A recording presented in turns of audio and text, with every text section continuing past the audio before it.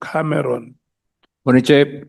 Honorable Thorpa, Good morning, Chairperson. Honorable Mattheys, Good morning, Chair. Honorable Vessels, Good morning, Chair.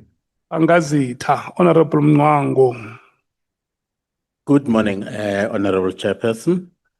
Advocate Arense, Advocate Mkhize, Advocate Mkhwanazi. Good morning. Good morning, Honorable Chair, honorable members, everyone present. Good morning, Honorable Chair. Good morning, honorable members and everyone present. General Mosikili. Good morning. Good morning, Chairperson. Good morning, members. And those who accompany you. Thank you, Chair. With me, it's from Legal Services, Major General Dr. Van Rooyen and Lieutenant Colonel Parsons from my office. It's only two. Does Dr. Van Rooyen also wish to take the stand?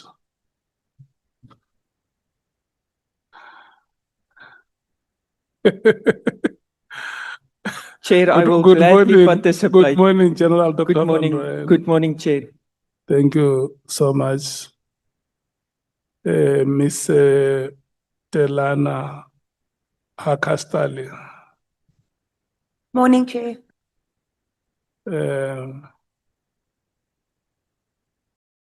Mr. Tejana is not here today. Good morning, Mr. Bonani Ramano.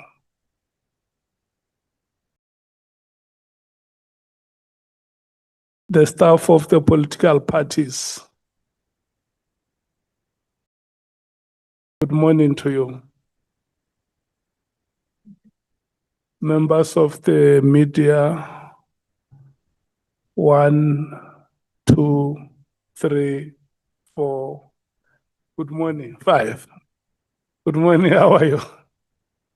And the other one there at the back in a pink shirt from Parliament Media, we also greet you. Chief Whip, I saw Honorable Mashilo.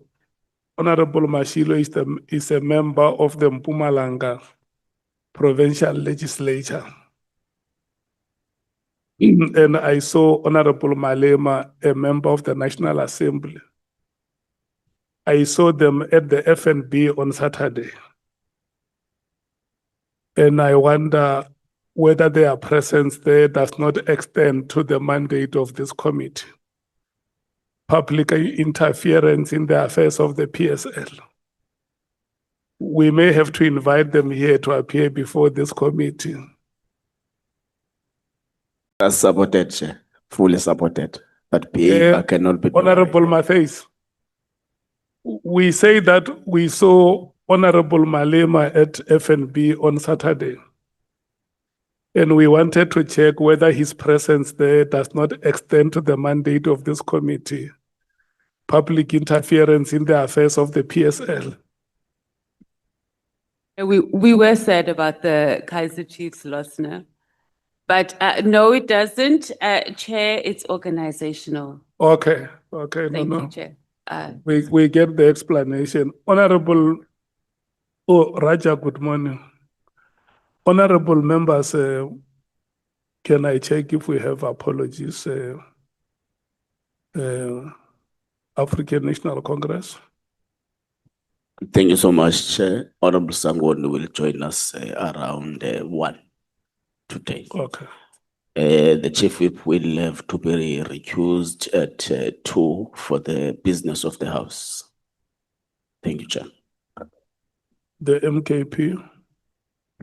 Thank you, Chair. Honorable Nomvalo is on his way. He'll join us in the next few minutes. And Honorable Chonge will join us later. He's stuck on the traffic, Honorable Nomvalo. Okay. Honorable Breitenbach. Thanks, Chair. I'll go out at lunchtime and I may be back a little bit late, but not much. Okay.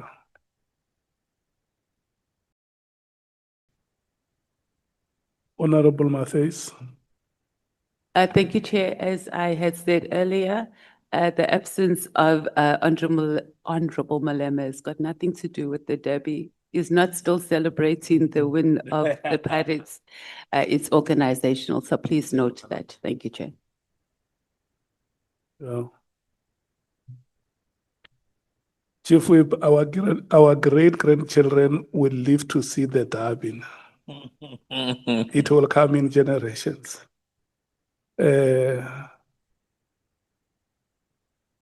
Honorable Vessels, do you have any apology? Yes, Chairperson, if I can just be released at about 2:30, on the order paper, there's 2 reports that I have to introduce in the plenary. Thank you, Chair. Okay.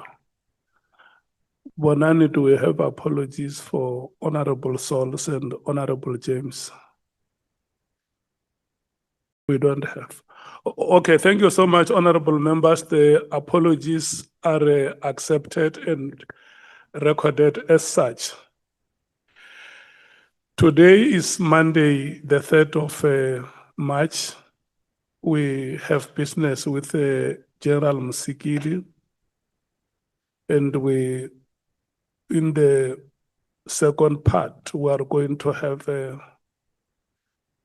presentation from public submissions that were made with us. And then tomorrow, Wednesday, the 4th of March. Did I say today is Monday, the 3rd? It's Tuesday, the 3rd of March.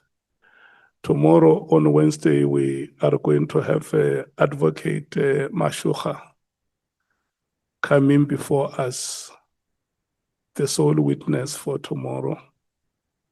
And then on Thursday, we will have two witnesses.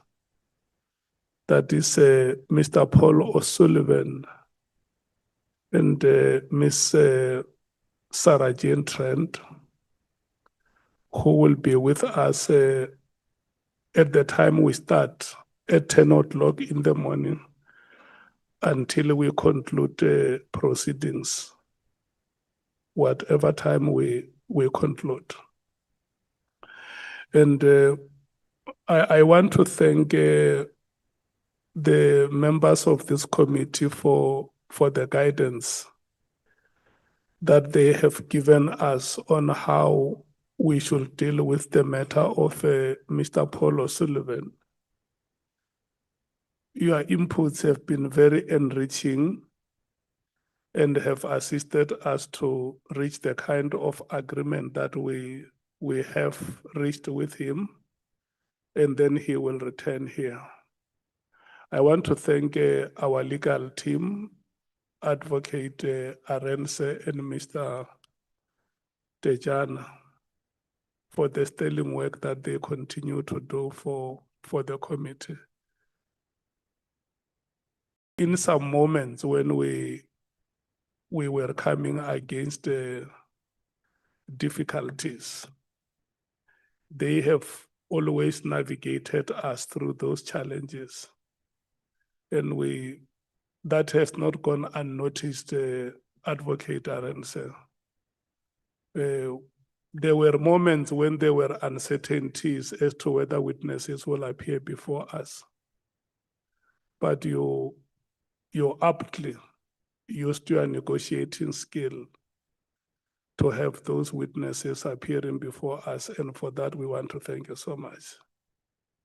And we must again thank you for the role that you played, having to talk to Mr. Paul O'Sullivan and show him the importance why he should return to the ad hoc committee, have a full session with us, and we conclude our business in peace. Thank you so much for that. Your assistants, Advocate Mkhwanazi and Advocate Mkhize, we want to thank you for the support that you are giving before us. Honorable members, I've just got an apology from Honorable James that she may not be able to join us today due to illness. We hope that she will recover and join us for the rest of the days of the week. General Mosikili, welcome. We have invited you here to have a session with us, and we are going to do the administration of oath. And from the experiences of the past week, can I say it upfront that we are going to request you to stay with us until we tell you that we have come to the end of the proceedings. Okay. That is not what I'm saying. I'm just requesting the witness to stay with us until the chair says, no, we have come to the end of the proceedings, and we want to thank you so much for that. Can I check, before we do the administration of oath, are there any remarks that you want to make, Advocate Arendse, or any member of your team? Do you have any remarks that you want to make before we do the administration of oath? Honorable Skosana, your hand is noted.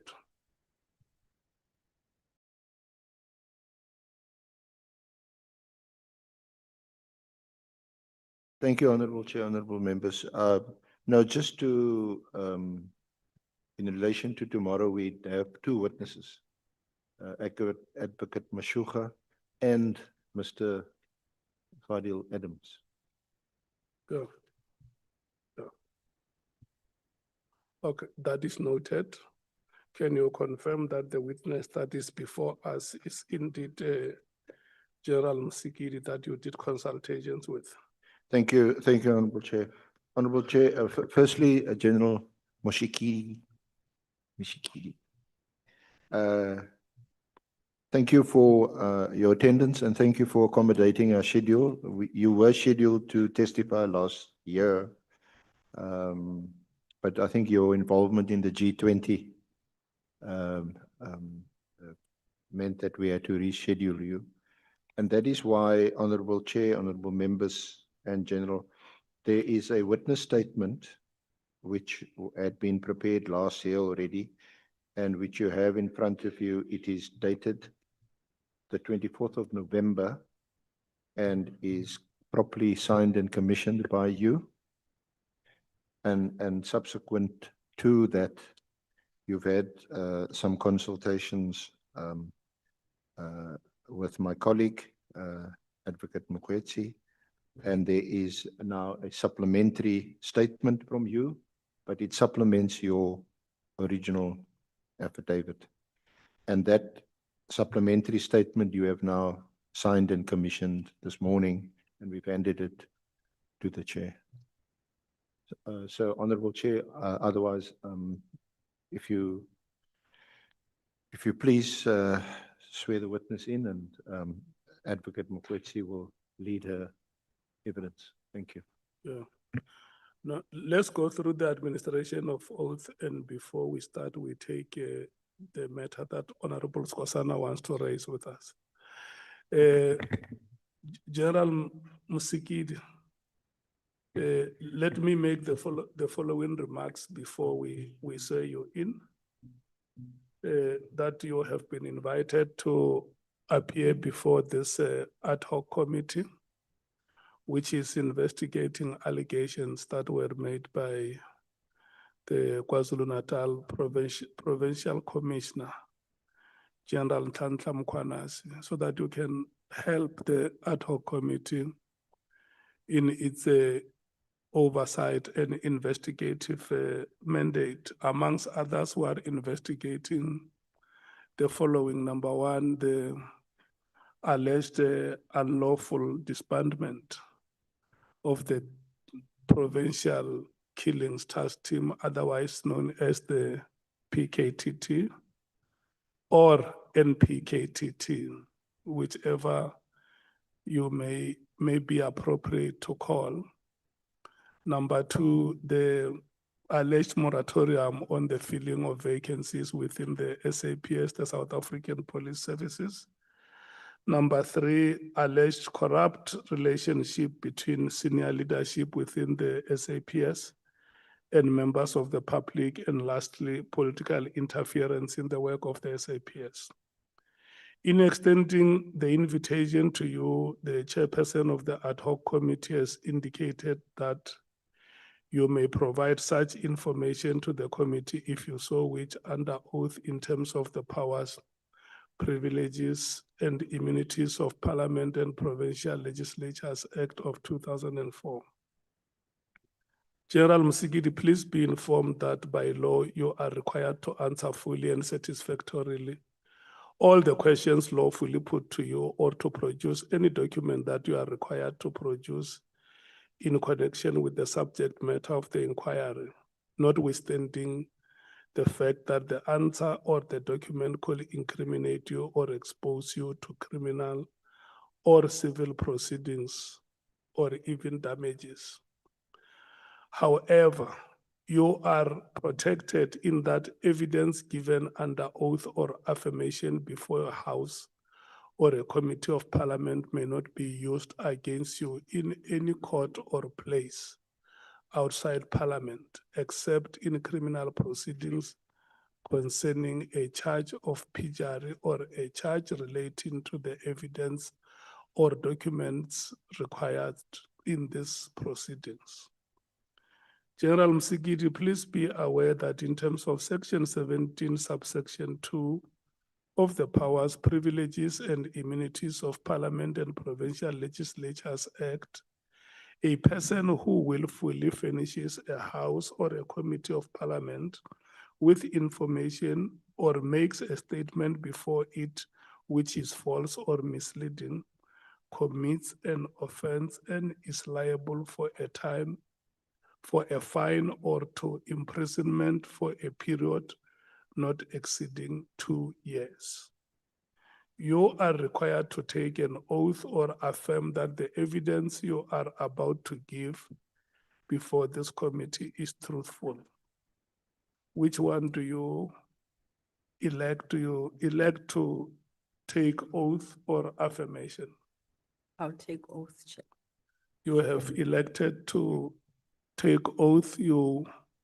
May you please follow me as I dictate. You shall say I and state your names in full.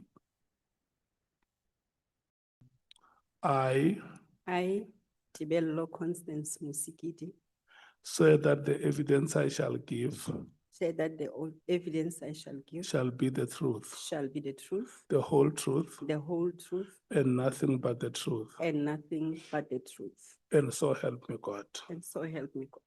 Thank you so much. You are now under oath. Before I hand over to the legal team to lead you in the presentation of evidence, let's hear what Honorable Skosana have to say. Good morning, Chair. I just wanted to make sure that we have the right witness because the general is not in uniform, so I was a bit confused. But if you affirm that he's General Mosikili, I'm happy. Thank you, Chair. You are being unfair to General Mosikili. When it mattered most, when we were at Khosi Mampuru Correctional Facility, General Dimpani came there and she was not in uniform.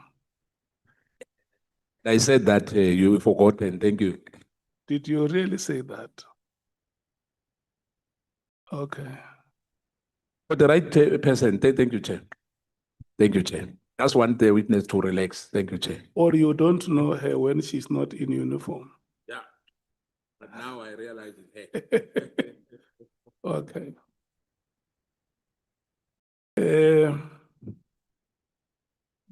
Today is the day of the women. Yeah. At some point, I'm going to leave this podium and request Honorable Breitenbach to come and preside. It's the day of the women today. Advocate Arendse, how much time do we need so that we know exactly how we structure our business? I am reliably informed by my colleague that she would take approximately 3 hours, Honorable Chair. So perhaps through to 1 o'clock. Okay. Okay. Is that what you are saying, Advocate Mkhwanazi? Chair, just to put the witness at ease and make her feel comfortable so that she can convey her story, 3 hours just for safety, but hopefully we will take sooner than that. Okay. Yeah, so we are going to run from now until you tell me that we are at the end. But I'm watching with a hawk eye. All the best, Advocate Mkhwanazi. Thank you. All the Chair. best, General Msikili.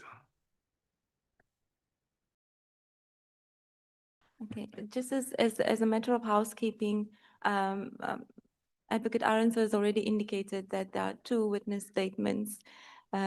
Just to clarify, the purpose of the second supplementary statement was just to amplify the role that General Mosikili, or her current position as DNC, is just to elaborate on that. And then also, Chair, there was a mistake in her previous statement where she incorrectly referred to Minister Mkhwanazi as an acting premier in 2018. And in this statement, she just rectifies that mistake as well. General Mosikili, do you have copies of the 2 statements in front of you? Yes, thank you, Chair. Yes, I do have both statements. Okay. I will interchangeably refer to both statements as we go along because you do cover some similar topics in the supplementary statement as well. Just as a start, General, we know that you've been in the police services for quite some time, 36 years to be exact. And in your statement, you say that you've been in the police services for an uninterrupted period of 36 years, and you've been in various operational environments at different levels up to command level. Would you just briefly talk us through your experience at SAPS, maybe starting from the bottom to your current position? Thank you, Chairperson. To be exact, it's 36.5, but you don't relate to the half year.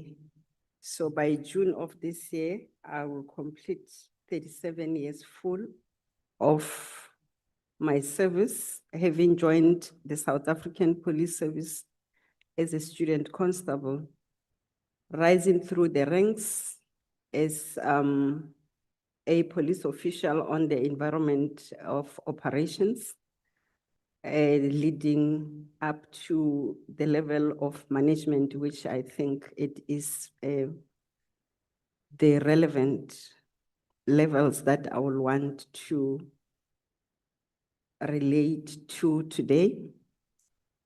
I am currently a Lieutenant General, having appointed to the rank of a Lieutenant General in 2018, the 1st of April of 2018. At the time of my appointment, I was serving in the service as a detective head, the Divisional Commissioner of Detective Service.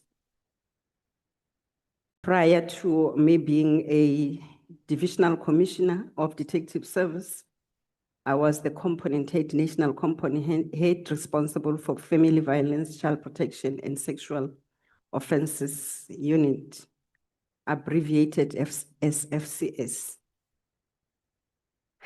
Upon my resumption of duty as Divisional Commissioner. For 2 years in that position, I was appointed a Deputy National Head of the Directorate for Priority Crime Investigation, commonly known as the DPCI. In 2022, the 1st of July, I was then appointed to deputize the then National Commissioner General Masemola, who was, prior him being the National Commissioner, was the Deputy National Commissioner Policing. So I was appointed in his previous post as the Deputy National Commissioner responsible for policing. At the time, there was no other operational Deputy National Commissioner, as the then Deputy National Commissioner Crime Detection has just took a pension. Therefore, I was responsible for both operations or visible policing environment, as well as responsible for the detective forensic, as well as CI, which is the post that we now know as Deputy National Commissioner Crime Detection. In simple terms, I was responsible for both visible policing, which is the uniformed policing of the South African Police Service, as well as the detectives, forensics, and crime intelligence.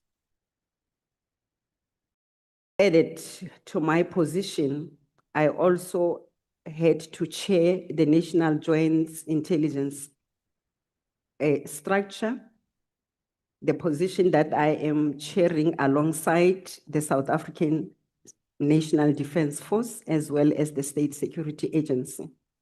NAT Joints is the JCPS operational arm that looks at coordinating operations and coordinating all state departments. And going forward, I also have the responsibility of chairing the National Crime Combating Forum, which is the forum that coordinates operations within the service.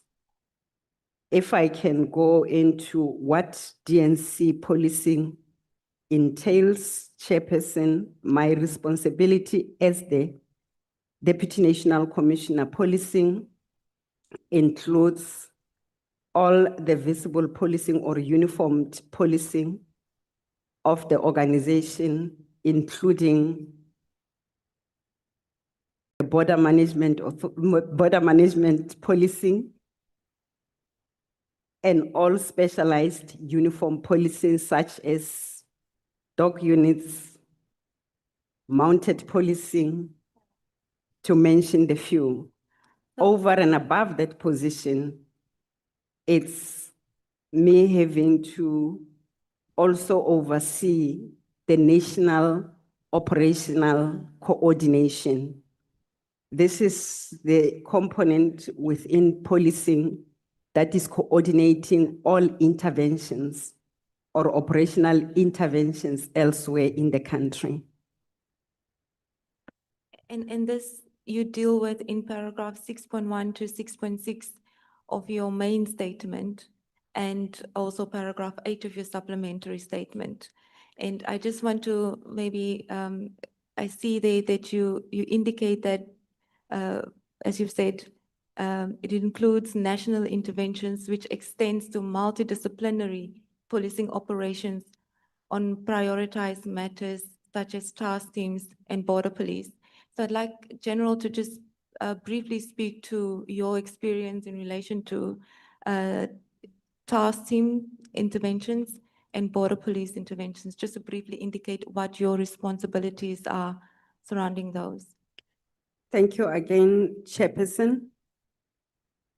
As the Deputy National Commissioner responsible for policing, from time to time, there will be identification of pressure points, or there will be the identification of the need for interventions that will require us as the management of the police to step in any other area of policing in the country. Thus, that informs that we need to put together the teams for interventions. That includes sending the teams to, or the example of those, just to be simple, it's the task teams that we are currently having. Operation Vala Umkoti that was working in 7 provinces. The GBVF that is also working in all provinces. Operation Lockdown that is focusing in the Cape Flats. That has been running from Lockdown 1. We are currently standing at Operation Lockdown 3.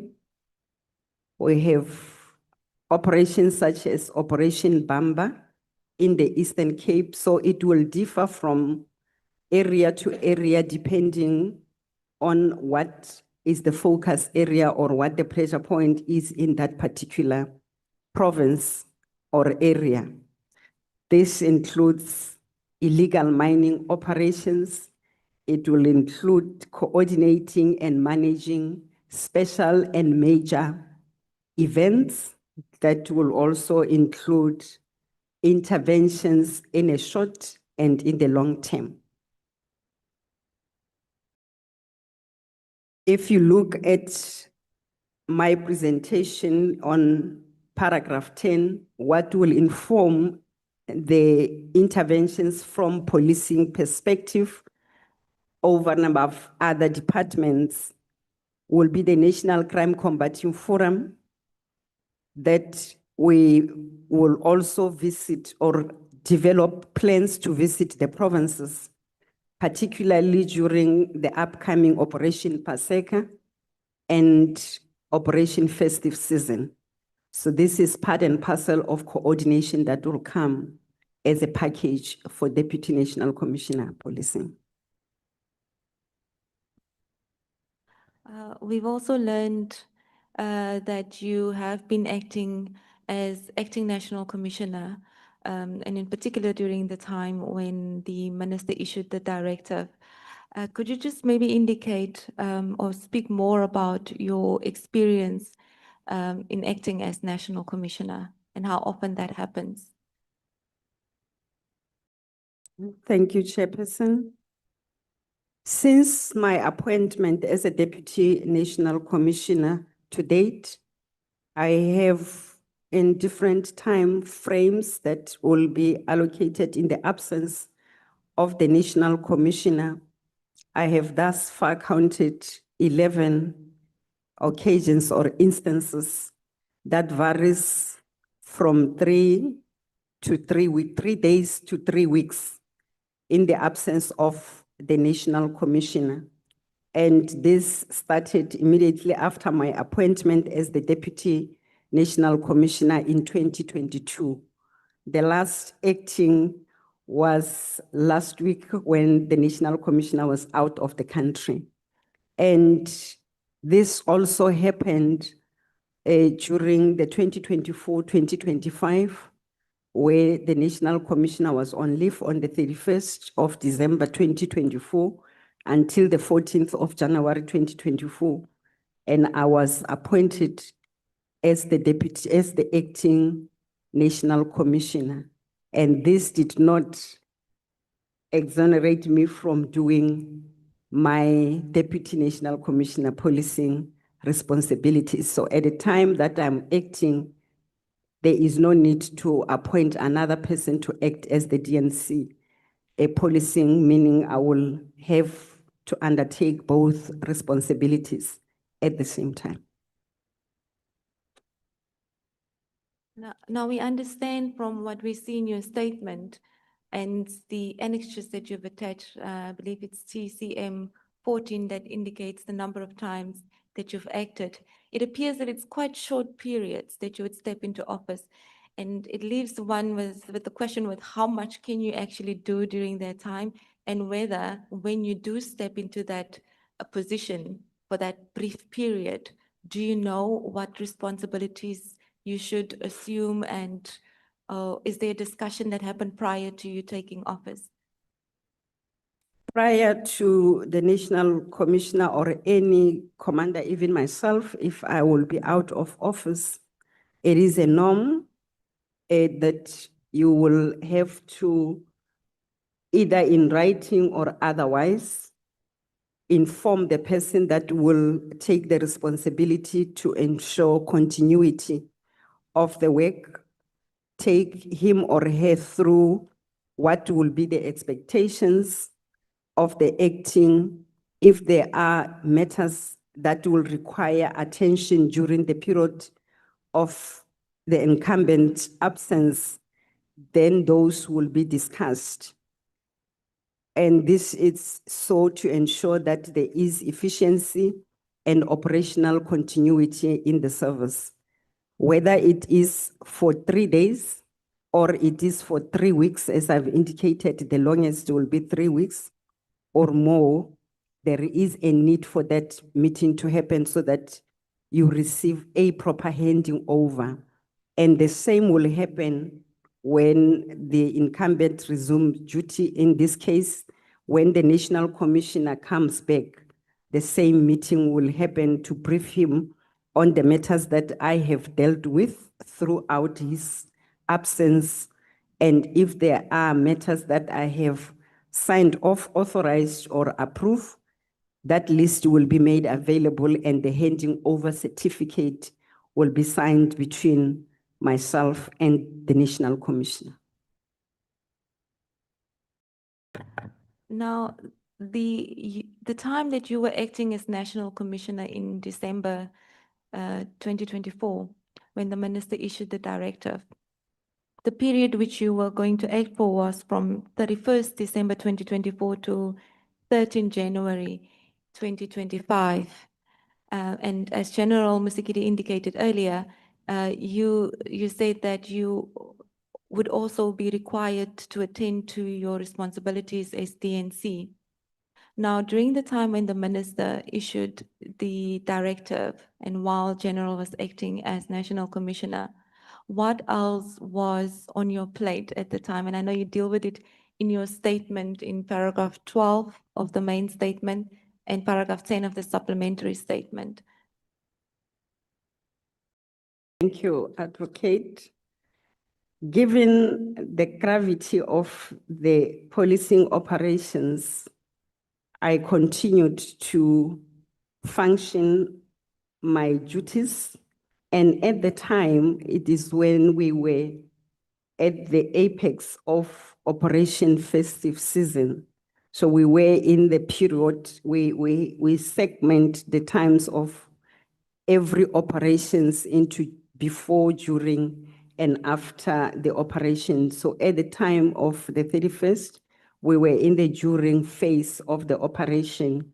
And prior to the 31st, myself and the other 2 deputy national commissioners, the minister and the deputy ministers and the national commissioner, shall have crisscrossed the country in evaluating the operations, the program which my office often draft to ensure that all the operations in the country are monitored and evaluated as they are planned. Therefore, a week prior to the 31st, myself, National Commissioner of the South African Police Service, and the Minister of Police, we were clubbed together to visit 3 provinces. This is the allocated number of provinces to ensure that we don't run around all 9 provinces for efficiency. Therefore, each minister and the deputy minister will have 3 provinces to visit. I was in the group of the minister and the National Commissioner, and precisely because of my position as the person who drafts the operational plans, who draft this particular program of visiting the provinces, I will be with the team that will explain to the minister what is happening. We visited Eastern Cape, we proceeded to Western Cape, and we ended in KZN, the period of which we parted ways with the minister on the 28th after attending a funeral of one of the slain members in that part of KwaZulu-Natal. I came back to Gauteng in Pretoria, where I am stationed, and the National Commissioner resumed his leave on the 31st. At the time, it is the time that we have the heightened operation of Operation Valumkoti. Topical at the time was the Stilfontein issue. We shall have visited Stilfontein on the number of occasions with the minister prior to the 31st.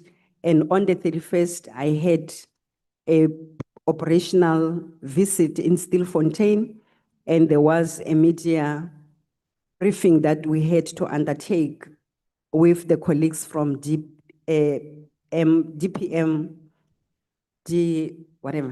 Department of Minerals and Petroleum Resources. Upon coming back from Stilfontein, after concluding my tour of duty at Stilfontein, I went back to Pretoria to prepare for the operation in Gauteng, which was to resume at 1700 hours. I must indicate that if the operation is at 1700 hours, it means the parade should be at least 30 minutes before that time. So around 1600 hours, I was in Gauteng in preparation for the parade and the briefing of what will be happening in that evening. The festive period, especially the 31st, poses significant dangers associated in an increase of persons in public spaces, including the violent conduct, alcohol abuse, and exposing vulnerability, particularly of women and children. Therefore, it was important and imperative for me, as not only the acting National Commissioner, but as the person responsible for operations in the country. And I often attend either one of the busiest provinces during this time. If I am lucky and the National Commissioner is around, we will visit together. So we were in Gauteng. The duties that I undertook from 1700 hours on the 31st until 5 o'clock the next morning. Only reported on duty after receiving all the reports from the National Operational Coordination Center that everything and all the public celebrations have concluded. And I don't want to say the dust has settled down, but at least people are back at their safe spaces.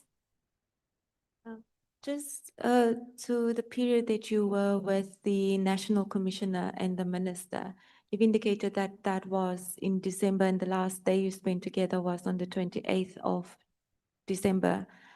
During that time, was there any conversation between either yourself and the Minister or between yourself and the National Commissioner in relation to the PKTT or the disbandment?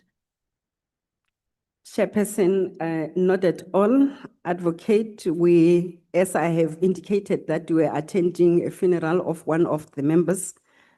The discussion or whatever talk, conversation that would have been undertaken in my presence, it was general discussion over what was happening at the time and the continuation of the Operation Festive Season. At no stage was the mention of PKTT or any attempts to have any directive on PKTT, neither from the minister nor from the National Commissioner. I think my commander, my direct commander, is the National Commissioner. At the time, National Commissioner did not mention anything in relation to the PKTT. Now, we know that the minister subsequently on the 31st of December, after your operation in KZN in the Eastern Cape, issued the directive. You've indicated this happened on the 31st of December. You've indicated that you were busy with your operations or continued with your festive operations in Gauteng province. So at which point did you become aware of the minister's directive?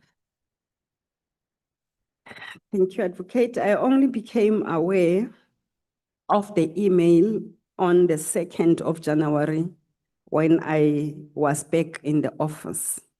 And I must indicate here that upon the investigation on the 2nd, and the other thing that has drawn my attention to the directive was the media inquiry that was forwarded to me by the national spokesperson.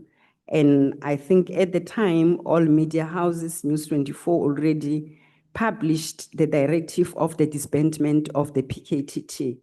It has then required of me as the then acting National Commissioner to investigate and to want to understand whether this is the truth of what is on the media space. And subsequent, I have received the WhatsApp message from the national spokesperson on the same matter.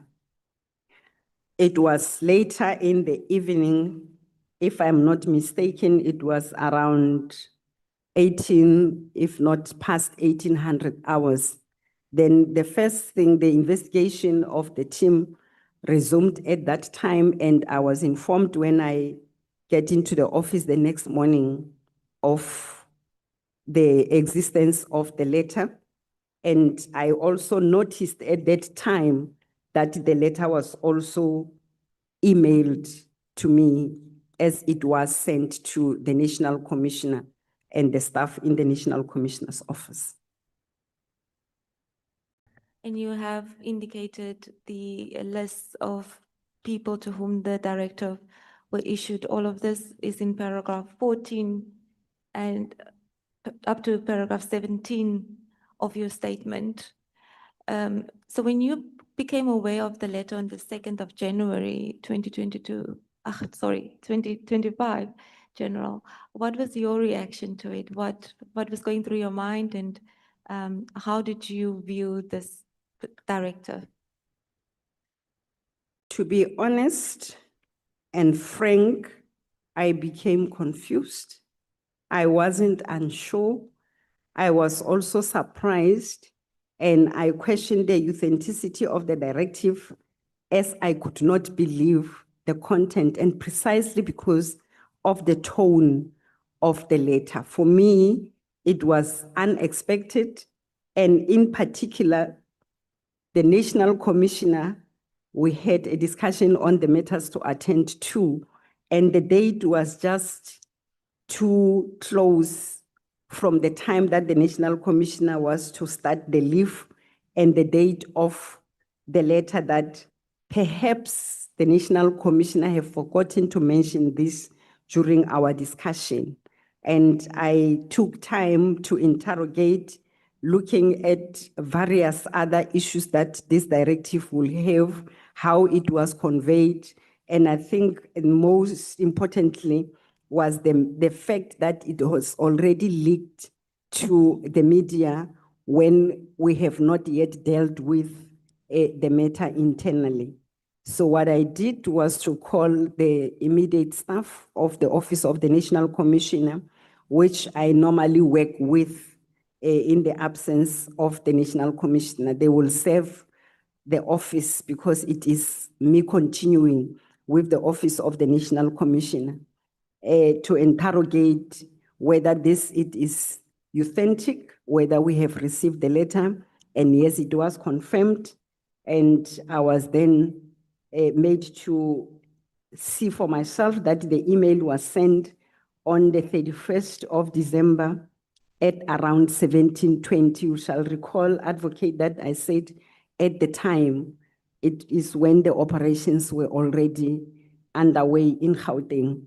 And the addresses of the letter was from the Minister's Chief of Staff, Mr. Cedric Nkabinde, and he has sent the email to the National Commissioner who's on leave, General Masemula, to myself, understanding that he was aware that the National Commissioner is on leave and I am acting, because ordinarily, if the mail is meant for the National Commissioner, it will not come to me. But the understanding at the time was that it is sent to me because of my position as the acting National Commissioner.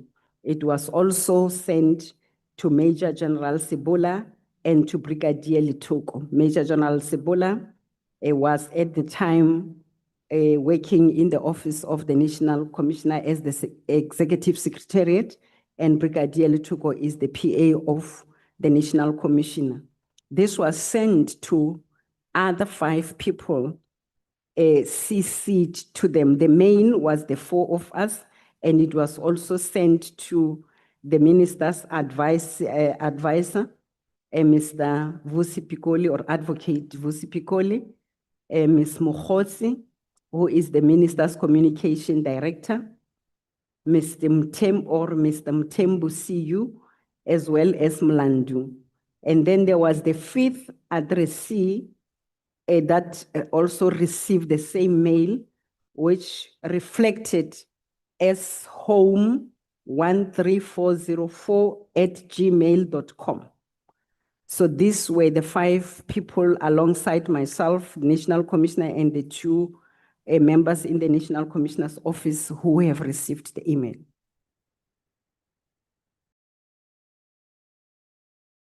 After you received the email, did you then get in touch with the National Commissioner, and what were your subsequent instructions from the National Commissioner? As I've indicated that I was concerned about this email, the leak thereof, and the tone, after establishing the correctness that indeed that such email was sent, I then inquire from the office staff of the National Commissioner, which is the Executive Secretariat, how the matter was dealt with, whether they have become aware of the letter on the 31st. And for me, it was because they were aware that I'm busy with the operations, with the agency of the letter, they could have acted on the letter or not. And yes, the general confirmed that on receipt, they did send a WhatsApp message to the National Commission. The next thing that I did, because I want to reiterate the issue of the tone of the letter. What I did at that point in time was to get guidance and be advised. Normally, when I am acting, I will not unnecessarily contact the National Commissioner, because my understanding is that he takes leave because he wants to rest. Therefore, the matters that he has left me to deal with, I will deal with them unless there is a need to contact him, any critical issue that will require him. With the gravity that the letter will have to the organization, I found it necessary at that time that I need to get guidance from the National Commissioner.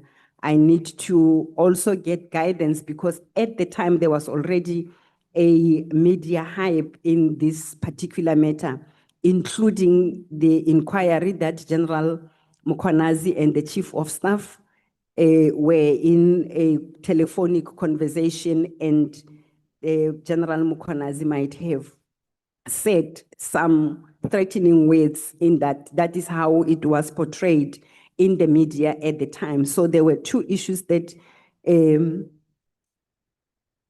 instantly triggered me to call the National Commissioner. And the first call, he did not pick up.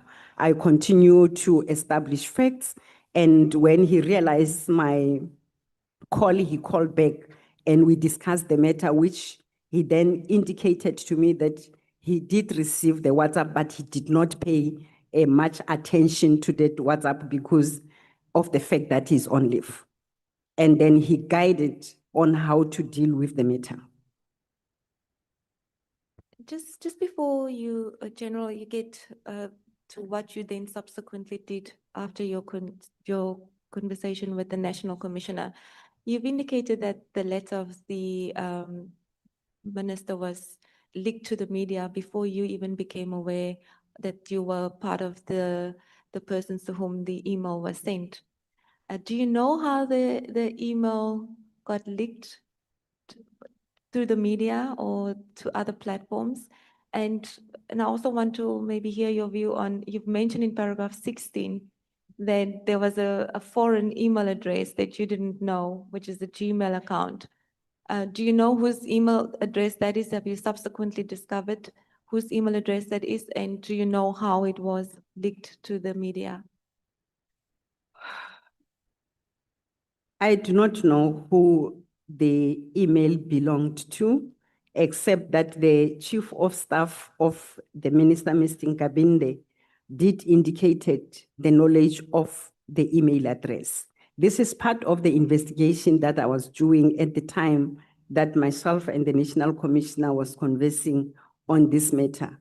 As I was struggling to get hold of him immediately, what I did was to establish how, including the WhatsApp that the Secretariat, Executive Secretariat sent, he sent it out as to whom did she send, and there was a proof that it went from her to the National Commissioner only, and she indicated that she could have contacted me, but she needed guidance as well because that was the first day of a National Commissioner being out of office. So part of the investigations that I was doing from the second until this time that now we are on the telephone conversation with the National Commissioner and having the staff in my office was to follow through how this communique went out and what could be the possible leak of the email to the media and who could have communicated this because it was on the News 24 just to follow up and check who will be the journalist that has communicated this.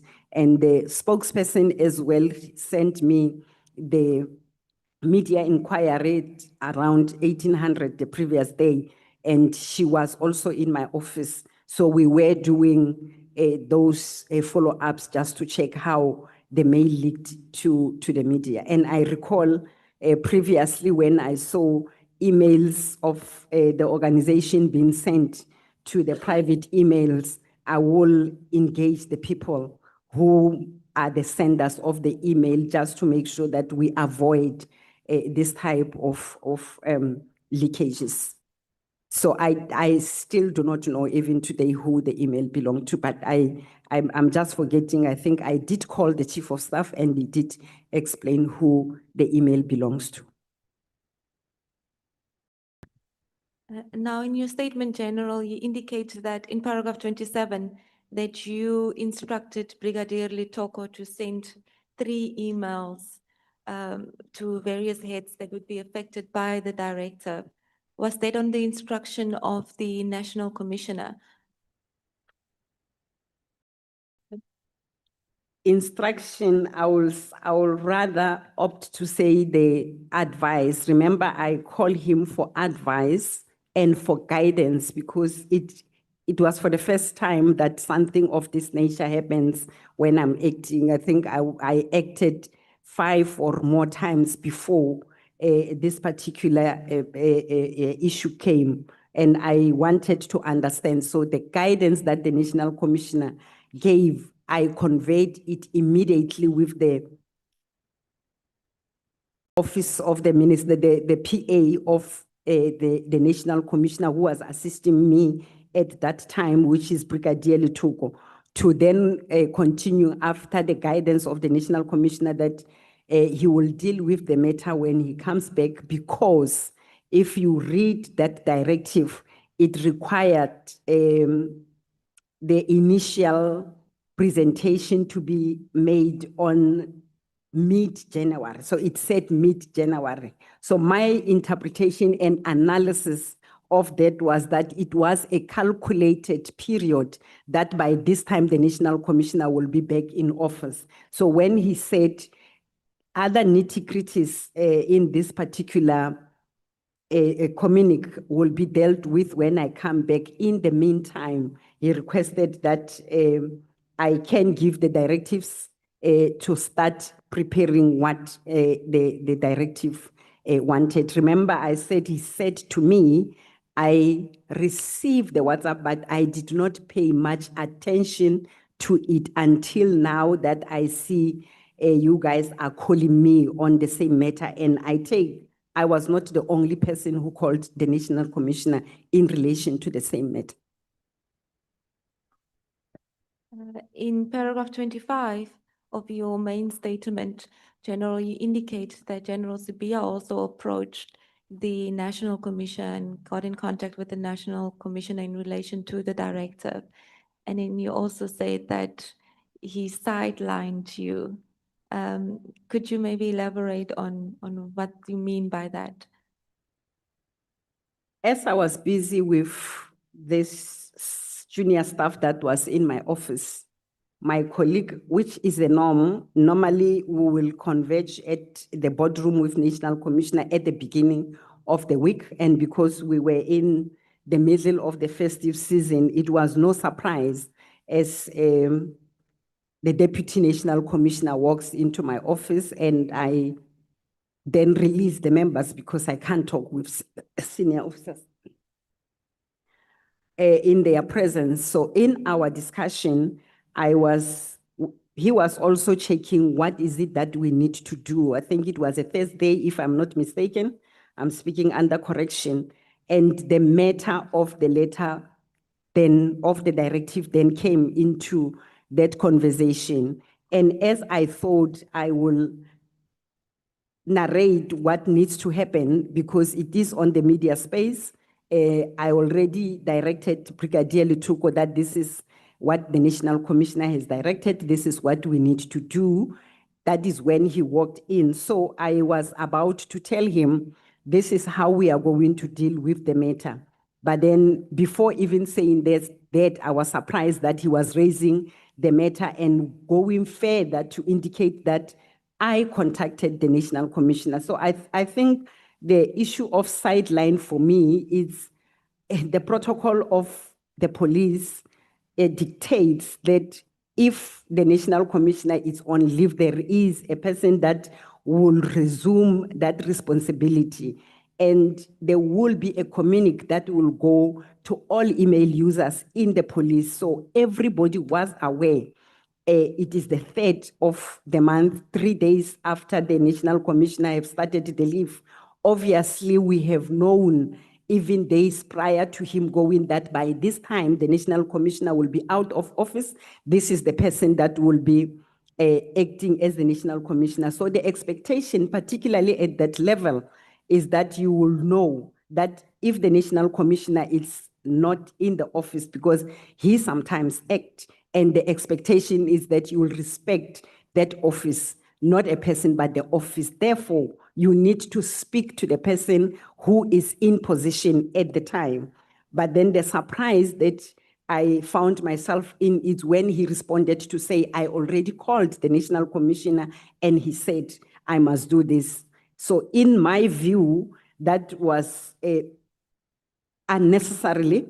And why will you call somebody that is on leave when I'm here? Unless he calls, I'm not available on the phone, he gets frustrated that the matter is getting worse. Let me rather call the accounting officer. There is nothing wrong for him to call the National Commissioner. I must say, there is nothing wrong. But I will expect that before calling the National Commissioner, established from me, if I know how to deal with the matter before you even call the National Commissioner. But I want to reiterate, there's nothing wrong. If you are on leave and there is a matter that requires you, the office can contact you. But at that level, I was expecting that, Madam, do you know, are you aware of this? It's already on the media space. How are we going? Perhaps me and him could have discussed, and I wouldn't even have called the National Commissioner because we will have at least come up with the ways of dealing with the matter. But saying I've already contacted the National Commissioner, and what National Commissioner told me, it's what he was saying the National Commissioner told him. Understand. But it could also be that he has a very good working relationship with the National Commissioner and probably felt comfortable to call because of the nature of the relationship they have. It could be, and I believe it is. So in paragraph 27, General, you indicate that you then instructed Litoko to issue the email, and one of the people that you have instructed Brigadier Litoko to send the email to was General Sibiya. And so we know, when we've heard evidence, that General Sibiya then subsequently implemented the directive of the minister, but we now see from your statement that he was following your instructions in the implementation of the directive. Is that correct? It is correct. I even spoke to Brigadier Lituko prior to him walking in. So by the time that Brigadier Lituko left my office, she was already preparing the emails. And I'm saying 3 different emails because for me, I was cautious of the sensitivity of the email and the fact that it has already leaked. So I did not want to communicate the whole letter to everybody. I cannot perpetuate what, in my view, was a leaking of information to undesired recipients. So the 3 emails is because in the police, the National Commissioner will be deputized by 3 people, which is myself in policing, which is General Sibia, and was affected by the email. I was also affected in the sense of the border policing, and there is a acting National Commissioner that is responsible for support services or corporate services in the police. That is simply administration. She was also affected by this directive in that there are issues of HR that were also mentioned. I think first point of the letter required the halting of the crime intelligence post, which is the process that over and above the Divisional Commissioner of Crime Intelligence, it will affect the administration of the service in terms of filling of the post. So HR is responsible. Hence, I requested that the parts, Brigadier Lituko must send the email with specific directive to each one of us, meaning what will come to my office will be in relation to the border policing, because it was mentioned that I had to also prepare, or my office had to prepare by the time that the National Commissioner comes back to office, I should be ready with that report.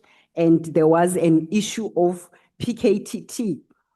PKTT in the main, it's doing the investigation, but I think even the National Commissioner did indicated or did explain when he was here that all the national interventions are managed and coordinated from national coordination, operational coordination.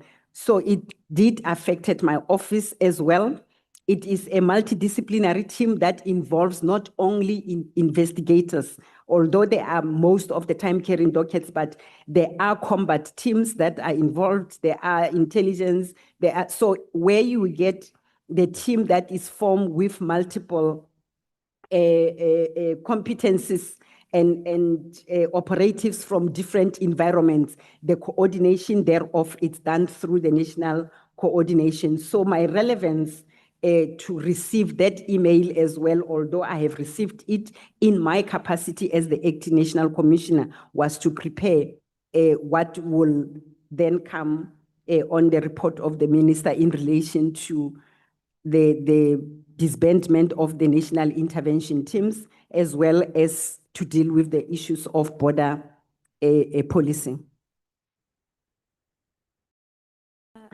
Now we see that you have sent this email to all 3 DNC officers and not just to General Sibia. You've sent it to yourself, as you've indicated, DNC Policing, and this is on page 47. And you've sent it to DNC SS. And then you've sent it to DNC Crime Detection, which I believe is General Sibia's post. And the email is very brief. It doesn't seem to request, it doesn't give a lot of direction. It's basically on page 48 of your bundle. In the email, it simply requested that he is required to communicate the deactivation to the relevant team, and that his office is further requested to submit a close-up report on 14 January 2025 for NATSCOM's consideration and sign off to the minister. There's no further direction given other than that which I've just read out to you. Remember, I said one of the issues is that the email has already leaked. But I did not want it to leak further because you will send it, if, as you can see on page 48, that it was sent to the staff officer or the office administration of General Sibia and himself, as well as General Sibola, who at the end of the day need to coordinate all these reports for the National Commission. So I just extrapolated the instruction as it was on the main letter to the general. Remember, I also said I was with General Sibia in the office. So the issue of the letter was no longer a secret. The letter was there, the directive was there, but on the email was just to extrapolate that information that is required. And on the 14th, when the National Commissioner comes back, we'll present to him and further directive will then be given from there. On the emails that were sent, each one of us received a different email that was specific on the area of the office's mandate and when will the report be required. In my case, it will be earlier so that the team, the divisional commissioner and her team can come and present, preparing that when the national commissioner, I will include that report in my handing over report 1, but 2, this is the requirement that I must also respond on the matters that relates to my office. And in relation to the posts, as well to the DNC responsible for support services to respond to the issues of the holding of the post and what the directive requires. So General, what I'm hearing is that you looked at the directive and you basically identified which DNC is responsible for each of the issues that were raised in the directive. And then you subsequently issued an instruction to each DNC in respect of their respective responsibilities. That is correct. So after the letter was issued, after your email of the 3rd of January, was there any other step that you took or any further steps you took in furtherance of the implementation of the directive?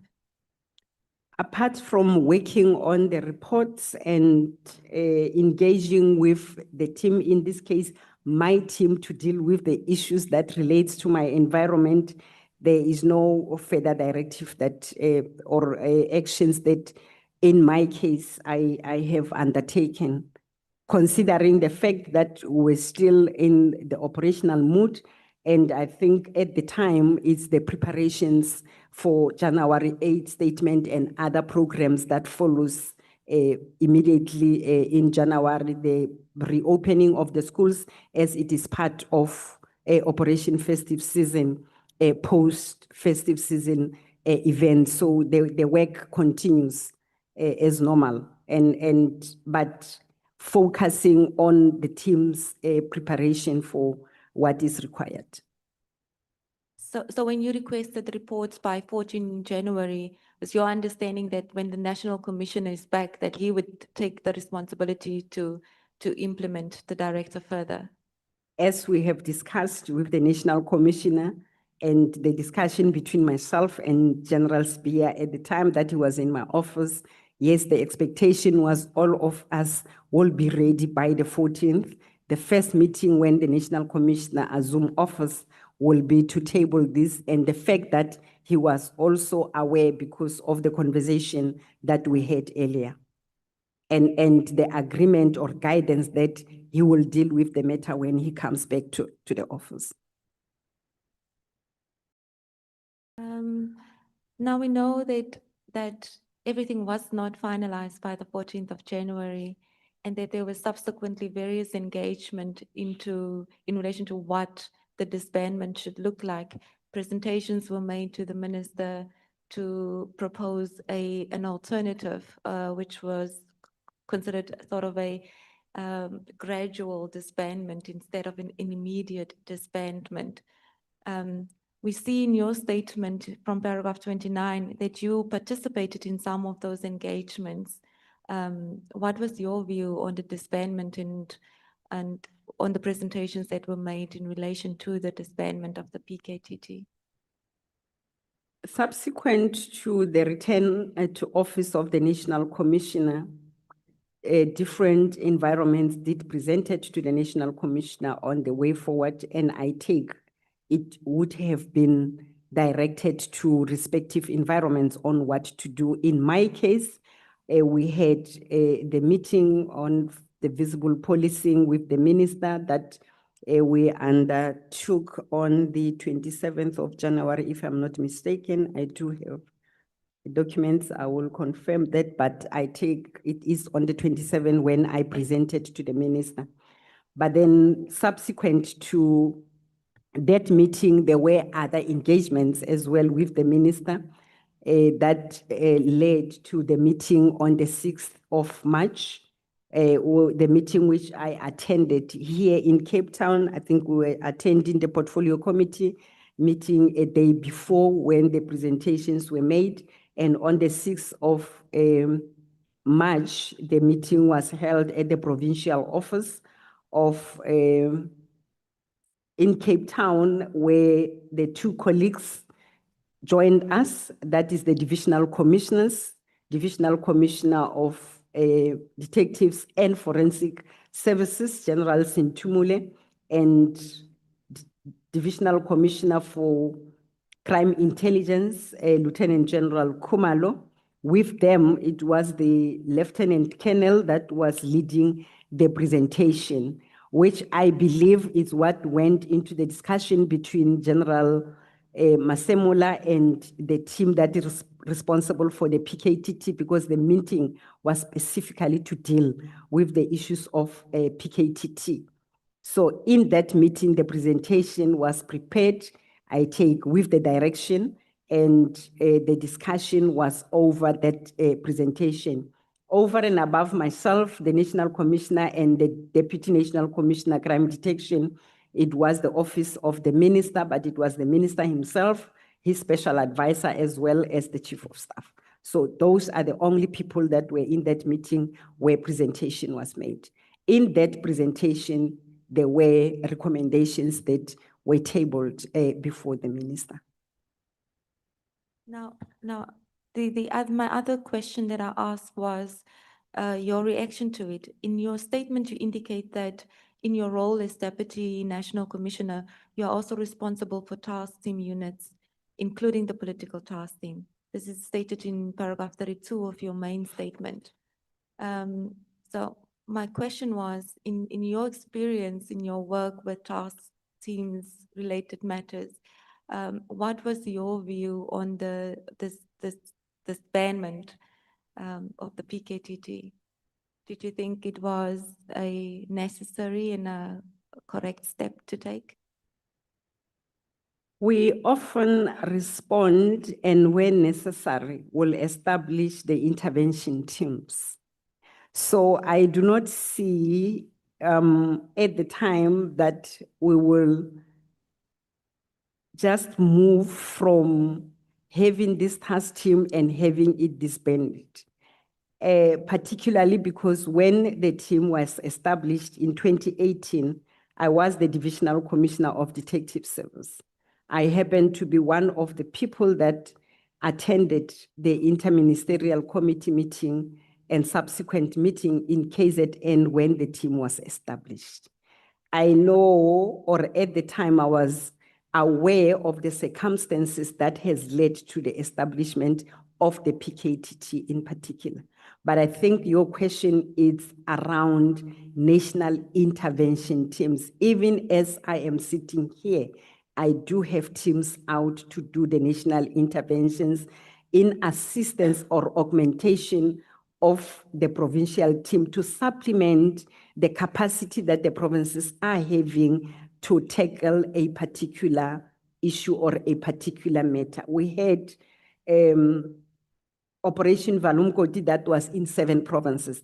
All 7 provinces did receive a small team that will assist them on areas or competencies that we believe from the reserve teams of medium and high risk teams that are national teams. Remember, I said part of the portfolio of policing is to have specialized operational team or visible policing team. So these teams are there to assist when the need arises to intervene in any province. If the province can deal with the matter, well and good, provincial commissioners in their capacity can establish the provincial teams and deal with the matter. But if the matter escalates to head office, that is where my role come in to coordinate and establish the team.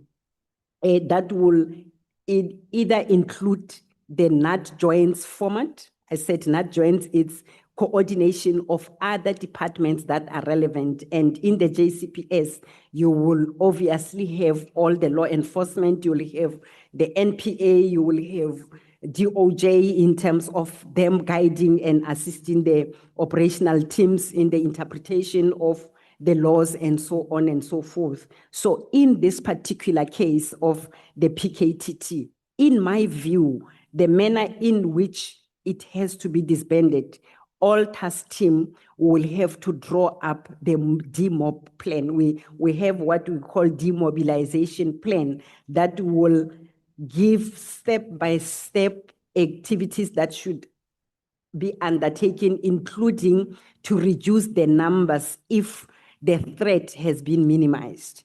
So at the time that the letter came to say the team must be disbanded, consideration should have been taken that it is not only the docket carriers that are involved. There is a combat team that PKTT is working with.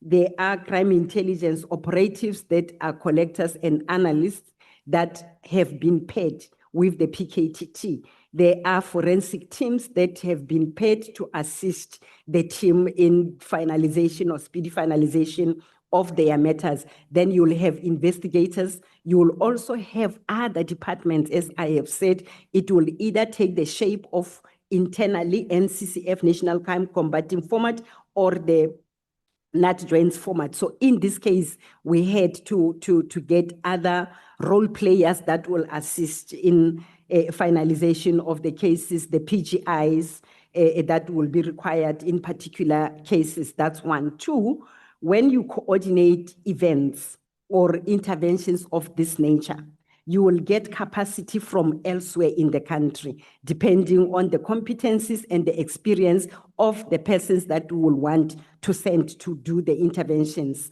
Therefore, you will have people that will be coming either from Gauteng or Free State and so on. And the 31st, we have already concluded the call-up instruction. I think earlier in the committee as well as at the commission, it was explained that the call-up instruction was extended. The request was made to extend. If granted, then you will make arrangements with accommodation where the team should go, the SNT, because as they are operating, they will require SNT. There are resources in the form of physical resources that will be dedicated to the team. So when you have national intervention team, even the province, you cannot just wake up the next morning and say, team, you can go back. We need to consider that there might have been commitments that have been made in terms of booking of the accommodation, the dockets as well. There is a process that the investigator will take, the relationship between the investigator and the prosecutor that is dealing with the matter, the relationship between the investigator and the witnesses, the family of the victims, the informants that have assisted you to solve the case. So you cannot just disband the team without considering all those factors and drawing up a clear plan of demobilizing these teams that we have sent to KZN and to avoid fruitless expenditure if such commitments have already been made. Now, the cost or the financial burden that comes along with the operation of task teams was also said to be one of the considerations that the minister gave when he made a decision to disband the task team. just said that the cost related to the operation of task team is quite heavy. It places a huge financial burden on other policing operations. And the minister was of the view that, maybe task team should be done away with altogether. And I think this is when the conversation around the murder and robbery unit was had, and whether that might be the appropriate intervention tool to deal with matters that the task team is currently dealing with. Do you think that the task teams can be done away with as a intervention tool? Would you be able to effectively conduct police operations without the use of task teams? Or is it a necessary tool? Task teams will remain a necessary tool in my view, in that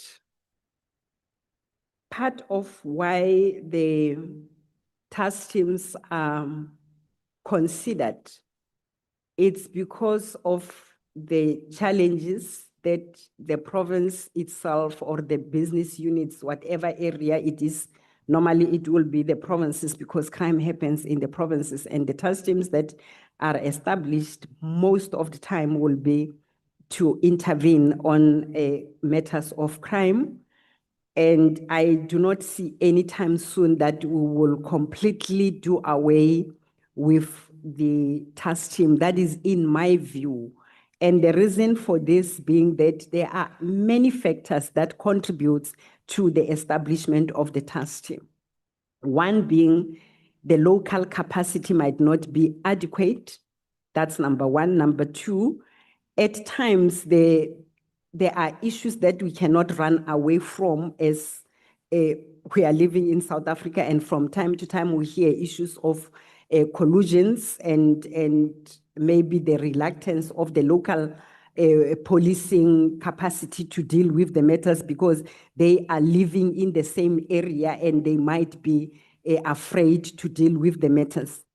The political task team prior to the 2018 team that was established, and when it was established, the majority of the team members were from the detectives, and recall that I said I was the divisional commissioner at the time.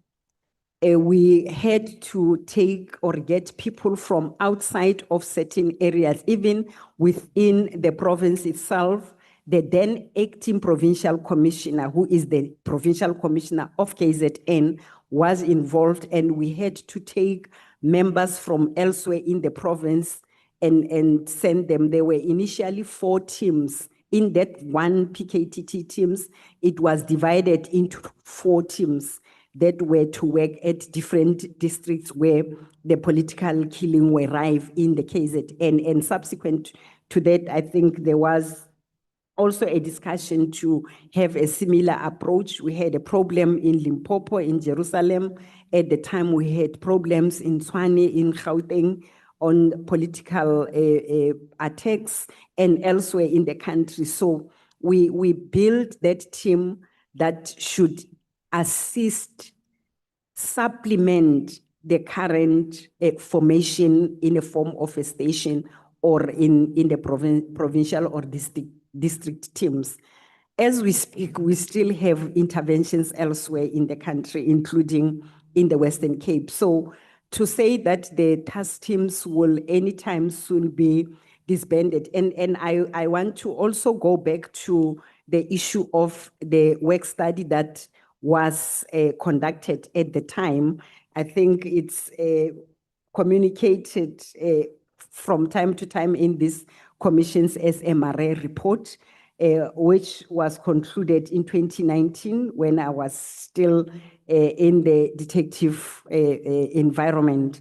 And one of the recommendations of the models that the investigator, the organizational development investigators came up with was that the issues of the establishment of the units and the team will depend on challenges of each province or each environment. So you might have the working solution with the establishment of which were established. I think at the time I already have component heads at national office that were overseeing the murder and robbery units because we're looking at various other challenges within the space. But the recommendation was not conclusive that if you establish murder and robbery in one of the options, if you establish murder and robbery, you should do away with the task teams because you will, from time to time, do require the supplementary capacity to what the province it's having or dealing with. And I see you deal with that in paragraph 37 of your main statement. General, there were other people that were not opposed to the idea of disbanding the PKTT. And in paragraph 30, you indicate some of those people were Lieutenant General Sibia and the Chief of Staff. They were not opposed to having the PKTT disbanded. And they, in fact, were opposed to some of the proposal made in relation to a gradual disbandment of the PKTT. Now, I understand you were in charge of operations and interventions. The objection by the Chief of Staff and Lieutenant General Sibia, would you say those were properly considered, or do you think there's any validity to it? What I'm trying to get to, what was their role or participation in the formation and disestablishment of task team? And why were they so opposed to the idea to having a gradual disbandment of the task team? The motivation to have the gradual disbandment was coming from the presentation that have been prepared by both divisional commissioners. I will say both of them because they own up to that presentation, and I take these are the meetings that could have been undertaken with the National Commissioner from the time that he came back on the 14th of January until that date of the 6th of March, a meeting with the minister. So the opposition that colleagues have and the Chief of Staff was when the gradual disbandment was proposed. And I think myself and the National Commissioner and myself, I was coming from what I've already alluded to of commitments that would have been made in terms of sending people to KZN, where they're coming from and how the demop needs to happen, the issues of the docket itself. You cannot work the docket that was already cold or dormant. Then when it is a court docket, you just hand over to another person. There is the issues of the trust. There's an issue of having to consult other departments as well. So the gradual was based on that. And they were opposing to say, but the directive of the minister is that it must be immediately disbanded. And I think I do not need to further venture into the immediate. It was explained at length in all the engagements that were undertaken. So that gradual or winding down was based on what will immediate have, or the impact that immediate disbandment have on what I have already outlined in terms of the trust, in terms of taking dockets to court. I think I even made an example that it cannot be disbanded because there are combat teams that are assisting, and PKTT's investigation of the dockets that were going to court had an ad hoc cases. Ad hoc cases will be the cases that as and when you go through the investigation of the case, you will either find that it is in a way linked to the main docket. I think that as well needs to be clarified, what was contained on that ad hoc. So you will investigate the case of theft of a firearm, and that firearm is the one that was found used in the main docket. So that is how ad hoc came about. So you cannot separate those cases.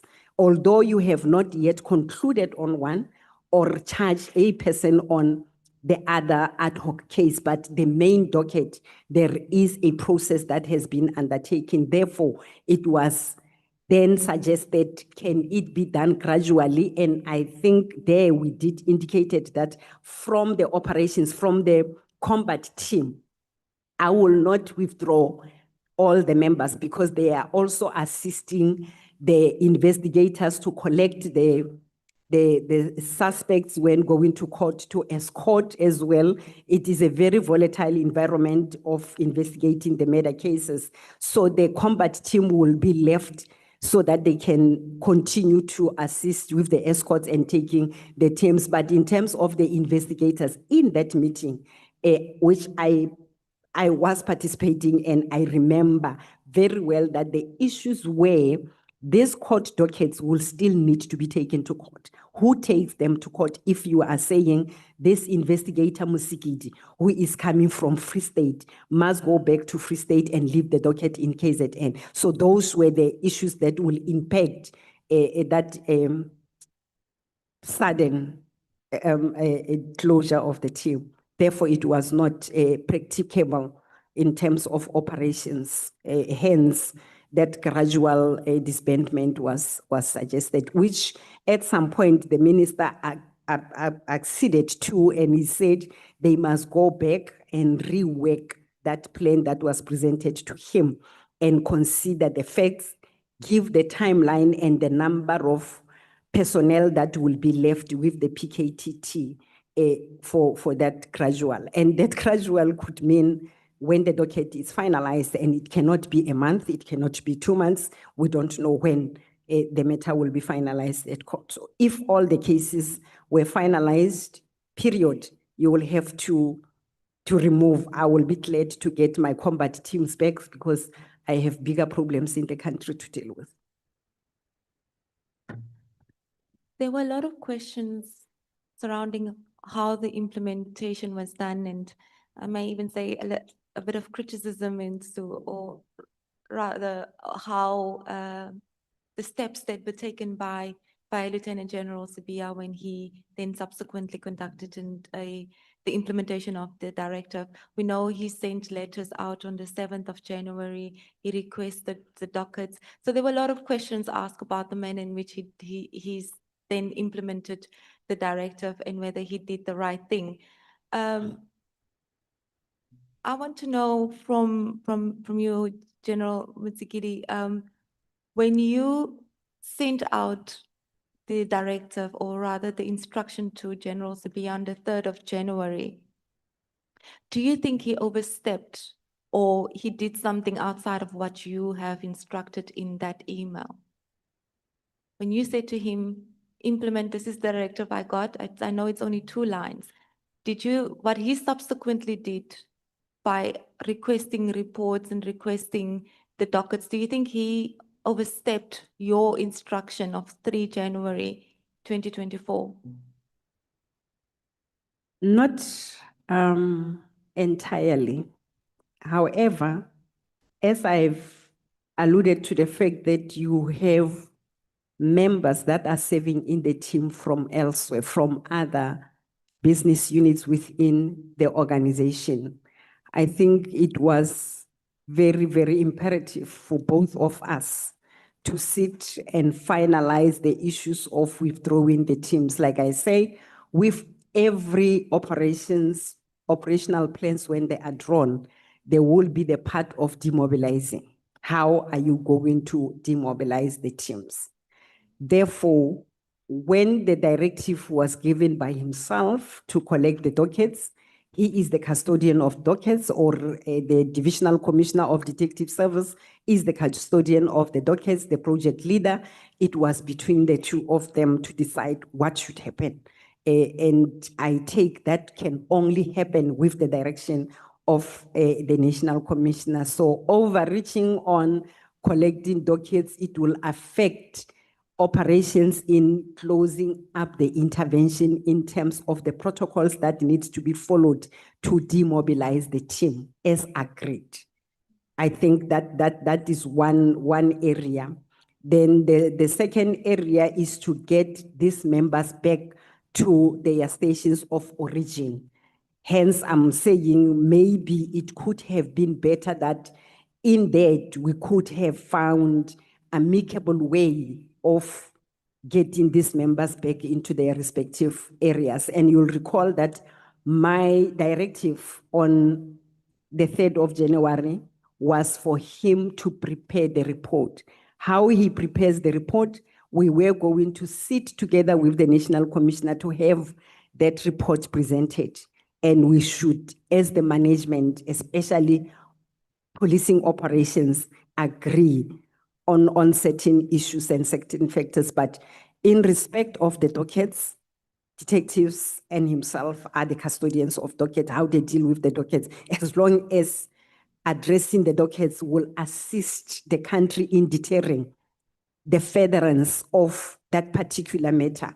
It doesn't matter for me, but it will be quite disturbing that the intervention that is meant to deter or to prevent the furtherance of that particular crime or commodity will be affected by the steps that we undertake when we withdraw the resources. But your instruction, the other steps like the dockets would have been when you are now no longer acting as National Commissioner. Your instruction to him was limited to communicate the deactivation to the relevant team and to submit a closeout report. As That's what extrapolated from the minister's directive, as advised with the National Commissioner that when I come back, we'll deal with the matter. So any further directive was to be undertaken from the 14th of January. And if the National Commissioner will have a separate meeting between himself and General Sibia on how to deal with the matter, it will be in regards to crime intelligence, because the project leader was based at crime intelligence, as well as what should happen with the docket. So for me, it is only on the issues of coordination and the operations only. Thank you, General. Then I'd like to move on to the part of the directive that affected your responsibilities. And you deal with this in paragraph 23 to 33 of your supplementary statement.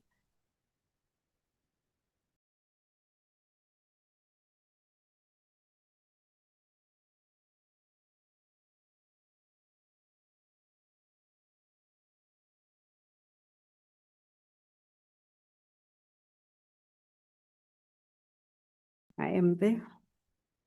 Okay. Now, I just also want to go to a copy of the directive. You could just open that as well. That is on page 44. Yeah, 43 of the bundle. You'll find the copy of the directive. I found it. Okay. So in the minister's directive in paragraph, paragraph 2, it deals with ports of entry. And the minister in that directive is requesting, well, you've indicated, first of all, that you are responsible for border policing. You deal with this in paragraph 23 of your supplementary statement, where you say that you are responsible for border policing, which is a component of visible policing in operations. So this would have directly affected you. That's correct. So my question to you is, the minister in his directive requests a review of personal impact and efficiency in relation to border policing and ports of entry. And he asked that a plan be presented to him sometime in January 2025. Could you first explain to us, and maybe I should just start off by reading paragraph 2 full and put it fully on the record. In paragraph 2 of the Minister's Directive, he says that it is common cause that all South African ports of entry are managed by Border Management Authority, with SAPS playing a critical role in the same space, which cannot be overemphasized. In line with this role, SAPS personnel impact and efficiencies should be reviewed from time to time with an objective of enhancing their role in improving security in the country's port of entry. The Minister says, I, in terms of Section 207, direct you to develop a new plan in this regard and present it to the next Ministry Management Executive Committee meeting later in January 2025. Key reference points to include, but not limited to, the following: a comprehensive analysis of the current challenges of security in the ports of entry and exit, the SAPS perspective, and a comprehensive operational and remedial action plan based on a policy of rotation of staff members, amongst others. Could you maybe first, General, explain to us what Border Management Authority is and what it's responsible for? Thank you, Advocate Chair. I want to start responding to this area, perhaps to share a little history of where South African Police Service, it comes in operating at the border space. BMA was established or enacted under DHA, Department of Home Affairs, and it started its operations in 2022. Prior to the BMA operating at the space, there were multiple agencies that were operating at the border space, of which South African Police Service was one of them. And in terms of the border control and access, it was performed by the South African Police Service. Upon the establishment of Border Management Authority, the South African Police Service was then required to coexist, particularly dealing with crime prevention and combating and crowd control within the same space of border control. The BMA, I think on my paragraph, now coming to your question of what BMA is. On paragraph 25, in terms of section 4, subsection 2 of the Act, it gives BMA the responsibility of border law enforcement functions, which refers to the facilitation and management of legitimate movement of people and goods at the ports of entry. Section 5 of the same Act of BMA makes it clear that the authority's role is focused on compliance, in other words, monitoring and enforcement, such as verifying passport, the responsibility which was previously done by Department of Home Affairs, inspecting agricultural inputs. There was a Department of Fisheries Agriculture that was dealing with that matter. The enforcement of port health, which is the Department of Health. Section 18 and 19 of BMA Act empowers officers to stop any person, inspect and search and seize from that particular individual any article where non-compliance is suspected. This provision functions within the administrative framework and is designed to protect the legal movement. That is basically what BMA is doing. And you will have the South African Police Service that operates elsewhere in the country in terms of the Constitution, Section 205, subsection 3, which does not limit any activities of the South African Police Service on the prevention, investigation, and combating of crime and addressing the issues of crowd control at any space in the country. Whereas on the BMA, it will give them the 10-kilometer from the borderline.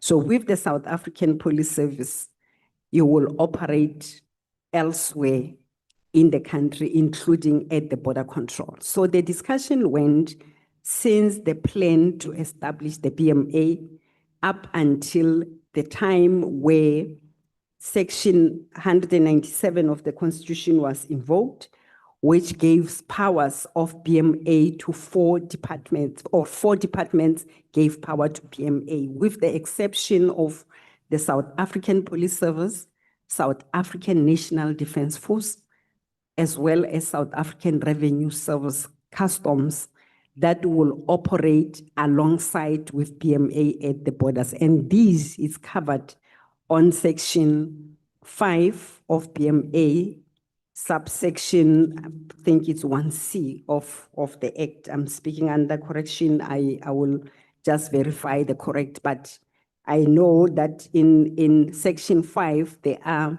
sub-paragraphs that outlines, and there is a specific clause or provision of the law that these entities will have to coexist and work in the border space, and that is currently the space. So the discussion that the minister required was for us to review and develop a new plan in this regard. I'm reading verbatim from, quoting from the minister's directive, a new plan in this regard and present it in the next ministry's meeting. So the new plan that was required was to review the efficiency, which I believe at the time minister would have received information that South African Police Service is no longer efficient or it's not effective to operate, and it was then decided by himself that we need to review the operations of the South African Police Service at the borderline. That is what was requested for us to present. Could you just briefly deal with the plan, briefly discuss what that plan looked like, and you deal with it in paragraphs 30 and 31 of your statement, your supplementary statement. And also, you've mentioned other stakeholders, other agencies that were also involved. Did they participate in the meeting during the presentation that was made to the minister?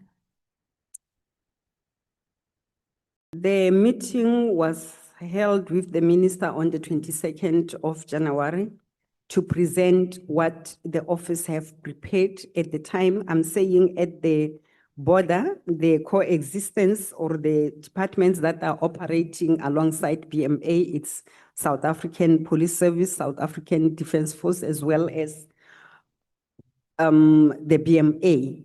But when we talk ports, we have in 72 land ports, we also have airports, we also have seaports.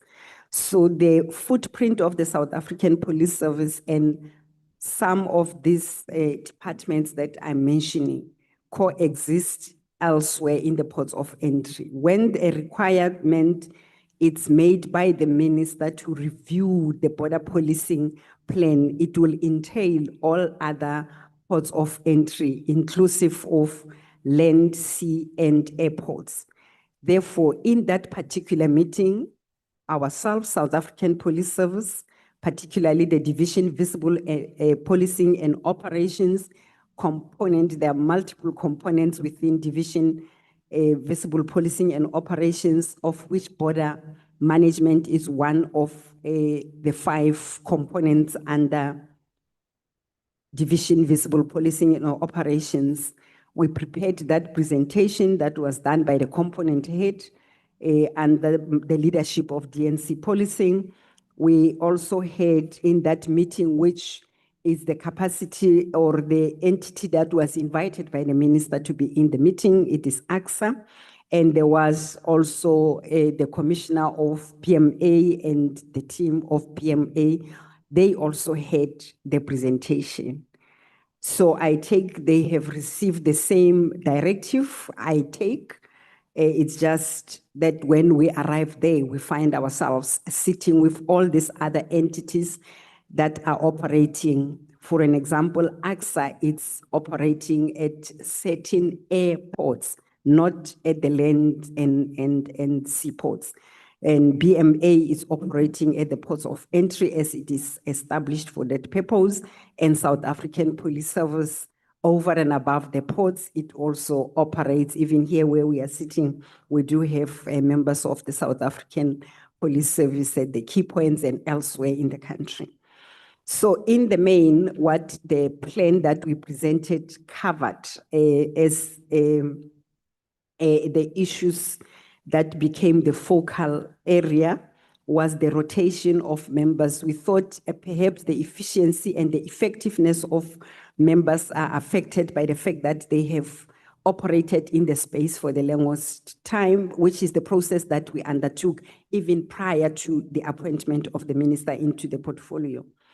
And this was done to address the issues of corruption and collusion, of which we, from time to time, as the leadership, do get the reports of the wrongdoing that our members are doing. So we then suggested as a focal point for this reviewed plan to consider the rotation of members. We also look at the investment in tactical teams within the border so that they can rotate from time to time. We have implemented, particularly now in Easter, in Operation Paseka, Operation Festive Season, we do have this rotation teams that will operate at border policing. And the intention is to combat syndicate crimes within the borderlines and also to provide a rapid reaction capability. We also suggested or look at one focal area, which is to revive sea border maritime teams to combat criminal syndicates exploiting the shipping lane and the trafficking of illegal goods, organized poaching and marine resources.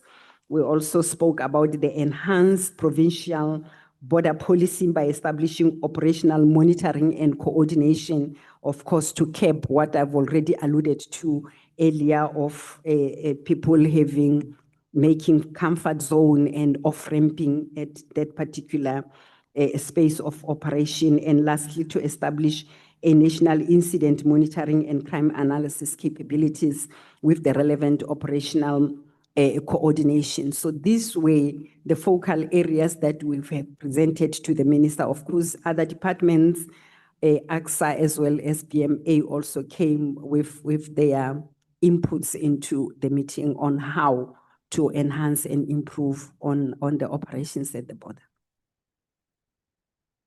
Then generally indicating from paragraph 31 that there were subsequently various meetings on various platforms in relation to, I take it, the respective presentations that were made during the meeting.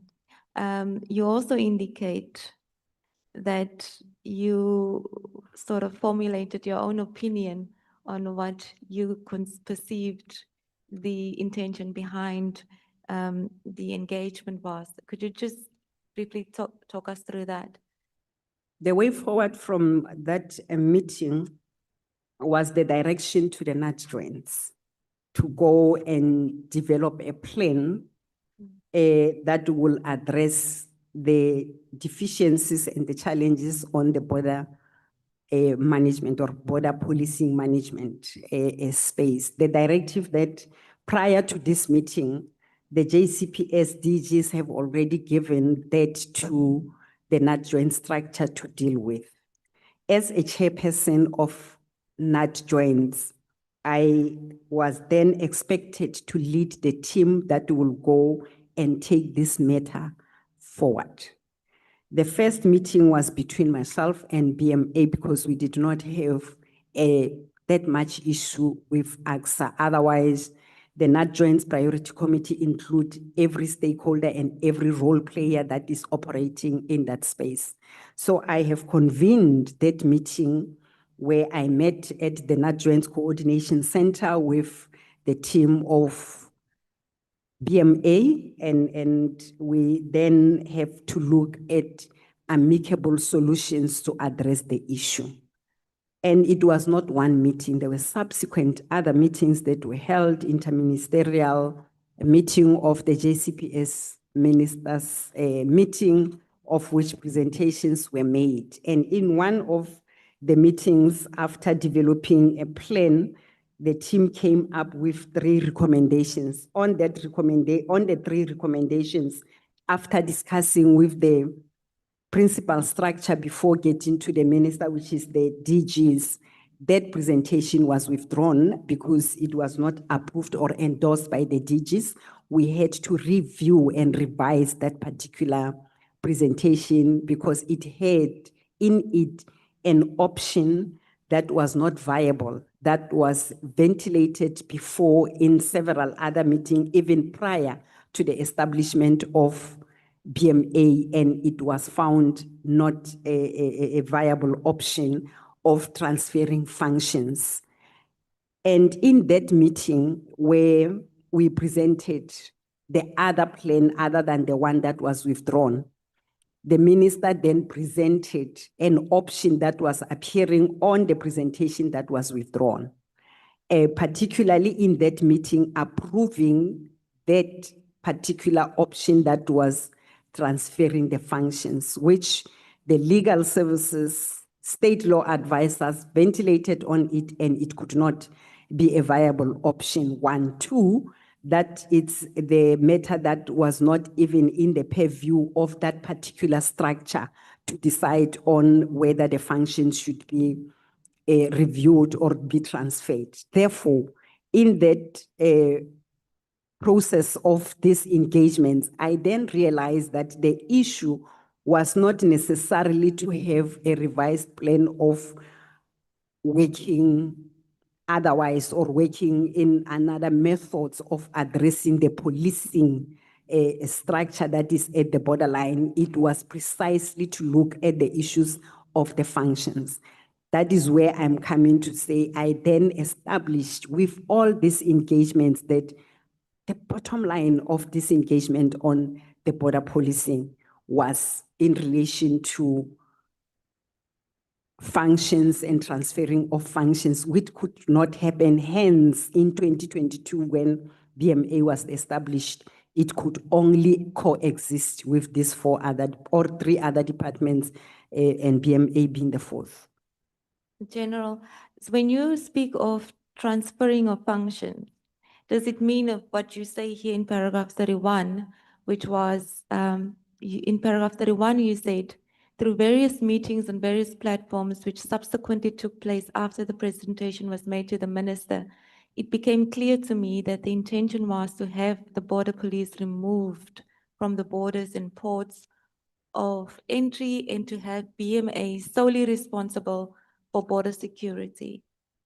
This includes transferring of functions and resources of the police to the BMA. So that transferring the functions that you're talking about is having the police completely removed from border security and only have BMA. That's correct. This is my observation with discussions that went through this particular matter beyond the meeting of the 22nd of January. As we engaged, as the directive were given to the adjoints to prepare the presentation, and I think at some point why I'm saying this was the ultimate perceived outcome of this engagement is where the presentation was made by the BMA that, but we have been requesting the transfer of functions of SAPS. And in that particular one, I was expecting the NADJOIN's presentation, but I was surprised that over and above prepared NADJOIN's presentation that would have developed collectively, there was this other presentation that was made that was solely talking about the transferring of functions. Just from a layman's perspective, what would the implications be if border policing is removed and there is this transfer of functions to BMA?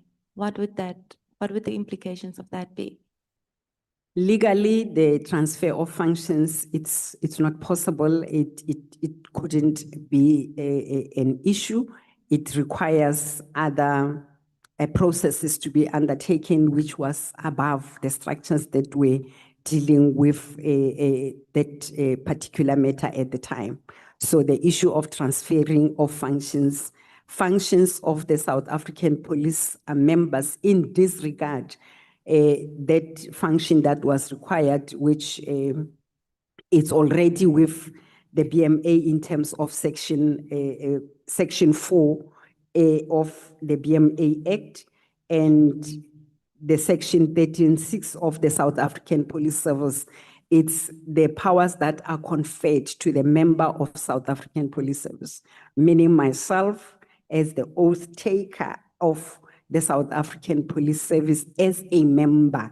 Those powers are conferred to myself as an individual.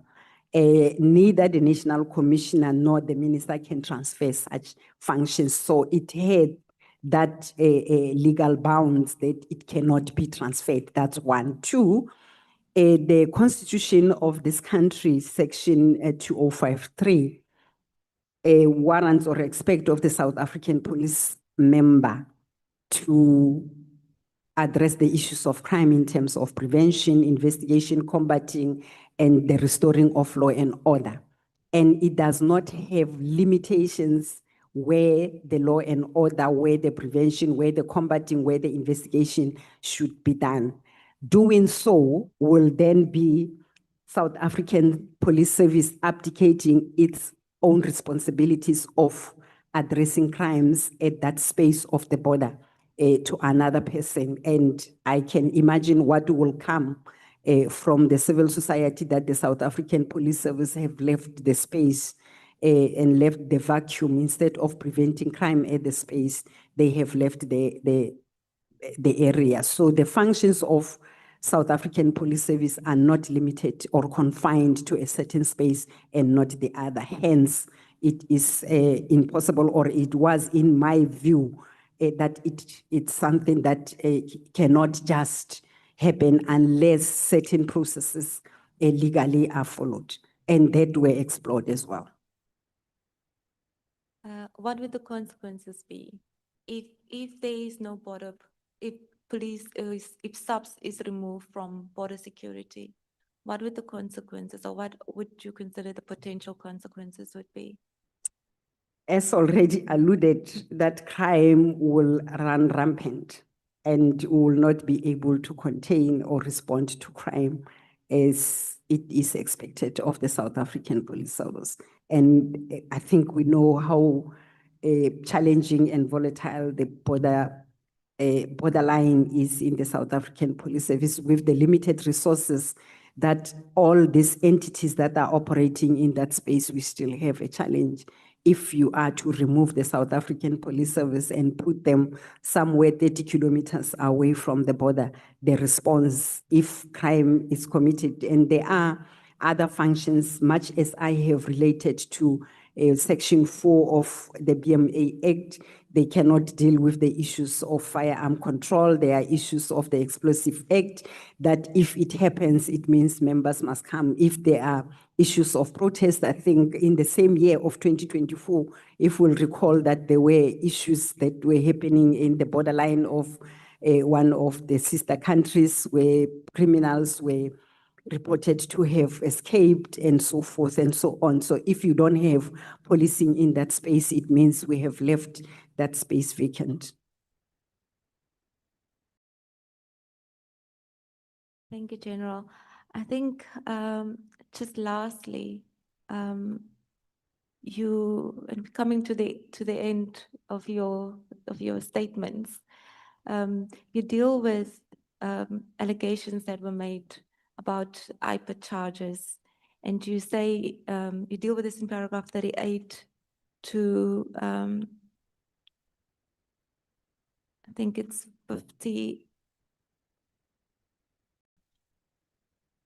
63. No, actually, it goes further than that. It's 72 of your statement. You deal with it quite extensively, where you explain try to explain to the committee what happened in relation to the investigations that were conducted by IPID. General, could you just maybe briefly, because that appears to be omitted from your statement. What are the true facts surrounding the events that led up to the IPID investigation against you? As I understand, you were the victim, but it appears that you were then subsequently investigated by IPID. Could you just briefly explain what happened and how you ended up being investigated by IPID? Thank you. Yes, indeed, the comments that came through these processes last, I think, was made even at the ad hoc committee by one of my colleagues, that I was facing serious investigation by IPID.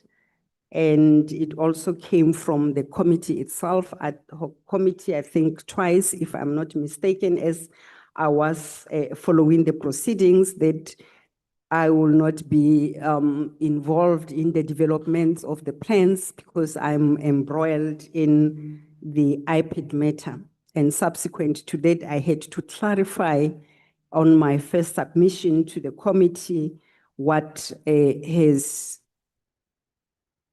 been the issue or what took place that has led to the investigation of, or me being investigated by the IPID. There were previously social media posts by one of the whistleblowers in this country. I think she also appeared before the committee, that I am rogue, number one, and that I have been implicated in a theft, whereas I have opened a case of theft where I was the victim at one of the macro stores in Centurion, and subsequent to that, property was taken from myself. The case was investigated by the provincial investigative unit, the organized crime team, because upon realizing the theft that happened, I approached the staff at that area, the security staff at my macro, and in some of the engagements, I was told that, in fact, I wanted to check what could have happened in that process, and the security officer advised that I should go open the case and the case will be full. I was going for the case, but I wanted, because I had this property and the cell phone that was taken immediately, so I proceeded to Littleton Police Station to open a case. Upon opening the case, I established that there is a syndicate that is operating in that space. Hence, I gave a call to the provincial investigation team that maybe it will require a broader focus so that not another woman that will go in that space, because I was told in that a shop itself, there were more than one victims that were affected, and all of them being women. So for me, with my policing intuition, I said, not another woman after this. And after all, I expected to prevent crime in this country. So let me make sure that another woman do not come here and become a victim, and other stores that were mentioned by the security official, including the threats that when they approached this syndicate, they were faced with. So after that, opening that case, then the stories that went into the social media was that I did not, or the stuff were not stolen from me because I was involved with this particular syndicate. So that is how it went on the social media.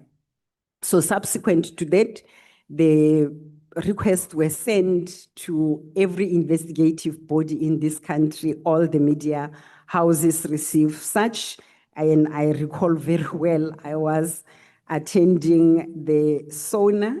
In that particular day, I was to do the presentation to the presiding officers here in Parliament. I were to travel from Pretoria when my face was on the billboards that I am rogue.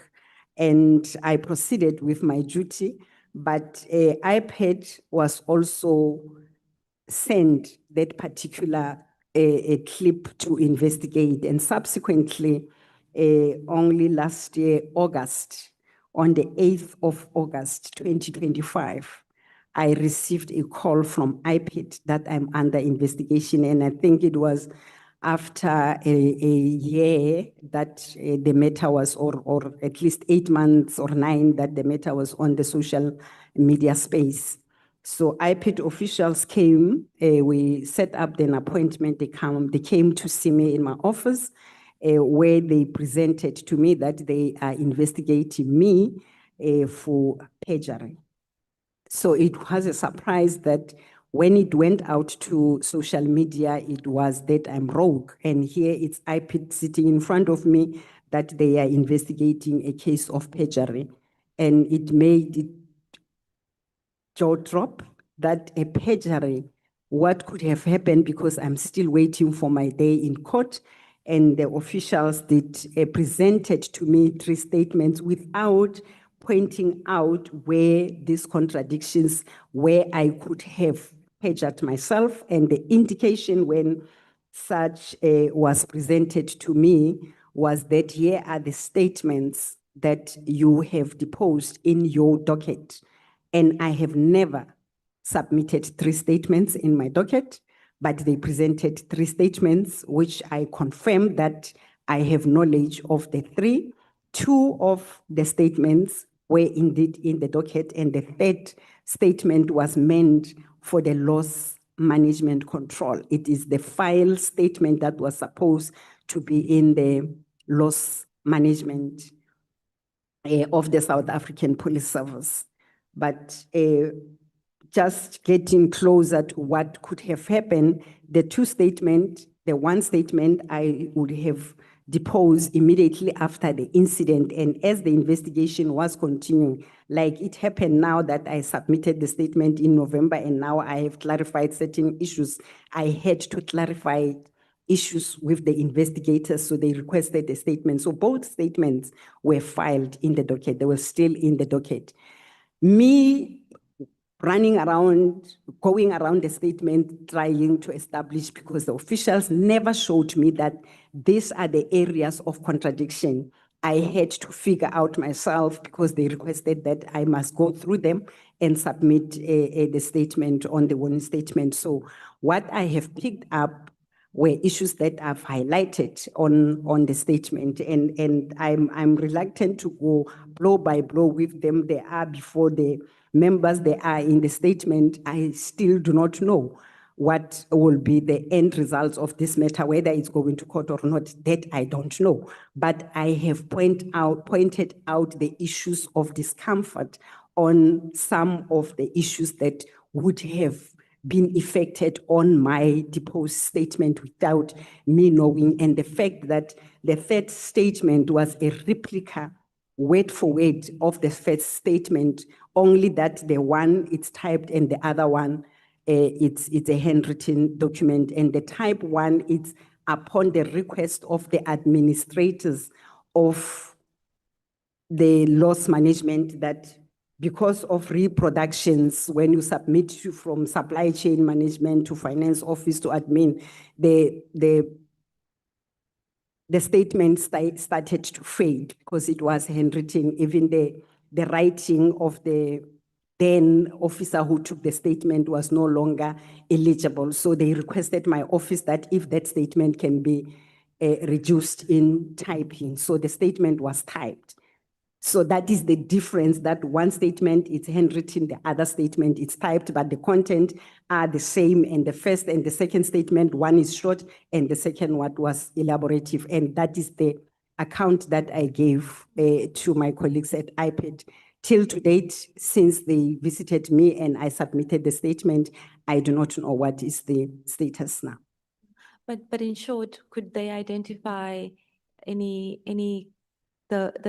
from the content of the statements that they had in their possession, could they identify where you perjured yourself, where it was contradictory or incorrect, or where you lied?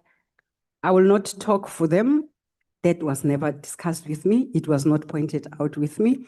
I think I even made the example with them that you cannot, with my policing experience, you can't come to me and say, you have killed a person. Where is the person? Who did I kill? You must point out where are these contradictions. So those contradictions were never explained to me. So till today, I don't know where I would have contradicted or perjured myself. I don't know because all statements were commissioned. General, I think this is my last question. We have heard evidence from Lieutenant General Khumalo and Lieutenant General Mkhwanazi, and they have alleged that members of the PKTT were targeted by organizations such as IDEC and IPID. Do you think that this was that you were a target, or do you think the charges raised against you were well-founded?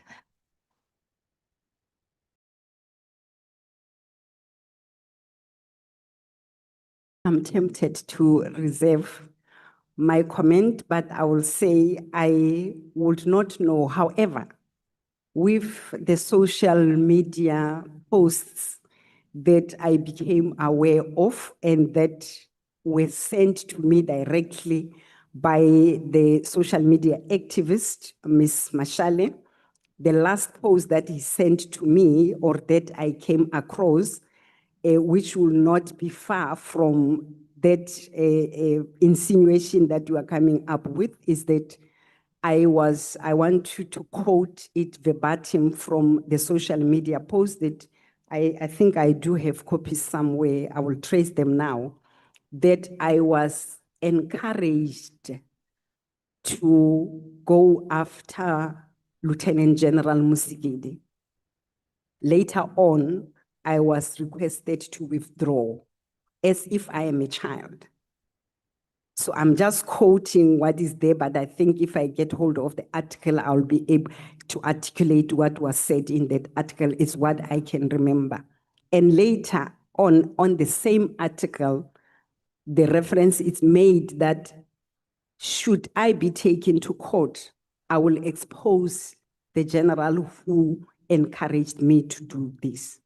Hence, I'm saying what you are saying is not far from what is happening. However, I decided to deal with the matter on my own, not even thinking that it is correct, that it is a page from other quarters, because we know it happens. And the fact that after it was mentioned here and Ms. Mashale came, I listened to Ms. Mashale as far as I could with my schedule. When I get time, I will go back and check what was said. I didn't hear her mentioning, but it came at the commission that I was exonerated on the charges against me, and I'm treated with kids' stuff, which it's not what other colleagues are experiencing. So yes, I will say the mentioning and the persistent mentioning without facts, for me, it says, and I don't know if there is a position that I should fight for, but yeah, that is how it came about, and it is what it is. General, do you have any closing remarks? We've gone through your entire statement and your supplementary statement. Do you have any closing remarks that you wish to make? No, I think I'm covered with the questions. I've responded to the best of my ability as I have been requested to give account of what could help the committee in regard to addressing the issues, particularly in the fact that I was the acting National Commissioner at the time, and what other processes unfolded after that letter to date. I think I am sufficiently covered, and I want to thank you for giving me the opportunity to come and clarify certain issues, and I hope they will be assisting going forward. Thank you. Thank you, General. Thank you, Chair. That is the end from my side as well.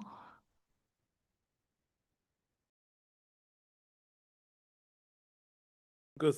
Thank you so much, General Abel Mafhoho. Thank you, Chair. You remind me of my father. Only him used to call me by that name. Others are English people. They either call me TC or Pinky. Thank Yeah. you, Chair. Chief Whip is not Tebelo, it's Tebello. Yeah, Tebello. I know there are some people, when they say Mello, they say Melo. When they must say Tebello, they say Tebello. Thank you so much. Thank you so much, Advocate Mkhwanazi. It's now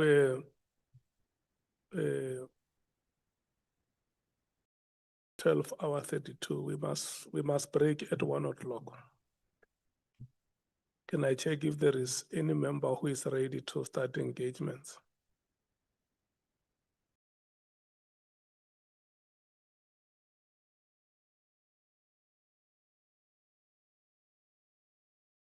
Okay, let's do this. Let's take a 10 minutes break, and then we will come back and break at 12:15. 1:15. We take a 10 minutes break now, and then we will come back and run until 1:15. We will take a longer break, so that the speakers who are coming next can prepare themselves. Thank you so much. You are now on break.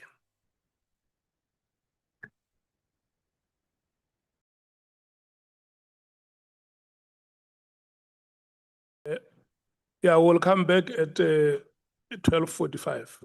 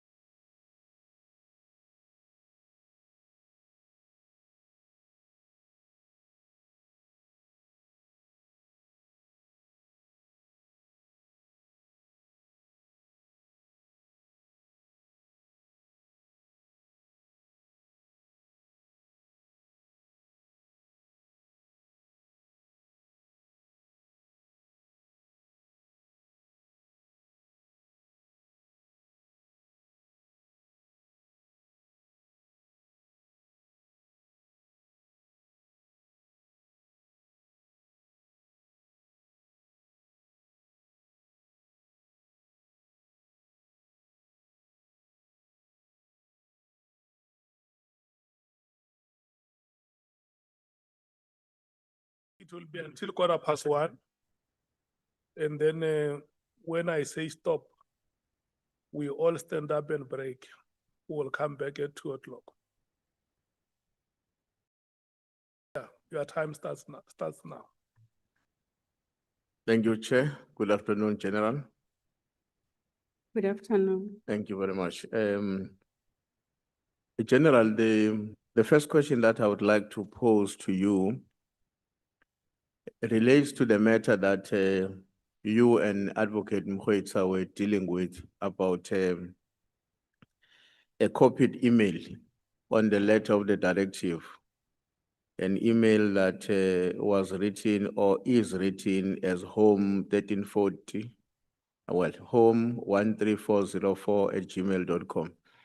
So really my question is that I think earlier on you said that you were not aware who is this other person.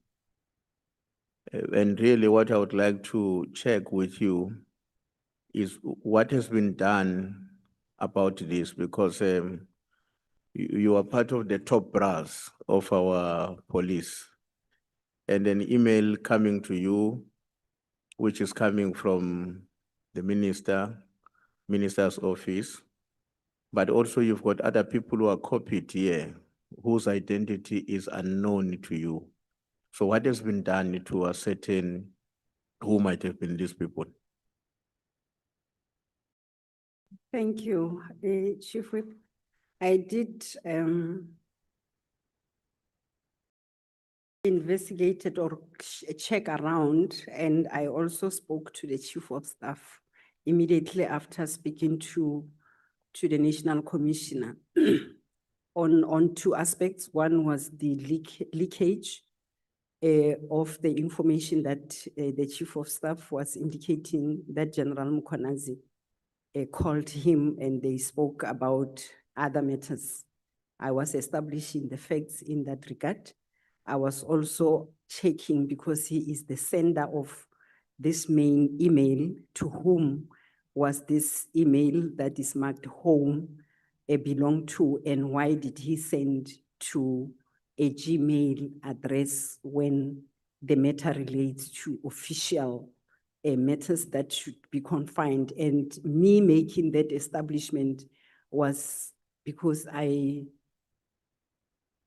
suspected that if there is a leak to the media, what if it is this address that we do not know? And if my recollection, it happened a long time ago, I think he did indicated who the email belonged to. According to him, it's one of the staff in the office of the minister, which I then advised at that moment that maybe for going forward and next time he must refrain, because we don't know who this Gmail belongs or will be intercepted by the cloud of the Gmail, hence there is a leak. So to avoid further leakage of information, he must refrain from using private addresses on official matters, and particularly the sensitive matter of this nature. Thank you, but you can't recall who the name of the person was and maybe their responsibility in the department. I can't recall a chairperson, but I think it is one of the staff that was in the minister's office, and I know the name, but I don't want now to indicate the name, and it is not that wrong person. I don't want to give a wrong information, but at the time that I made a call, I think my mind also focused on dealing with other issues and dealing with this matter, but the name was given by the Chief of Staff at the time. Thank you. When General Spear appeared before us, we asked him a question as to, I think I'm the one or one of my colleagues posed that question to him, as to why did he not see it fit to talk to you when he receives the communication from the office of the National Commissioner. And I think we asked a question to him, why was why did he omit that, talking to you because you were acting at that time? And his explanation, as far as I can recall, was that, well, if correspondences are coming from the same office, I just made an assumption that these correspondences are occasioned or as a result of the directive of the National Commissioner and by extension, the acting National Commissioner. But in your opinion, because it sounded a bit strange to me, that when the National Commissioner is away and somebody is acting, a major decision like this one can be conveyed to a Lieutenant General in a position of Sibiya, and he takes certain steps without any direct verification with an acting person at the time. I mean, I don't know how things work in the police, but where I am, it would be expected that either a phone call or whatever that says to a direct person who's in the office, I received this following information, and therefore I'm expected to act accordingly. What is your comment on that? The reason why I also highlighted it in my statement is because for me, by far, the law will dictate that if a person is appointed in a position in writing, he assumes the same responsibility as the incumbent in the post. Hence, when General Sibiya indicated to me that I have already called the National Commissioner, my surprise was, why do you call the National Commissioner when I'm here? But because there is nothing that will say, do not talk to the National Commissioner or do not talk to the person that is on leave. I mean, if the person picks up and responds to the call, you can't say, I did not call. So what he was indicating to me is that I have already called the National Commissioner and I've accepted what he has done, but I did indicate that I will give the directive. As you are entering my office, Brigadier Letuko is going out to give now a formal directive on how to deal with this particular issue at hand. But what could be, I mean, have you had any, what do I call it? Have you had any major disagreements or, for the lack of a better word, fights with Lieutenant General Sibiya? I'm trying to understand why would, in a normal environment, he behaves like that? Because when we were asking him that question, some of us were led to believe that that conduct was occasioned by his intention to do certain things with a particular degree of speed so that some objectives are achieved, whatever objectives that he had set for himself. But in your own view, I mean, why would a colleague of yours suddenly behaves like that? Is there anything in your view that explains that conduct? Will not know why he acted the manner in which he acted, because, like I say, me and him are appointed deputy national commissioners, irrespective of the period, because he was appointed a year later and took some of the responsibilities that I was doing. But general expectation, when there is a person in the position, you will first verify information. And that was my expectation, that why didn't you verify the expectation and this particular communique with me first, and you engage a person that is on leave? What will the National Commissioner do? Because even signing off, he will not sign off anything. He is on leave and there is a person appointed, unless the minister recalls the National Commissioner that I know you are on leave, but I am canceling your leave, which often happens. Even myself, if I will be on leave or away, the National Commissioner will say, I'm recalling you, and that will be in writing. So it is the unfortunate conduct that was undertaken at the time, but it is not a practice in the service that you will skip the level that is a leadership level and go to a person that is not there. It's as much as having a direct contact with the minister when the National Commissioner is in the office. It's as simple as that. But it did not bother me much at the time, although it was a concern immediately as it happened.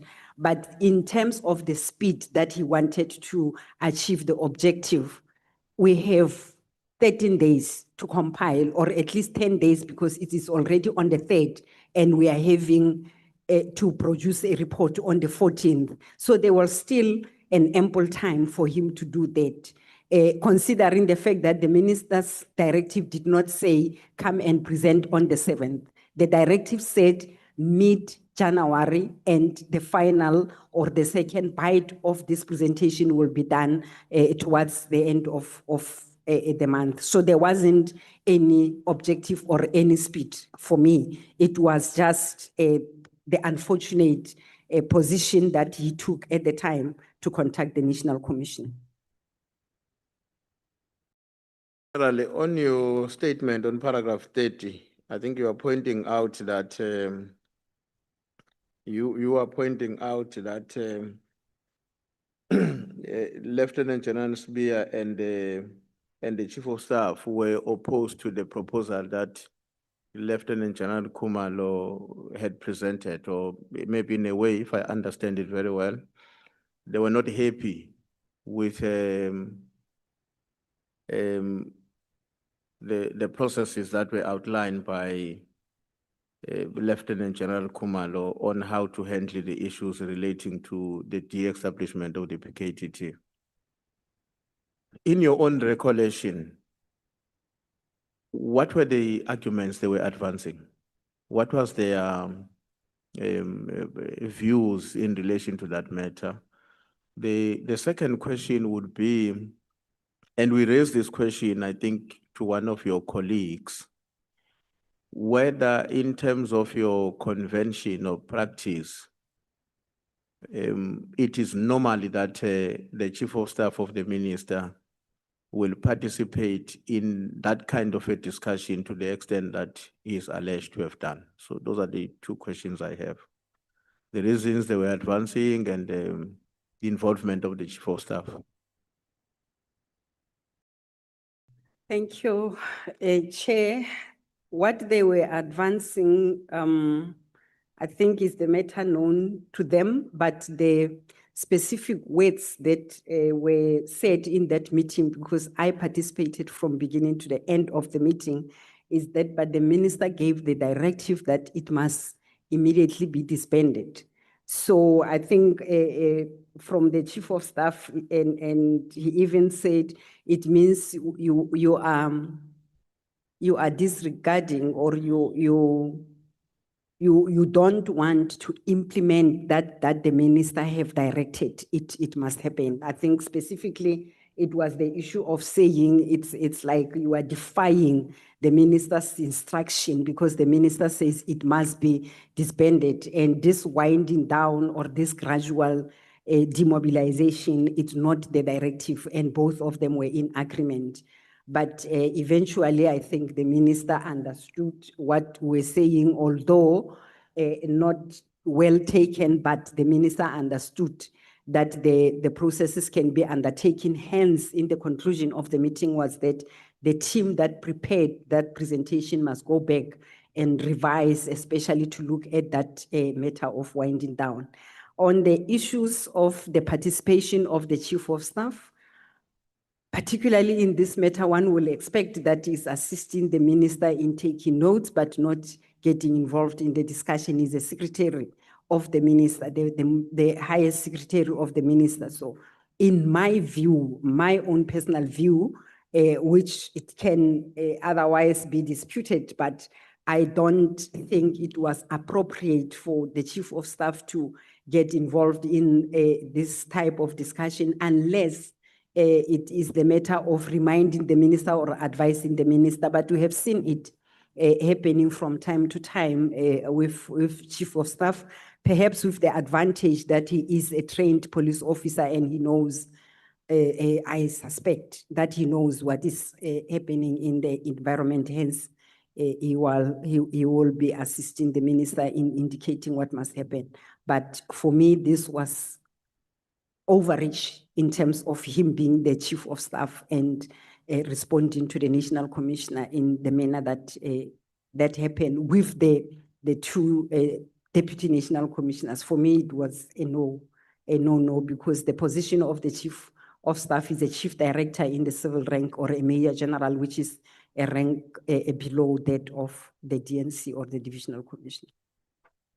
In your experience, since he was appointed as a chief of staff, has Mr. Nkabinde participated in other meetings at that level in terms of discussion, and to the extent that you will express an opinion that may be contrary to you or others in the higher leadership of the police?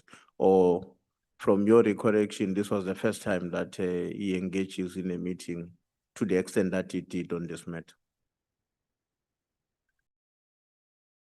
He did participate in all meetings that we'll have with the minister, because as the chief of staff, there will be directives that the minister is giving into the meeting that needs a follow-up, even to prepare the brought forward system for the minister. I do not recall participation in this manner, but I know he sometimes do participate in some of the meetings, and giving the opinion to a certain level, not to the level. And I think for me, it was the tone that came into that meeting. I'm very sensitive observing the tone that is used when we are engaging in meeting, particularly at the strategic meeting of this level. Hence, I will be able to point out that, but the tone that you are using, it's way too much. And I must say, my first engagement, I think it was in relation to the email that he would have sent himself. That is not related to this matter. I am just recalling backwards, engaging with the chief of staff. And at the time, the reason why I even call him immediately on this one is because it was for the second time when I'm acting that the email of this nature will come, although this one was signed off by the minister. The first one was not signed off by the minister, but the tone of that email was not correct. So what I did in that instance as well, I picked up the phone and called him that, but you don't write this type of emails. You are even keeping evidence if we are sending it on email, and you have emailed to more than 5 people, keeping evidence that any one of us cannot say we did not miss this. And this, I take it, is the communique that was meant for the minister and the National Commissioner. So you cannot be writing this type of communique.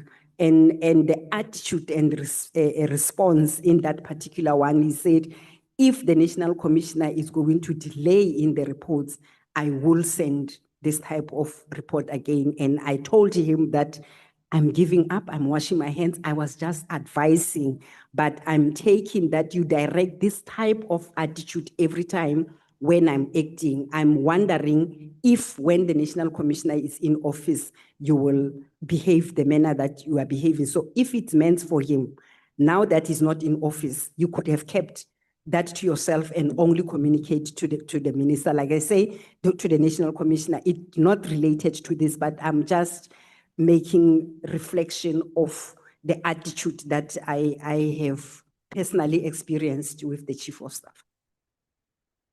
Be that, could it be that the reason why he acted in that way?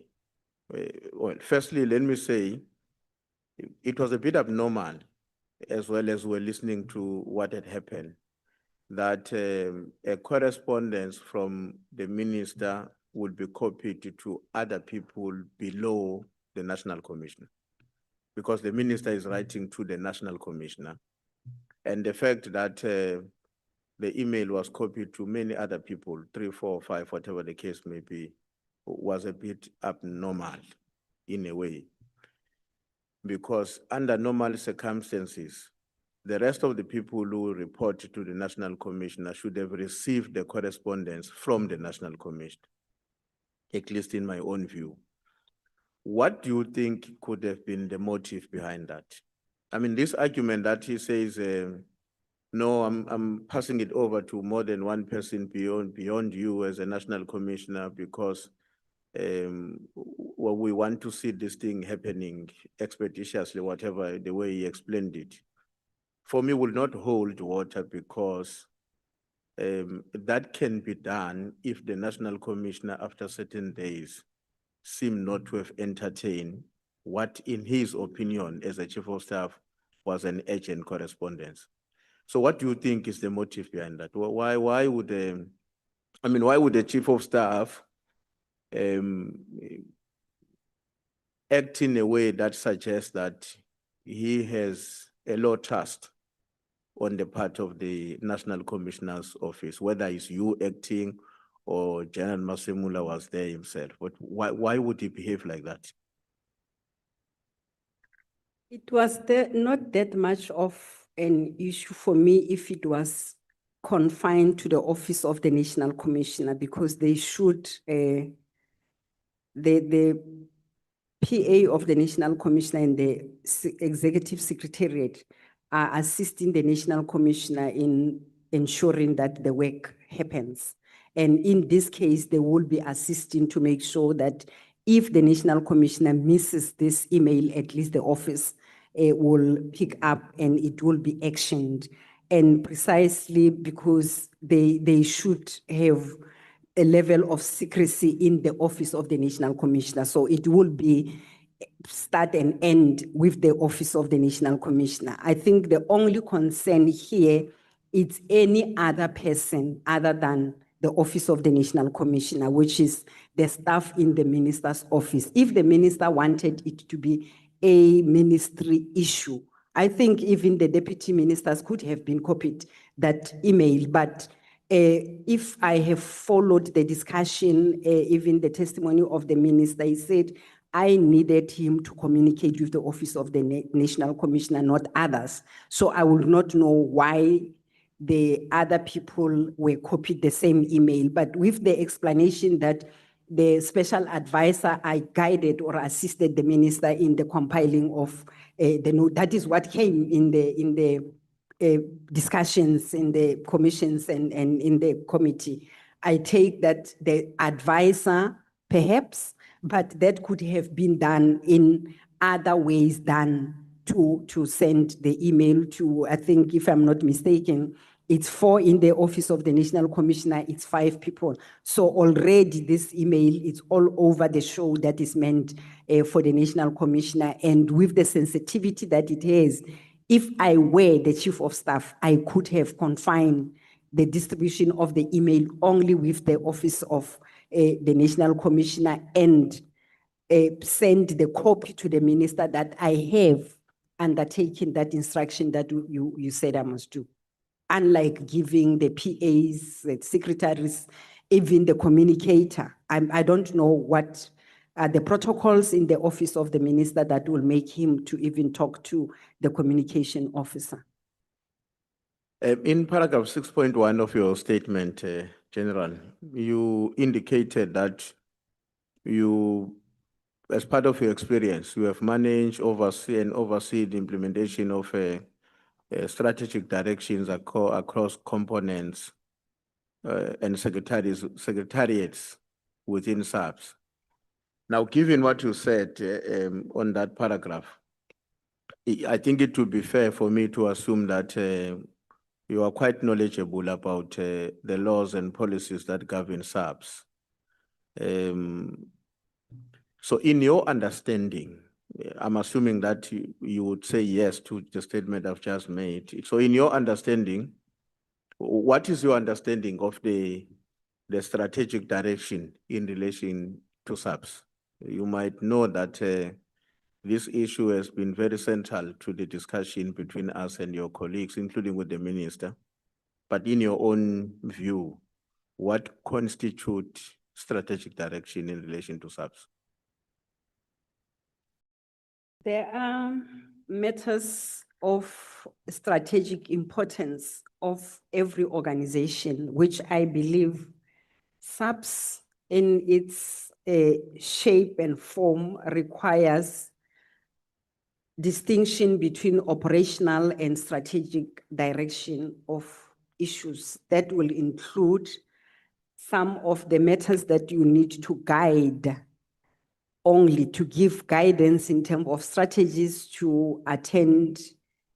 I want to come closer to home on the issues of crime that is happening at certain areas and what are the important pointers that we need to pick up at the strategic level to assist and guide. But because we have national office, we have provincial office, you expect that at provincial level, it will be where policies are now getting to be implemented. So you develop the strategy or strategic direction at national level, and it will be disseminated to provincial office where crime is happening. And the operations will then be undertaken at the provincial level, either in a form of district teams or in the form of station teams. So you have all these levels and all of us cannot be operatives. Others need to give guidance, hence the issues of strategic direction. The mentioning of also managing or giving direction to component and secretariats. I have secretariat in a form of not joint secretariat that from time to time, when there are issues that requires a particular focus, will develop what we call not joint instruction that will be communicated with departments that are affected, as well as the policing prof joints in the provinces. The other secretariats will be on the National Crime Combating Forum, which I'm also a chairperson by virtue of the office that I'm occupying. So the direction that is given from the Crime Combating Forum, for an example, what we are currently working on is on the organized crime strategy or organized crime plan. So there will be the NCCF instructions. When we do the operational plans, Operation Paseka, as well as Operation Festive Season, which are the simplest ones that will be understandable, there will be national instruction or national directives that will come, NCCF instruction, they will indicate it's national instruction 34 if it is the 34th order of the year, national instruction 34 that you must submit your Operation Paseka operations that will be consolidated at the national office. So this is the type of direction that I'm giving. For an example, if there's a need to convene a meeting, which we had yesterday to unpack I know that media will want to hear the deployment of the SMDF as directed. It will come from that structure to the provinces that this is what needs to be done. So that is the strategic direction that I'm referring to. And with many other issues, including the binational meetings that we'll have with other countries. My last question, General, have you ever found yourself in a position where you must carry out what you deem as an unlawful instruction? Yes. Are you please share the examples and also how, we don't have to share all of them, you can choose 2 or 3, and also how were you able to determine that this is essentially an unlawful instruction? And if you carried it out, why did you carry it out? Those are my last questions for you. I'm trying to think of specific examples of any other instruction other than what we are currently dealing with. But yes, the culture of policing, it's that I was taught you comply and complain later. However, there are instances where I am an expert in an environment. I know what needs to happen where I am operating because I shall have been trained, I shall have undergone a various training. In this case, there is operational coordination. There is a course we call OCT that we train the operatives on how to develop plans, how to mobilize resources, demobilize, where to put those resources. So if the instruction is coming to take the detective to undertake the function that is outside of the detective scope, that will be an unlawful instruction. And in my view, I will not carry out that instruction. I will explain why the instruction cannot be undertaken. So it's simply no. No, the chair is not a caring man. Even if you are not done with the answers, he will stop you. Otherwise, thanks, General. Thanks a lot. Thanks, Chair. Yeah. No, it's not my intention to rub salt to your wounds. Honorable Breitenbach, you have requested to leave. Can I check if you have some questions that you quickly want to run with the witness before we release you?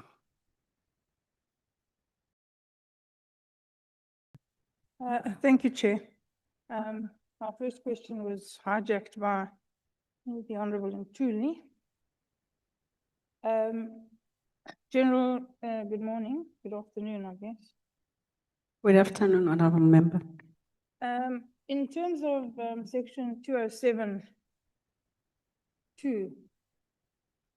the lawful chain of command of policing work is placed under the command and control of the South African Police Service and within the lawful policing chain of command. Was the decision to disband or restructure the political killings task team taken strictly within that chain of command? And if so, could you please indicate who authorized the decision and under what written directive or policy framework it took place? Can I request to clarify the question? I hear the 207 and... Yeah, don't worry so much about 207. Okay. Just tell me whether, in your view, you're an experienced member of the South African Police and you have a long history and you've served over a wide range of different policing units. In your experience, in your view, because you must be viewed as an expert. I must? You must be viewed as an expert. Okay. Was the Experienced. decision... Huh? Experienced. An expert. If you've been in the police for 36 years, please believe me, you're an expert. Okay. There are few people who are more expert than you. Was the decision to disband or restructure the PKTT taken within the chain of command of the police service? Who authorized the decision and under what written directive or policy framework was it taken? Okay. I don't believe that it was taken through the proper chain of command, as I've indicated even in my statement, that I think should a proper consideration have been done. There are different environments that were affected, especially at the operational point of view, particularly the coordination of the operations. It could have been best that we were convened and those that are affected and expected to deliver on this particular key performance indicator are aware of what will happen and what the repercussions will be. I think with every operation, you need to evaluate what will be the impact of it. So in short, it was not properly communicated in my view, and it could have been done better. Okay, and given that that's your view, and I presume you held that view from the moment the instruction was issued, is that correct? Is correct. What did you do to communicate your view? The first point of departure was sitting, sitting back, picking up the phone, contacting the National Commissioner that I'm here, I'm acting. I know all the powers conferred to the National Commissioner are now vested in me as acting, and I have signed to be here. But this one, because of the repercussion and implication that it will have, I don't think it can be undertaken in the manner in which it was communicated. So that is the first step that I took, and to convene the meeting with the National Commissioner that I think we need to talk about this, because if you have known about it, why did you not tell me before you go on leave? And he was also surprised. Thank you. Then, Section 195 of our Constitution, the South African Constitution, requires accountability, transparency, and professional ethics in public administration. I'm sure you're aware of that. Before the PKTT was disbanded or altered, was a formal assessment conducted on how that decision would affect ongoing investigations into political killings? No, and that was my view in that particular meeting, that can we do the impact analysis? With every operation, we had Valumkoti for 18 months. Before the end of the 18 months, what the team presented to me was the impact study or impact analysis, and to do the recommendation, what will happen should we have to stop Valumkoti. That is why even today, Valumkoti is still operational. So it is just an example of one active operation that even PKTT, it should have taken the same form. That can we look at what implication it will have, particularly on the issues of dockets. I think I have indicated on the statement that there are too many players in one case docket that should be considered before you are saying this case docket must be taken to the next person to proceed, whether it is a court docket or is a docket under investigation. And then, in general, given that that was your view and that you are the one of the deputy commissioners, was such a study ever conducted? Was such a formal assessment ever done? No, it was not done. Why?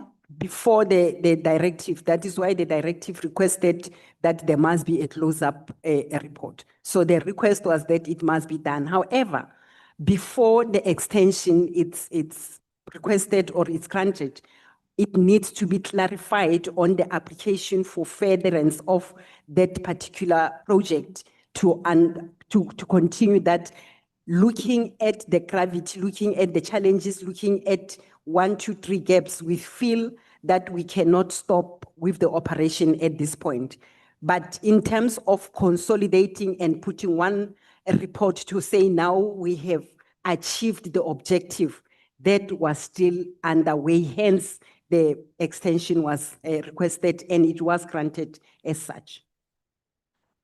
What I'm trying to determine, General, is was such an assessment ever done? Is there a document that sets out what the political killings task team set out to do, what it did, how much it achieved, and what it still needs to achieve sensibly before it reaches the end of its shelf life? Is there such a document? The quarterly reports are meant to, with the development of the plan, you need to have timelines of the reporting. So those reports were done. And they will continue to be done, including the recommendation in terms of whether to stop if all objectives have been achieved or not. And to whom are those reports submitted? To the National Commissioner, who is the accounting officer.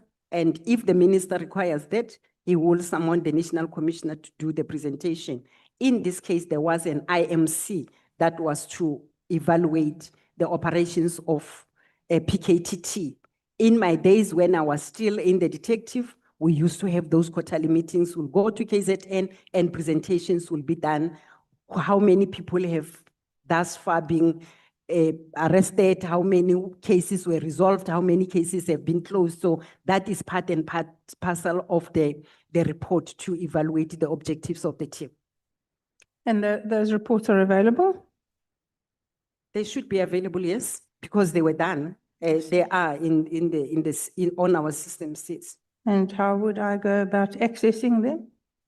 If requested, I think the team leaders and project manager can get all those reports. Well, And some were even presented to the portfolio committee when the request was made that we need to know what PKTT is doing, even to account on the finances and the personnel, because as I say, some of the personnel are coming from other units, and I will not manage people if I don't know where are they and what are they doing. Oh, thank you. I'll request the reports via the Secretariat. Thank you.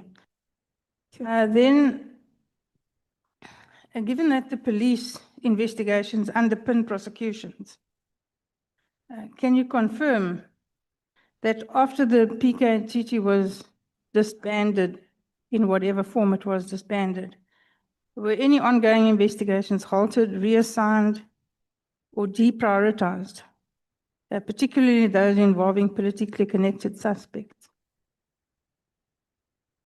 What I know, what came to my attention, is what is now widely known, where dockets were taken to head office. They were, I don't know, inspected, evaluated, or audited by the team. Attempts were made to take them back to KZN, and that is where the whole discussion of the PKTT happened. I think in that period where the dockets were collected from the task team, handed over to the head office team for evaluation, obviously when it comes to the issue of the investigation, it will affect the process flow. If there were other warrants that were to be implemented, effected, or further statements to be taken. So if the dockets were not in their possession, they will not. Please, please don't stand right in front of me and the witness. Thank you. Just repeat that for me. I couldn't see you. I still can't see you. In the period where the docket, which is now known that dockets were taken to head office, I believe in that space, if there were witnesses to be approached, if there were warrants to be served, that would have affected. I'm not sure of how long were dockets at head office, but all that I know, because I'm sitting at the same floor as my colleagues, yes, dockets were taken to head office, and I was a detective. I speak to detectives, although they are not reporting to me, but I know that there is a team that collected the dockets from KZN, and they were inspecting those dockets to determine whether to take them to provincial task team or elsewhere. And then, General, can you confirm that, or not confirm, that no member of the executive, no political office bearer, or no intermediaries acting on their behalf communicated with you regarding the PKTT or any politically sensitive investigation? No, nobody have communicated the issues of PKTT or any political investigations with me. Just as a matter of interest, if they did, what would you do? I will not entertain. I have taken the oath. I'm having the top secret, and investigation is for the police. It's not for any other person, unless his duty, like the Minister of Police, want a briefing. That is the Minister of Police, but any other person does not have any right to demand to be informed of any investigation, and I will not do it. Thank you, Chair. I'm done. Thank you, General. Thank you so much. Can we pass the microphone to Honorable Thabo? Thank you, Chair. I appreciate. Good day, General. You confirmed that during your acting period, you exercised full constitutional authority as a National Commissioner. Is that correct? It's correct. And as acting National Commissioner, were you legally entitled to question or refuse the implementation of a directive that you believe to be unconstitutional? I beg your pardon? I said, as acting National Commissioner, were you legally entitled to question or refuse implementation of a directive you believe to be unconstitutional? I believe so, yes. General, in your original statement, you confirmed that you preceded the directive and issued the internal instructions. It was around between paragraph 21 and 27. In your supplementary statement, you describe the same directive as political interference affecting the constitutional mandate of SAPS. That was paragraph 20 of the supplementary. Can you explain how you reconcile implementing a directive you now describe as a political interference?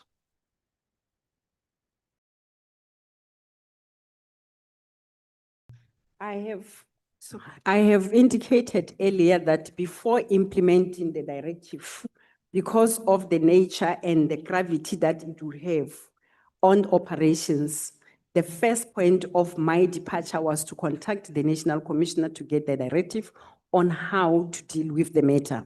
And the advice that I got is that in the meantime, we can continue to prepare the reports that will be dealt with, because the minister is expecting a presentation mid-January. And mid-January for me, if I were to put a date to it, will be after the 15th of January. So the implementation of the directive was in preparation to have the meeting that the minister is requesting. And yes, in its form and nature, from the time that it was issued, I took for me that this is an operational matter. And I'm basing these arguments because when the minister assumed office, we had several meetings where the introduction of the management, including the minister, was done.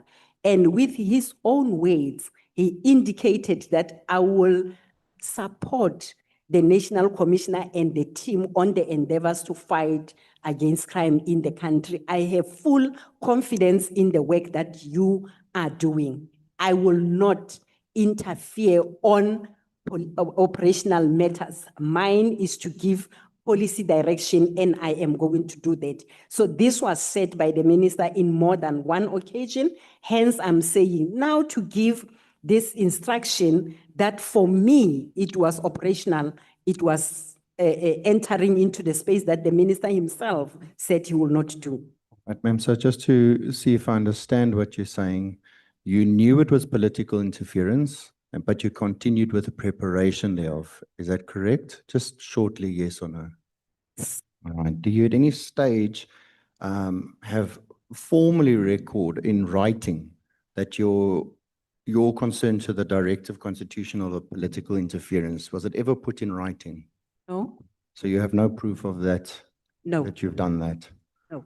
Did you seek legal advice before implementing the directive you believed interfered with constitutional policing functions? No. Why did you not seek legal advice? You were the acting commissioner. Did you not have legal advice, or you chose not to use it? And I question this specifically because we are sitting here to see how do we strengthen the institution. So understanding the recourse or the reasons of your actions would better enable this committee to make recommendations that actually bolster the institution as a whole. I think for me, it's because of the directive that I have sought from the National Commissioner that prepare, we will deal with the matter when I come back. So collectively, we will have to take a stance on how to move forward. Because he's the accounting officer, he's not in office, the report is requested mid-January. By that time, we will get a further directive in how to deal with the matter. Personally, I agree, I did not approach the legal service simply because of that phone call that I have made with the National Commission. General, in hindsight, do you think you should have done that? Do you think you should have consulted legally, considering the situation we find ourselves in now?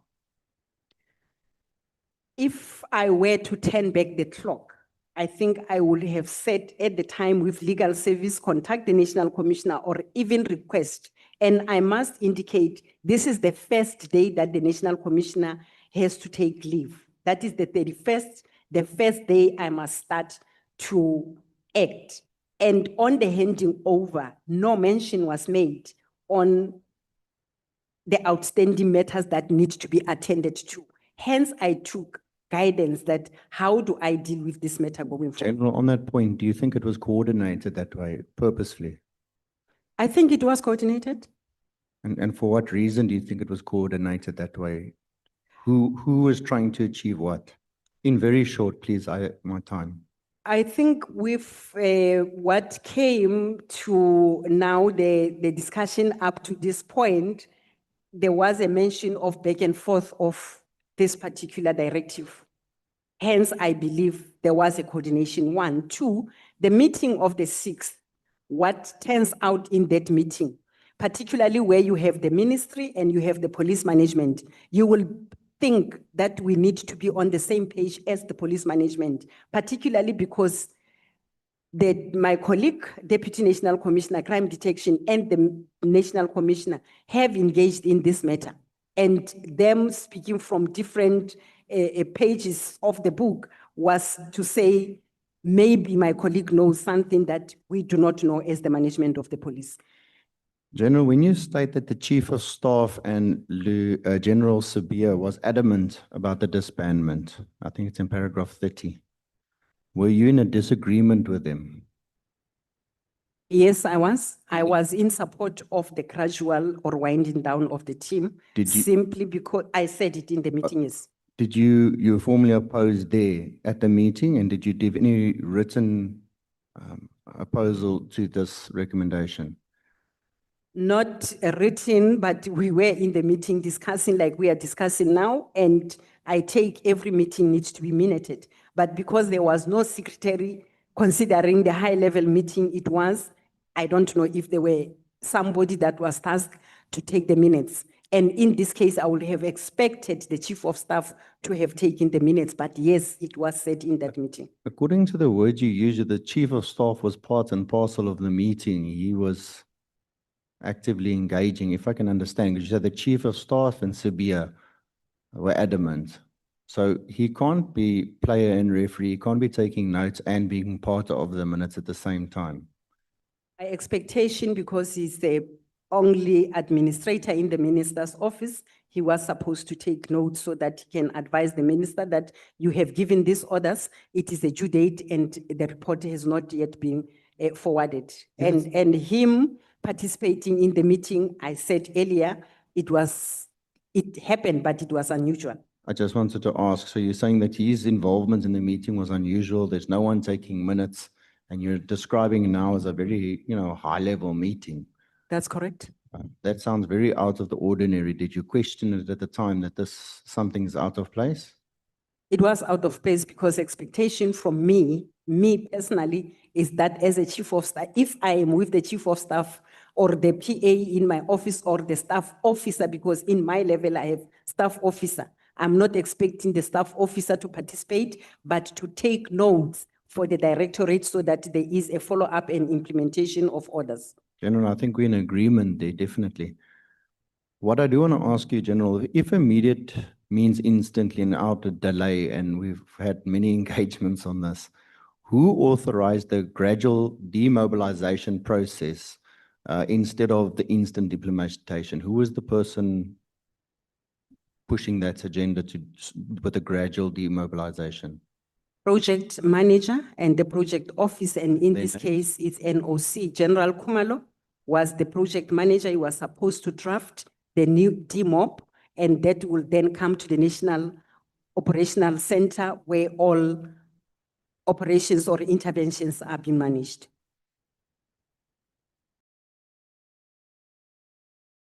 Sorry, I just need to get to my next question. You questioned the authenticity of the directive. And you, again, previously alluded you have 36 years of experience.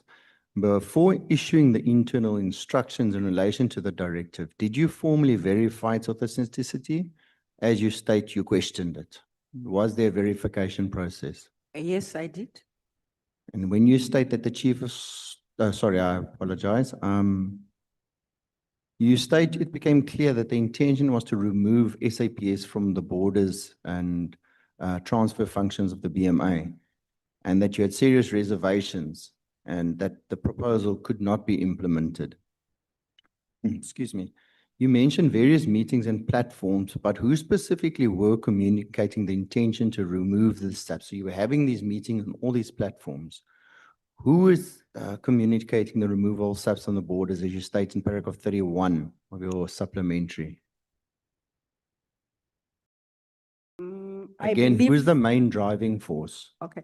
I believe my reference there is that my observation of what went into the discussion as and when the issue was gaining momentum with the subsequent meetings where I was directed to compile now the plan of finding solutions between border management authority and border policing, which is the a component under the division and my directorate.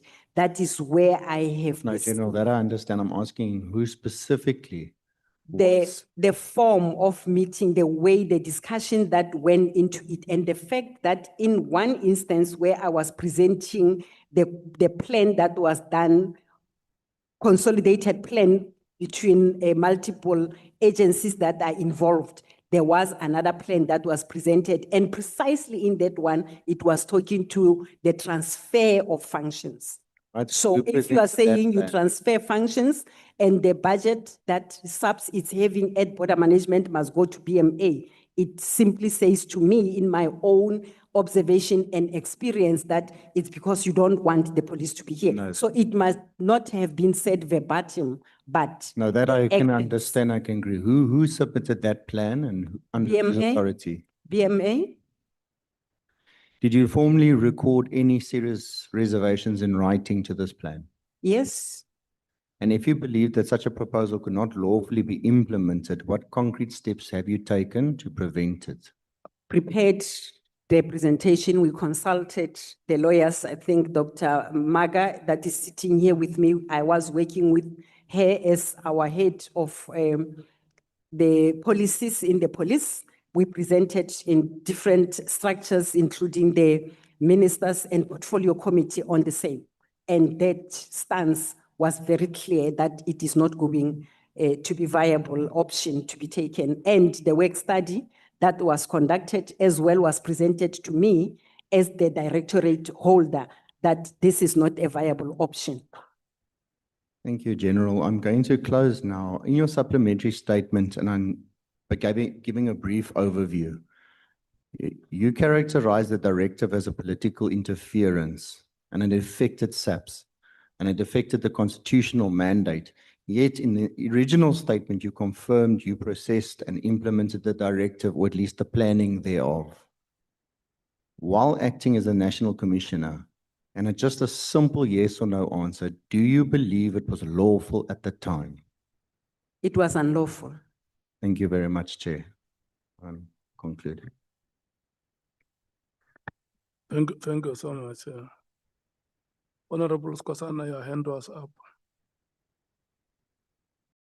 Thank you, Chair. I just wanted to raise the matter that it looks like now it's a norm, Chair, that people are asking to leave. And when we started with an oomph, you know, that we stay here, all of us as members, because we have other matters as well at the party level. But we dedicate our time here, Chair, that we're going to stay in this committee. And indeed, I was not even aware that the honorable member after Honorable Breitenbach is going to be the next one, maybe because I was outside, Chair. But indeed, I think we have to really revisit this issue of excuses, or whether it depends who the witness is, I'm not sure. Thank you, Chair. Honorable Nomvalo. Yeah, no, thanks, Chair. I just want to echo what Honorable Skosana is saying, but also we want to express our dissatisfaction in the manner in which you are choosing to approach this thing, because there is an established practice in this committee. And the honorable members who have taken our time in terms of rotation know that, because Honorable Breitenbach usually approaches us. She comes to us when she wants to leave early. She speaks with us before she comes to you. Now, today we are seeing a new thing where we're being ambushed. People are just coming in like flies. without even making an indication to us that they would want to speak first. So you are breaching your own practice that you established for this committee, Chair, and we're not taking that lightly. I'm saying this not with an intention of undermining their schedules or their commitments.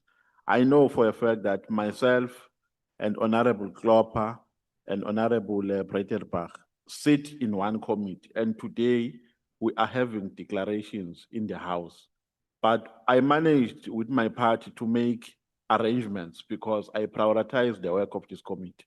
So if people, when it suits them, are going to prioritize the work of the National Assembly and compromise this work on the basis that they are going to be given preference in terms of rotation, then it means we are also entitled to do that. So, Chair, we don't like how we are treating this. You have a discretion as a chair, but we think you have exceeded your discretion. We must be approached as parties in terms of rotation to say there are speakers who have requested to come before you, or even direct those parties because they know to say, go and speak to your colleagues first, and we agree or we don't agree, not to be just ambushed like this. So we're expressing our dissatisfaction. We hope it does not happen in the near future. Thank you. Except to say that they come like flies, for sure. You could have said it in a better way. The point that you make is valid. The honorable members, unfortunately to us before you arrived, they have recorded apologies and the apologies were accepted. But I agree with the point that be that as it may, the honorable members could have informed you. Because I have said that, you see, I act out of benevolence where I'm sitting. And when a member requests to leave, I exercise my benevolence. But my understanding is that there is a customary practice that members talk amongst themselves, and I want to apologize on behalf of Honorable Klopper. He wouldn't have spoken if the chairperson did not allow him to speak. So do not shoot at him. If there are any any shots that must be fired, let them be fired on me. The honorable member has not done anything wrong. He requested the chairperson, and in line with the apologies that were recorded in the morning before you arrived, Honorable Nombalo, we accepted their request, but that does not take away the point of emphasis that you have made. Honorable Kola Barnard. Thank you very much, Chair. Just to point out that the two members who are absent had arrangements during what they believed would be the lunch hour, not to disrupt any of the proceedings. Obviously, our lunch hour was disrupted somewhat with the early ending of the evidence leaders' time. Neither of them are presenting anything in the National Assembly, and of course, we have made alternative arrangements for their motions and statements to be presented. We would never disrespect this committee like that, like as has been proposed. That's simply incorrect. I would like to just correct that. Thank you very much. Yeah, look, let's not make it a point of debate. The chair has taken full responsibility on behalf of all of you. I'm carrying the cross. I'm the Simon of Cyrene. So let's accept that the chair will carry the cross on our behalf.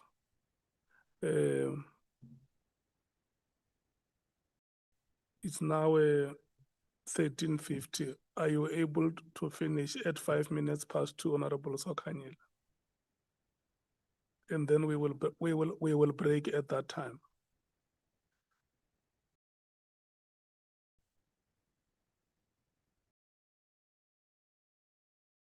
Just to apologize for the slight delay, General Mosikili.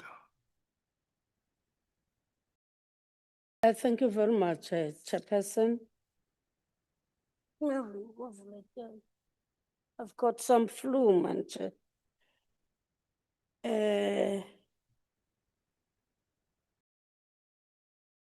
General Mosikili, in paragraph 44, you indicate that there are items, some of your items or properties that were stolen in macro.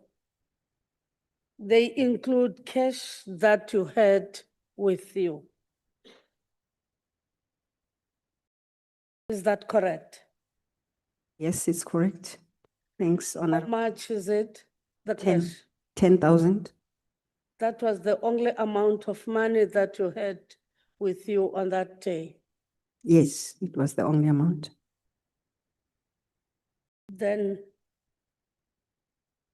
the other items that we're talking about, the cell phone, the Promax, the bank accounts, they were taken at macro. How were you carrying them? They were in a purse. So you haven't written also a purse or a bag, that it was also stolen. Yes. It seems as if someone picked the iPhone, a Pro Max iPhone, picked the access card, the bank cards, and the money. So you haven't written it in your statement. Apologies if that is confusing, but it was in one small purse. Okay. I think I might have explained the type of a bag purse or the cosmetic bag that you'll get in flight if you are flying in an aeroplane. They will give you smaller nyana purse. So everything was in that small purse, not in the whole handbag. So it was not in the whole handbag. It was not in the whole handbag. It was in that purse.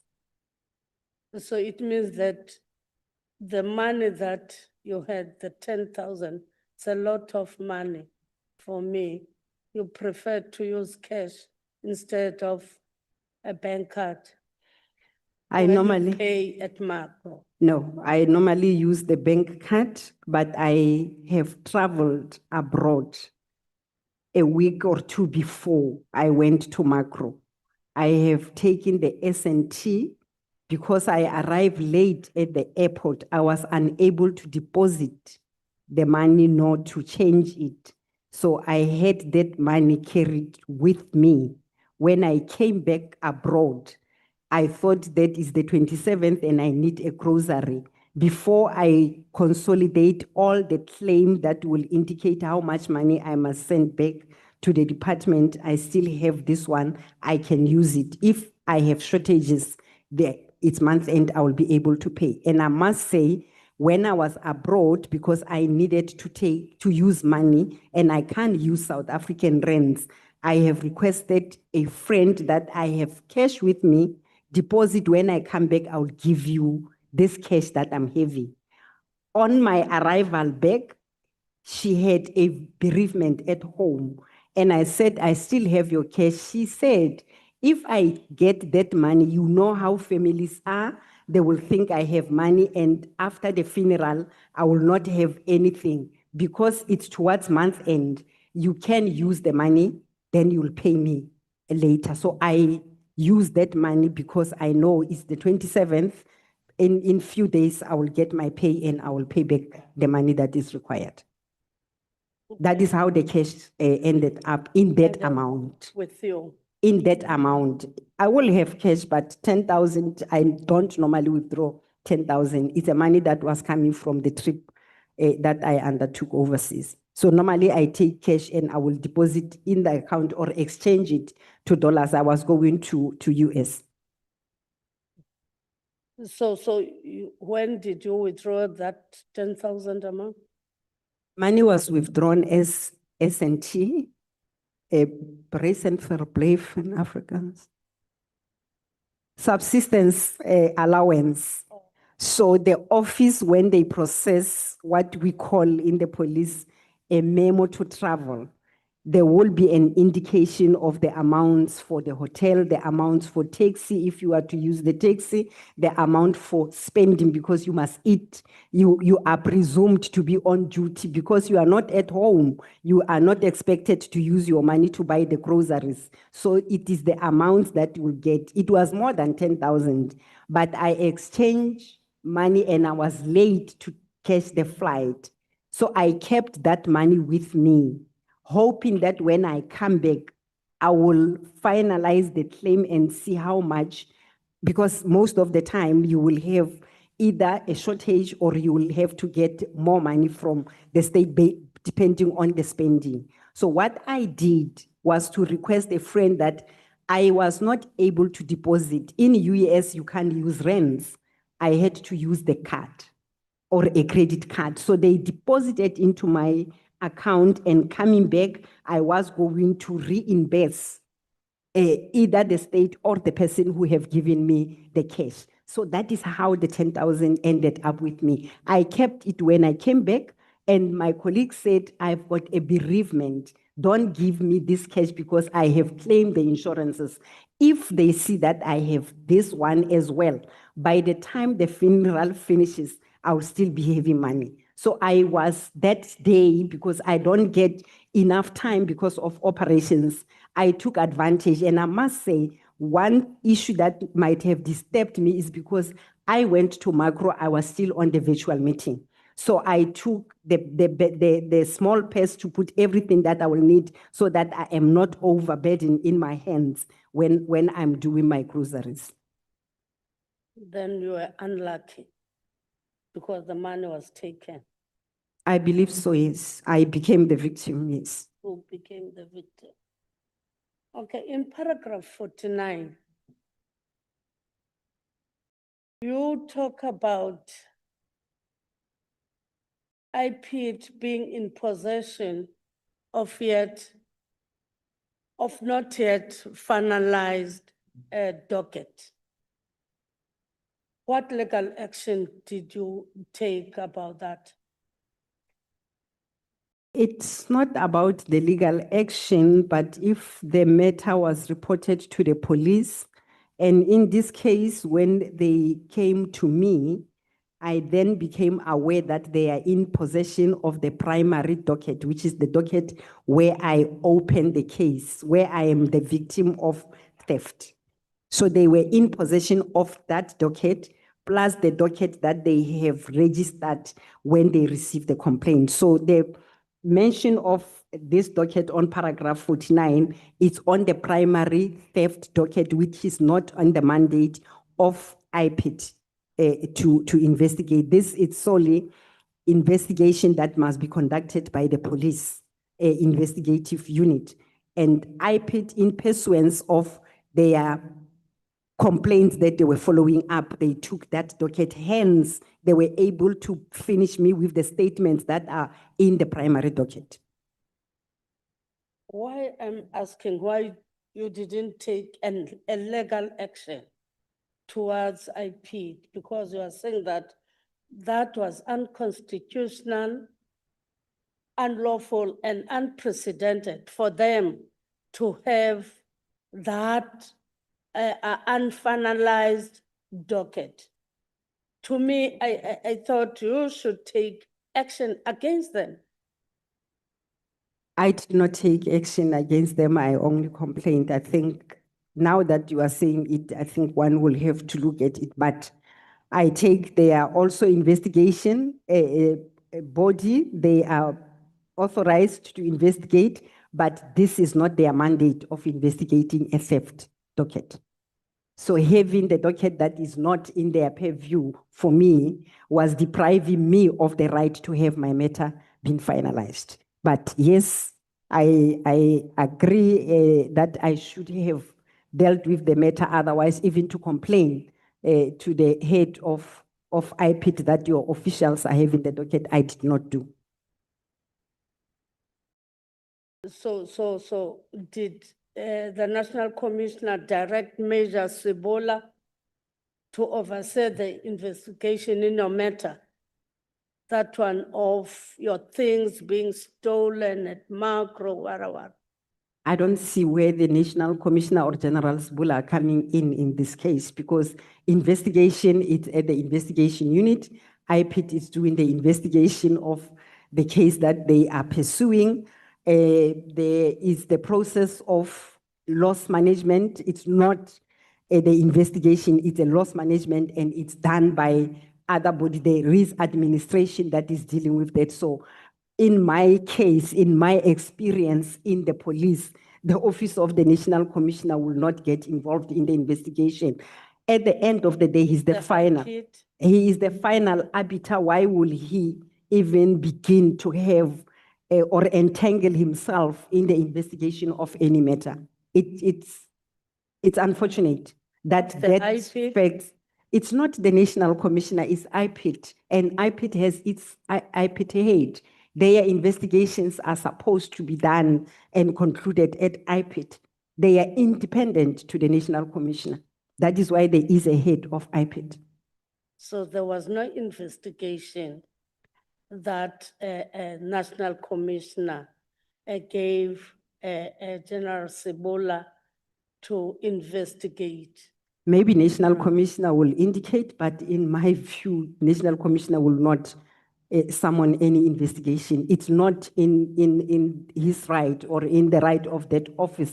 As the final arbiter of any other matter in the police, why will he in his office investigate? What will happen?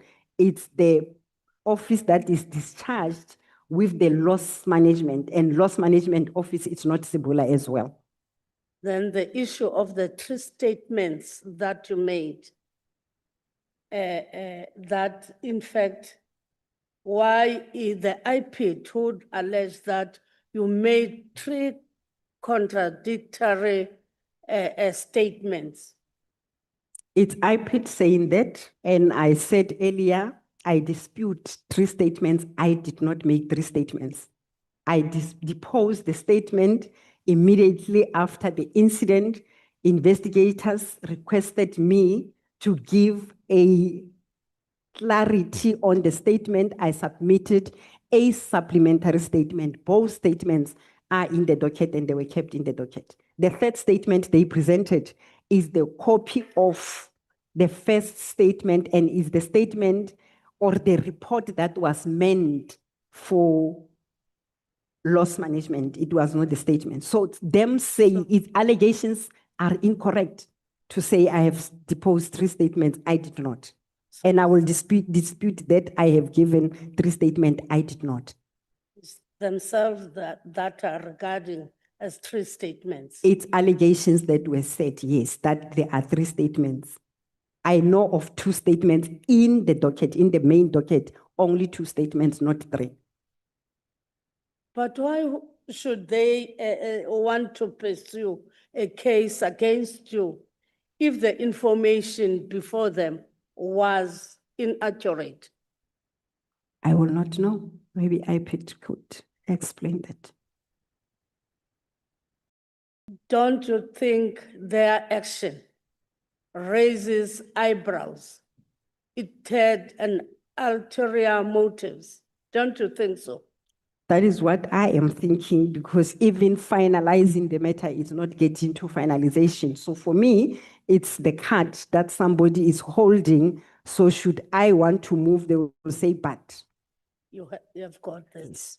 That's how I am feeling. I don't know, but how you said what I think. I think that is what is happening, because if I have a case, it should have been investigated. I mean, we have timelines in finalizing cases. Thank you so much. That Thank you so much. Yeah, it's now 5 minutes after 14 hours. Yeah, 15 minutes have ended. Well, it's now time to break. It's 5 minutes past 2. We are going to break for 35 minutes. And then we come back at 22:03. The next speaker there will be either Honorable Skosana or Honorable Nomvalo. They will indicate.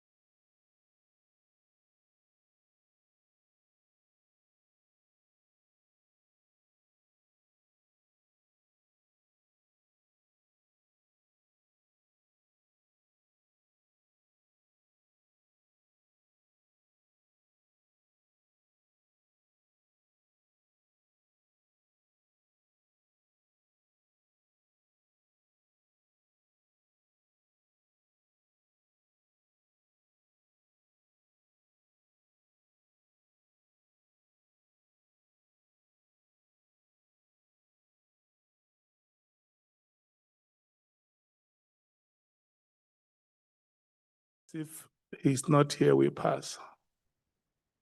We call the next speaker. How do you like it?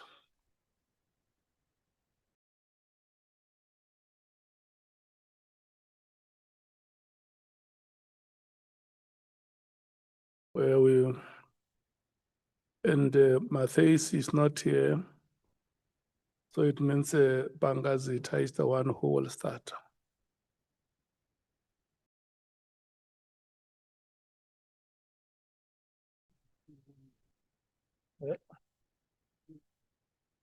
And if there is no speaker, I can call the meeting off.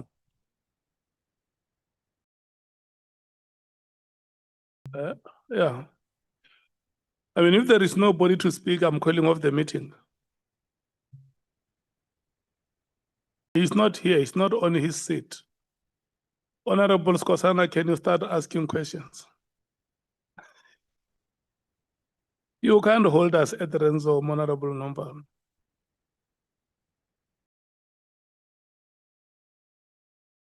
You are the one who ran away from the unity of the MKP delegation here. Honorable Skosana has gone everywhere looking for you, even including calling your name. Your time starts now. It's not beyond 30 minutes. Thank you, Chair. Good afternoon, General. Good afternoon, Honorable Member. So am I correct if I summarize, if I make a summary that your conclusion is that the directive of the minister in relation to the disbandment of the PKTT was wrong, but it was not only wrong, he also acted ultra virus, if you understand that term. In simple terms, it means he acted beyond his scope. Am I summarizing your version that you have tendered so far correctly? Correct. So that is that summary is reflective of what you have told us. Yes. Okay, so that letter of the 31st of December had 3 directives. The first one was about halting the filling of posts in intelligence division. So what is your assessment on that directive? Did he also act ultra virus in relation to that directive? Perhaps what was needed or what I meant, it's the engagement prior to deciding and deciding in the manner in which the decision was made, including the closing of the posts, because in the service, in the public service, if the posts are vacant, they have timelines for them to be finalized and appointments to be done. That's one. Number two, I look at the environment of crime intelligence that it's serving even myself to be able to undertake operations in a space that has been evaluated and analyzed.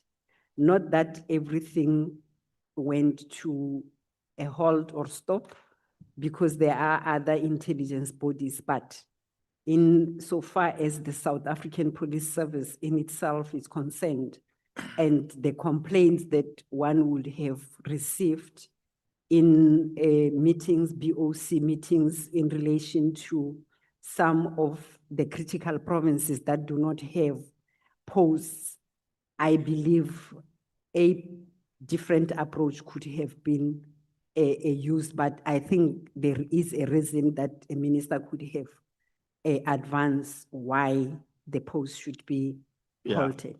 And then with regards to the second directive, ports of entry? What is your take on it?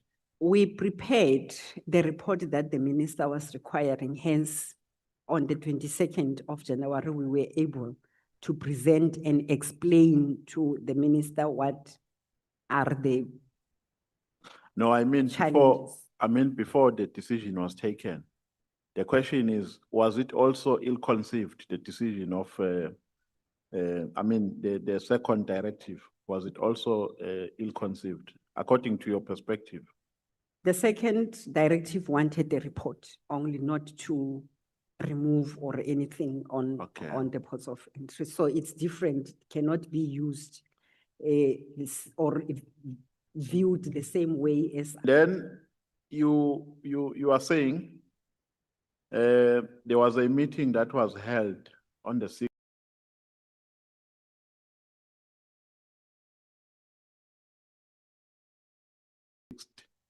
of March 2025. General Sibia and the Chief of Staff were against this plan. Yourself and the National Commissioner agreed to this plan.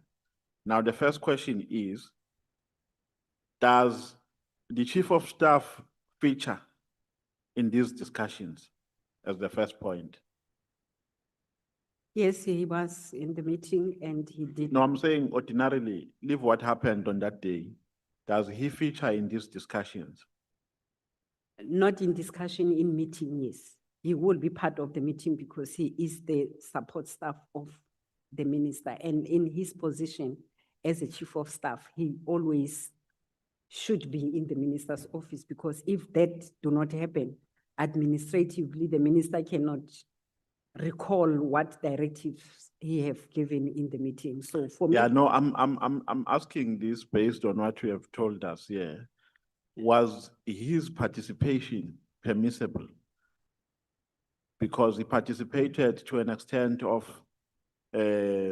disagreeing with a proposal that was made by General Khumalo. That is what was problematic for me. Yeah, that's my question. My question is it ordinary for the Chief of Staff to go to that extent in his participation? With the previous chiefs of staffs of the ministers that I worked with, it never happened that the chief of staff will raise the view in the meeting other than taking notes or reminding the minister on the issues that the minister was supposed to get from management. So Yeah. it was all in essence, it was the matter that was not always happen, but with Mr. Nkabinde, I think he normally sits in the meeting, but to give his view, that is the part that I said it was. Yeah, because my question is, discussions were advanced to what end? What was the ultimate goal? Were they advanced for you to take a final determination on the matter, or you were just discussing for the sake of discussing?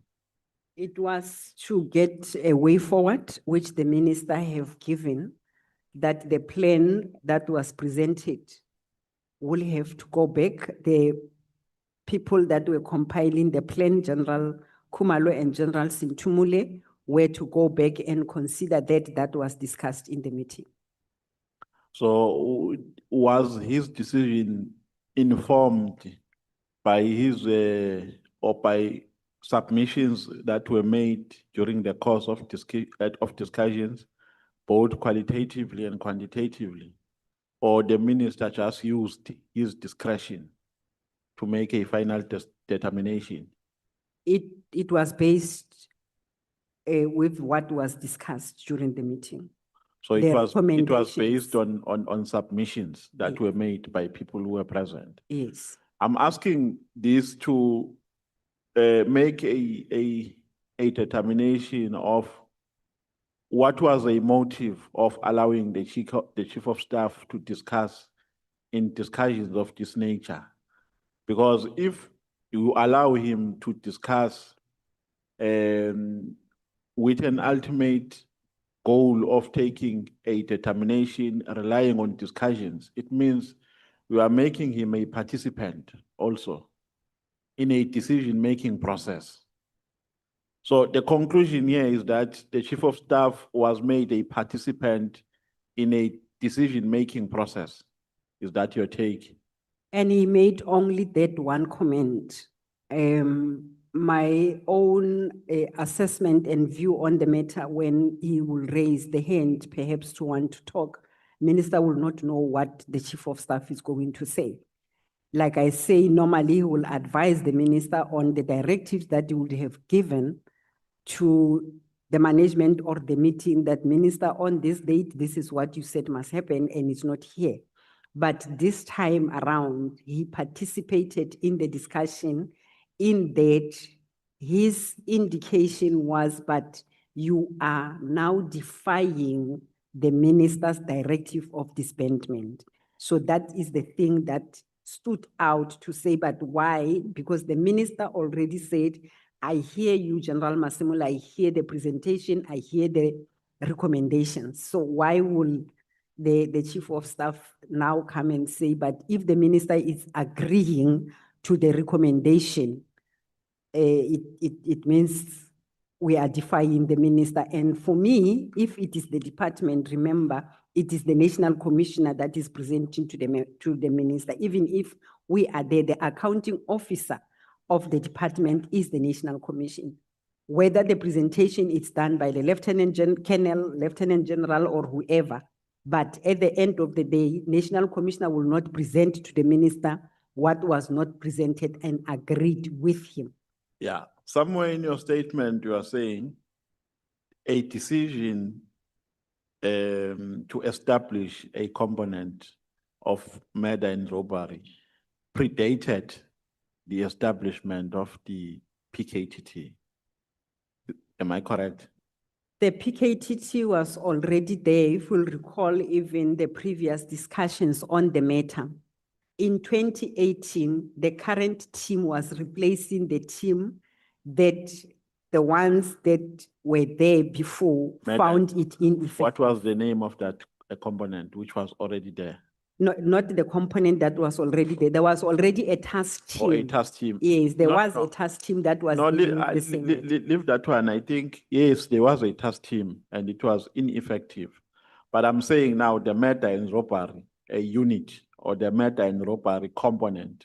Somewhere in your statement, you are saying that a discussion to establish the murder and robbery unit predated the current events. I'm quoting you verbatim, yes, even though your statement is not in front of me, but I read it, Dara. That's what you are saying. Am I correct? You are correct. Murder and robbery was already in force. The discussion, because I think you are saying it started between 2016 and 2017, the discussion of a murder and robbery unit. The work study was concluded in Yes. 2019, but yes, the consultations, because it's a process to finalize the work study investigation. And the business units that are going to be affected will then be consulted. And I said at the time, I was serving as the divisional commissioner. Yes, yeah, that's of what we are saying. detectives, Yes, correct. Now, my question is, here now, in this meeting of the 6th of March, 2025, General Khumalo is making a presentation. He talks about a transition from the PKTT to the murder and robbery, a component. So is it the same component that was initiated before the establishment of the PKTT That's that, correct. that he talks about? That's correct. Now, my question is, why is now General Sbiya, if this thing started a long time ago, the murder, the discussion about the murder and the robbery component started even before the establishment of the 2018 task team, why is now General Sbiya opposed to it? It will be difficult for me. And I'm asking a twofold question. The first question is why, if it's a concept which was already there, and then the second question, in line with the first question, is what was the alternative plan which they were proposing? The alternative plan, because remember the plan presented by General Khumalo here is that there must be a transition from this task team to that component. Now, when they disagree with this one, what are they providing as an alternative? The discussion in that meeting was that can this particular investigation of PKTT be either assigned to the provincial investigative unit or to the murder and robbery. Of course, murder and robbery, I think until to date, is only functioning at provincial level, or the dockets be redistributed back to the stations of origin.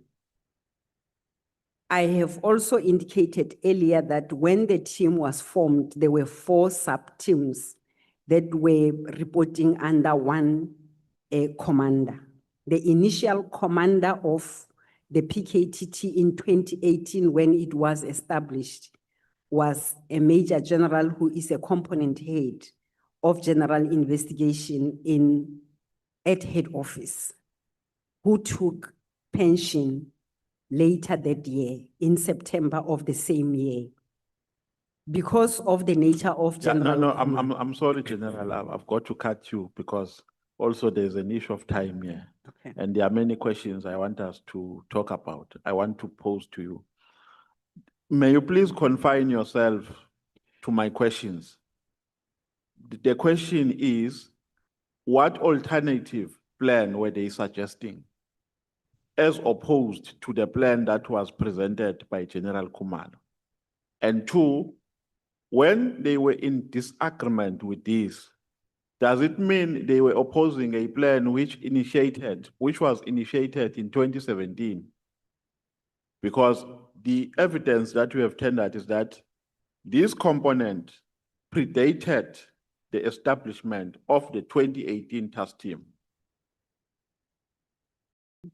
I will not say it's them who were suggesting. The meeting suggested either provincial teams to take over the dockets or dockets go to the station. So we were still in discussion when General Khumalo on the recommendations was that can we then have a gradual disbandment as these dockets are currently being decided whether they should go to PIU or they should go to the stations of origin, of which it was going to be a transitional process, even to decide whether we'll want to take them back to the stations of origin where they were collected from.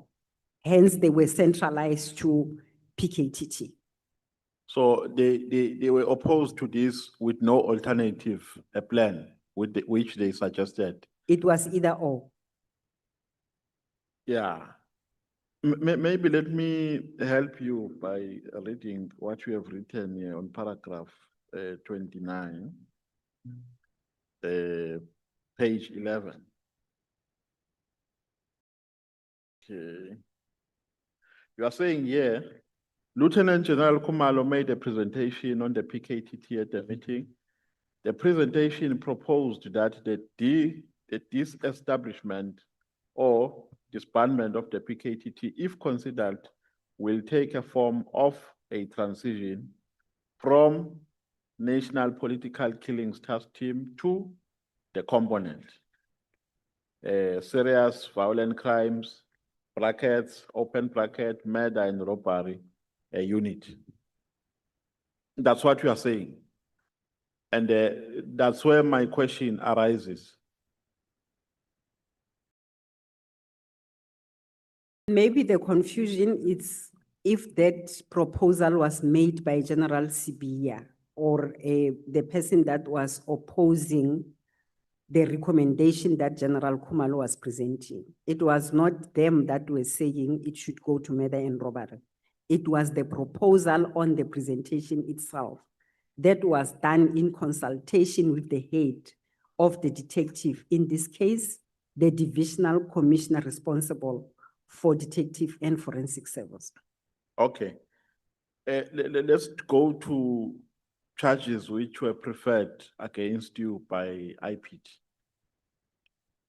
Evidence which has been tendered so far before this committee is that IPID was weaponized against certain members of SAPS. That is the first point I want us to talk about. Do you agree with that? I will not agree if I don't have facts, but that is what No, I'm my saying lead was doing. as an allegation. I know that you are not making conclusive statements here, but as an allegation, would you say really there is an inference that points you to that conclusion? That there was an outside, not necessarily political, an outside or political interference, which, Chair, can I be protected? I mean, Honorable Breitenbach is disturbing me. Honorable Breitenbach. I'm truly heartbroken, Chair, so sorry. Yeah.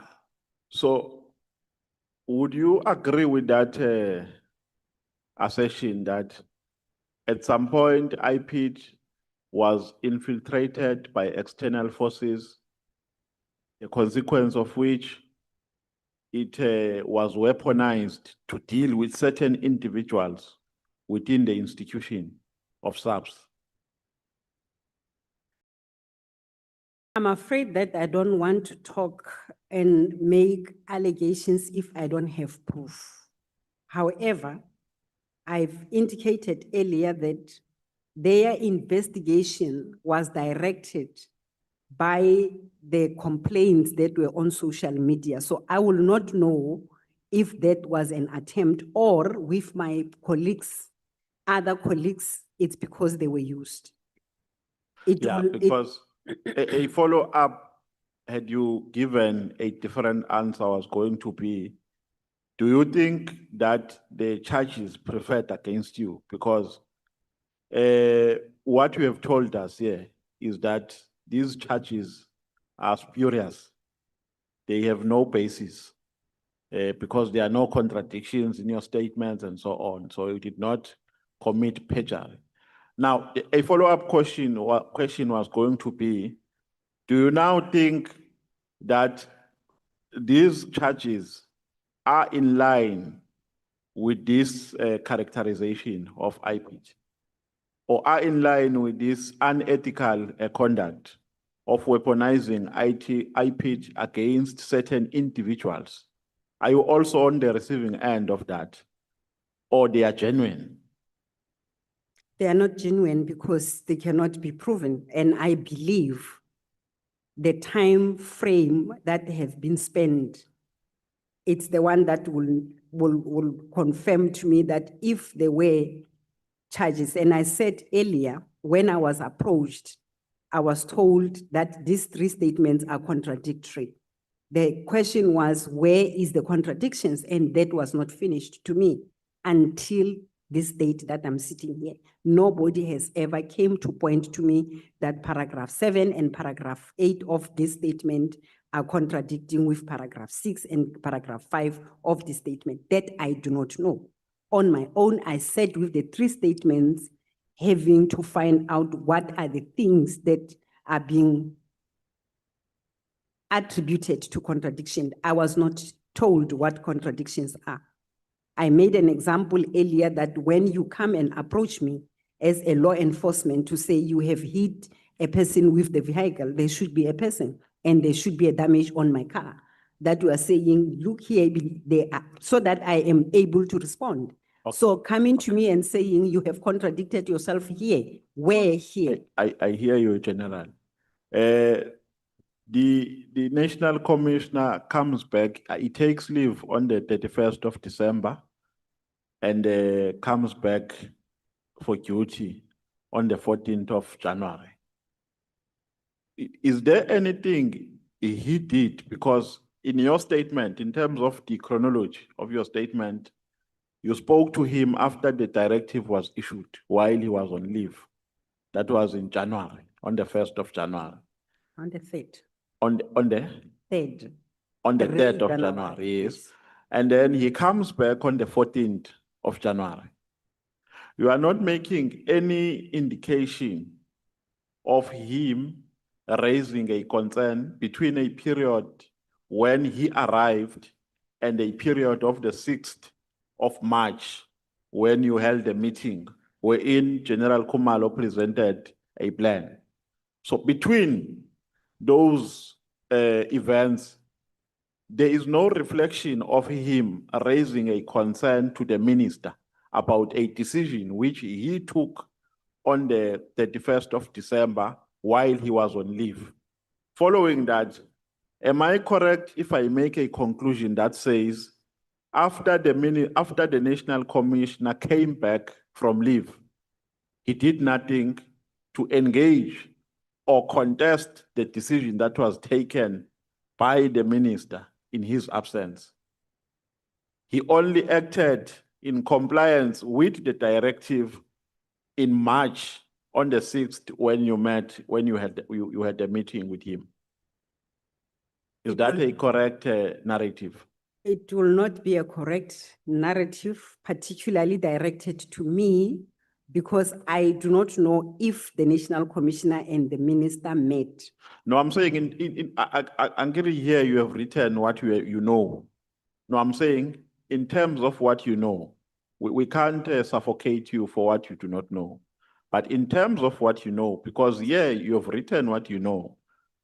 In terms of what you know, the National Commissioner came back from leave. He did not do anything to contest the directive. He only spoke about the directive in March when he was complying, receiving reports from General Khumalo. That is the point where I'm saying I cannot confirm that he did nothing, because the fact that the plan was prepared, I don't know the communication between him and other deputies. Yeah, no, I'm saying in terms of what you know, you can't account for what you do not know. Definitely, Chair, I don't know whether he engaged other deputies, whether he engaged the minister, but what is in my knowledge is that the next time we discuss the matter over and above different environments and business units presenting to him, I was involved in the meeting of the 5th with Portfolio Committee and the 6th with the minister.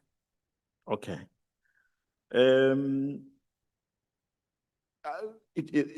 Briefly, in a nutshell, I just want you to give an explanation of your duty vis-a-vis a duty of the National Deputy Commissioner.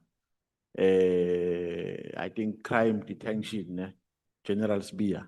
That's how he's called, correct? Correct. What is the distinction between your responsibilities? General Sibia is responsible for detective services, forensic services, and crime intelligence. These are the 3 divisions that are reporting to General Sibia. This is only the investigation, follow-up investigation, and support. Policing involves all other units that are operational in the police, except the 3.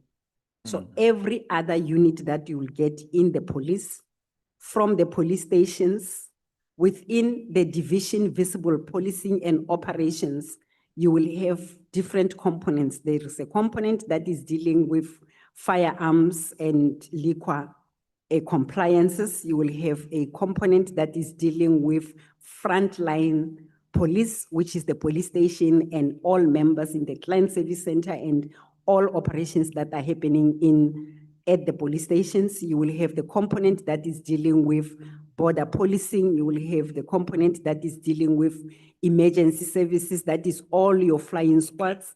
And you will have protection and security services. So between the 2 of you, with whom does the buck stop? Between the 2 of you in relation to the PKTT affairs? It will stop at NOC, which is the component reporting to me. But in terms of the investigations, the dockets themselves, the buck stops with General CBA. Chair, am I running out of time? Should I stop now? Oh, okay. Lastly, since you are dealing with policing, what is your final assessment on the effectiveness of the PKTT at the time when it was dissolved? Was it still needed? Was it effective? Did it make any practical positive or practical paradigm shift in KZN where it was established?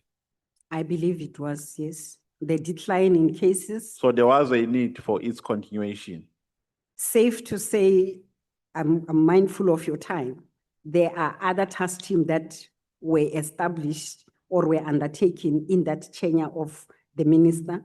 Example of those, lockdown 3, as well as the taxi violence that was in Port St. John's in the Eastern Cape.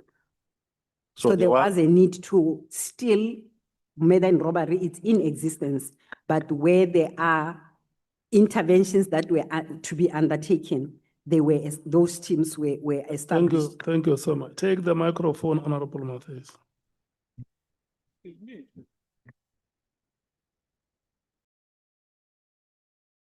I was still teasing honorable souls, and here I am. Chair, how much time?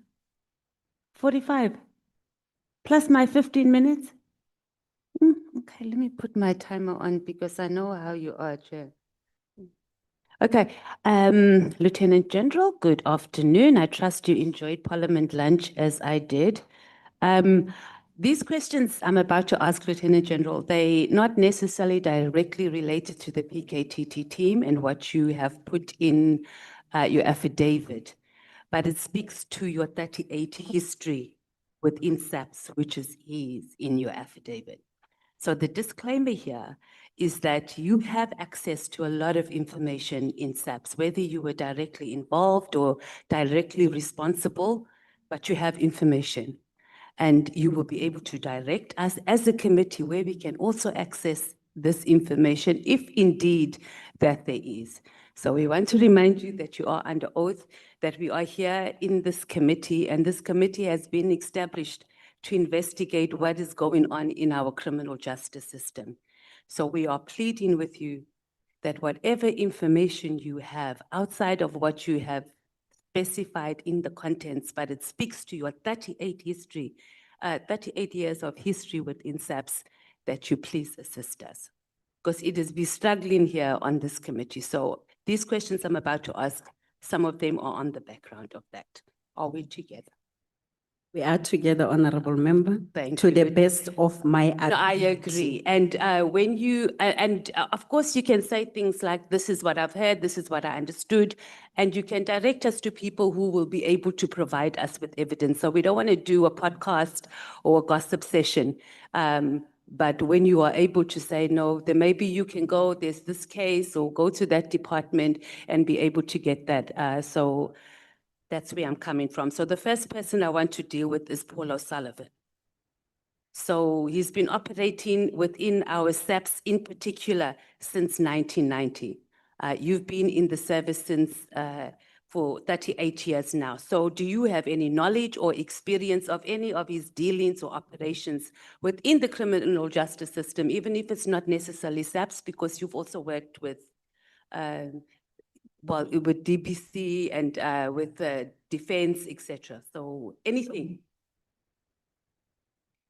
The first encounter with Mr. O'Sullivan was when I started to work in Gauteng as the Deputy Provincial Commissioner responsible for crime detection. In that, he was assisting with some of the investigations, and I know the first encounter is when Paul O'Sullivan was providing information in relation to other matter that was under investigation that was involving one of the convicted criminal, rather than Krecha. So that is when I started to know Paul O'Sullivan. Even came to my office with other files or the personnel of his office, but I received a call from him that they want to hand the dossier on another investigation. So I did interacted, and I know that Paul O'Sullivan was interacting, or Ndade Paul O'Sullivan, because he is older than me. And I'm taught to respect and call him Mr. Paul O'Sullivan. So you entertained him based on his age. Did you do any investigations into him? Because, I mean, there's a lot of people, let's just be honest, that would send you messages, that will email you, say that they have information.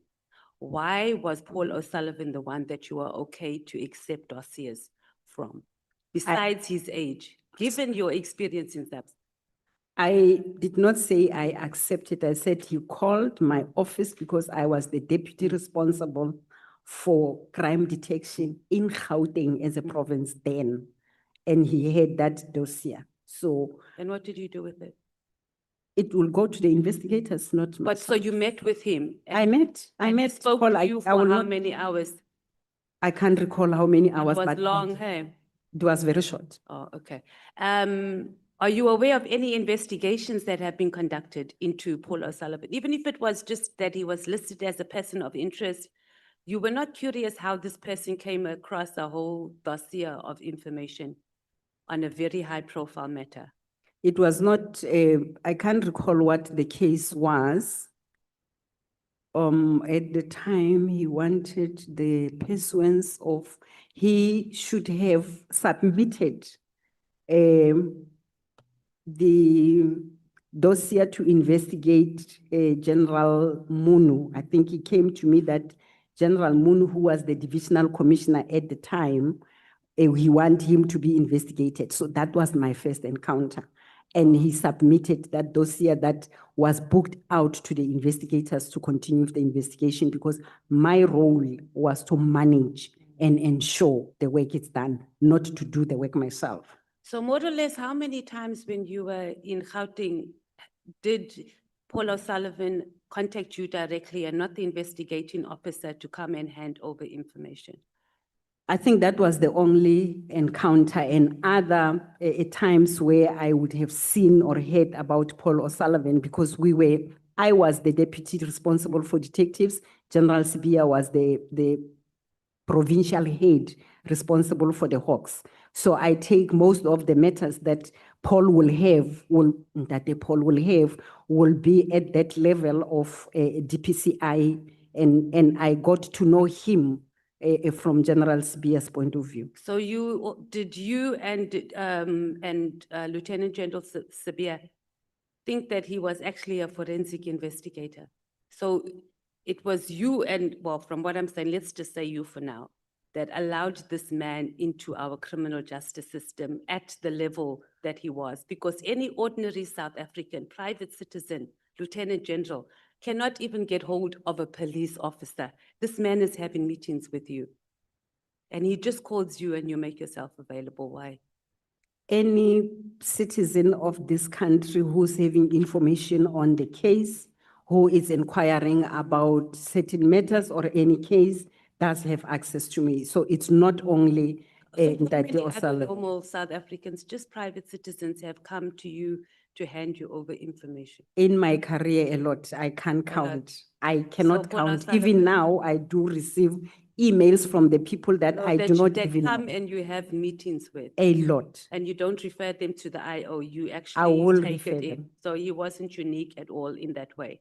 And you trusted that this man was not trying to infiltrate our criminal justice system, that he was actually a forensic investigator. Did you, that being the head of detectives, do any investigations into him? No. Okay. So who does South Africa trust? Because the job of SAPS is to protect our criminal justice system. You and your colleagues are the most senior leaders in this country. So if you can just go and get information from random citizens, allow them to have meetings whenever and however they want, who protects the ordinary South Africans from people who now we can see has been trying to capture our criminal justice system? Because it started off there. That's why he can come here into Parliament, walk out when he wants. He even threatens members of Parliament. So it started off there. And that's your responsibility, you and your colleagues' responsibilities to protect us, protect the nation, Lieutenant General. What happened? Why was that not done? Because everything, pretty much everything we know about him that we thought we knew, We have evidence that says otherwise. I don't think for a person to come and share the information or to present information, it's untoward if you don't know where he's coming from or if he is not or she is not doing anything wrong. Any person can come and present the case and he or she will be, listen, that is what happened. And I can put my head on the block that South Africans with the 38 years service that I had, I have been assisting people and I'll continue to do that as long as I am in office. And you can trust me in that. But one person that has done wrong or that was established afterwards that but it's having other ulterior motives needs to be investigated from that point of view. It cannot be correct that if a person just walk in your office, you don't know, you don't have a background, you just decide not to listen to that particular individual. But if there is an indication and evidence that shows that there is an ulterior motive, it will be taken from there. And again, it doesn't mean everything that he presents, it's having an ulterior motive. Hence, it must be interrogated and be investigated. And with the facts, then we can indicate that, but here you are overreaching. So at the time, it was not present. So the question wasn't whether he provided true information or not, etc. The question is that we have someone who has direct access to you, a very senior official, you and many others, right? There has been for the longest time, you can just go and part of your job is crime intelligence. I mean, as SAPS, is to keep abreast of what's going on in the nation. So at some point, as our highest ranking officials there in SAPS, what is the story with Sir Paul O'Sullivan? Is he let's not talk about the evidence. What is the story with him? None of you ever sat down with each other and say, who is this man that has all this information? Because that is your job, is to protect us as the nation. It's not our job. So I'm not speaking directly to you, but it's you and your colleagues who are tasked with this, Lieutenant General. It's not us as ordinary citizens in this country. So I'm saying at no point amongst you and your colleagues did you all ever question who is this person, because he's been going around in media for the long time. I mean, the highest point was in 2019, where every single media outlet was reporting about it was iPad showdown with him and Paklani, our acting National Commissioner at this time, and SAPS. During that time, you in that senior leader position, was there any discussions about who is this person, what should happen, anything? Discussions could have been there individual, but the investigative authority and the intelligence communities, I believe, were doing that they were supposed to do, and they will provide the feedback and their investigation or analysis to the relevant authority.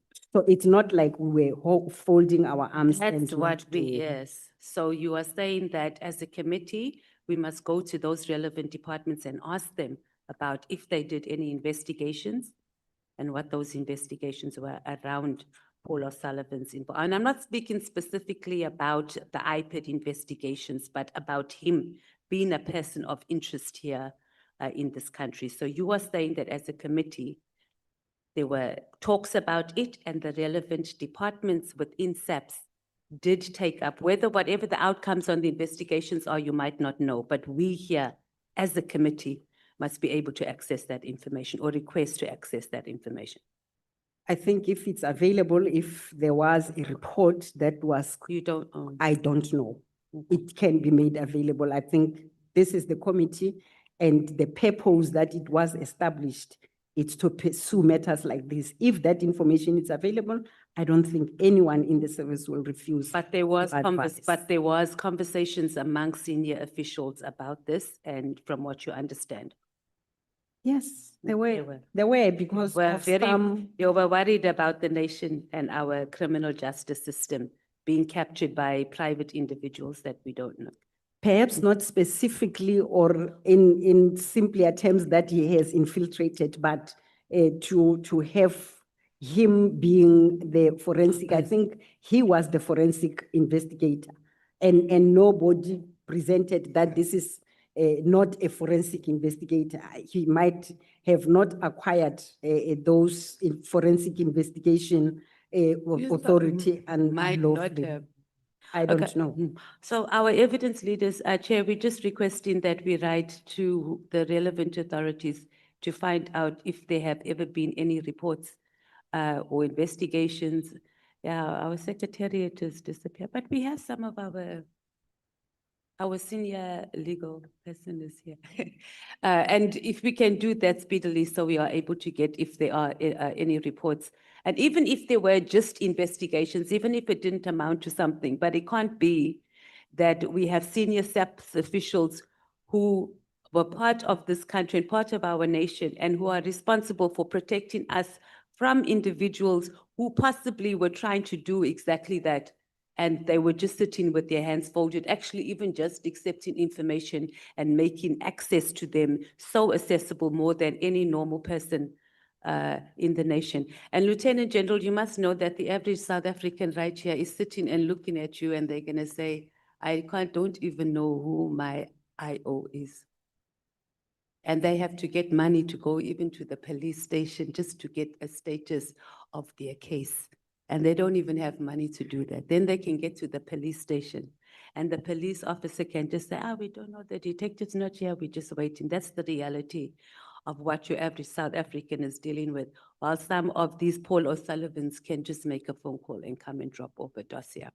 Okay, let me allow you to respond, sorry, because I'm talking. It's not correct that South Africans will inquire about their cases and they will be told that the detective is not available.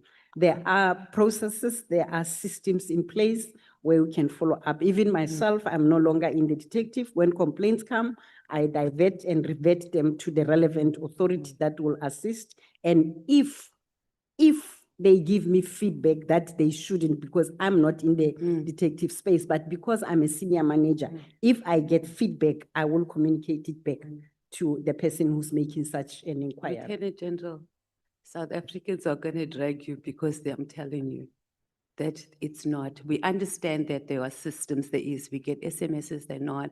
Sometimes you can get an SMS, it'll take forever to get one who has been allocated to, you can go. And that is the reality of the majority of South Africans here in this country. We know that there are systems. We don't dispute that.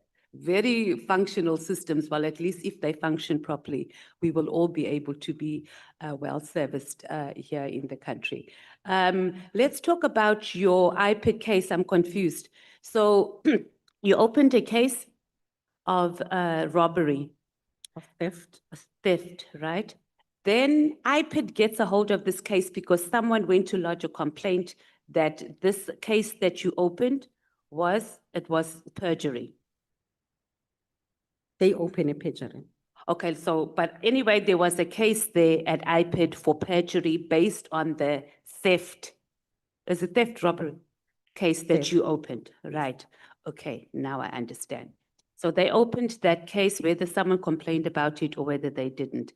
So iPad's core mandate, from what I understand, is to investigate serious police misconduct, custodies in death, torture, brutality. Does perjury qualify?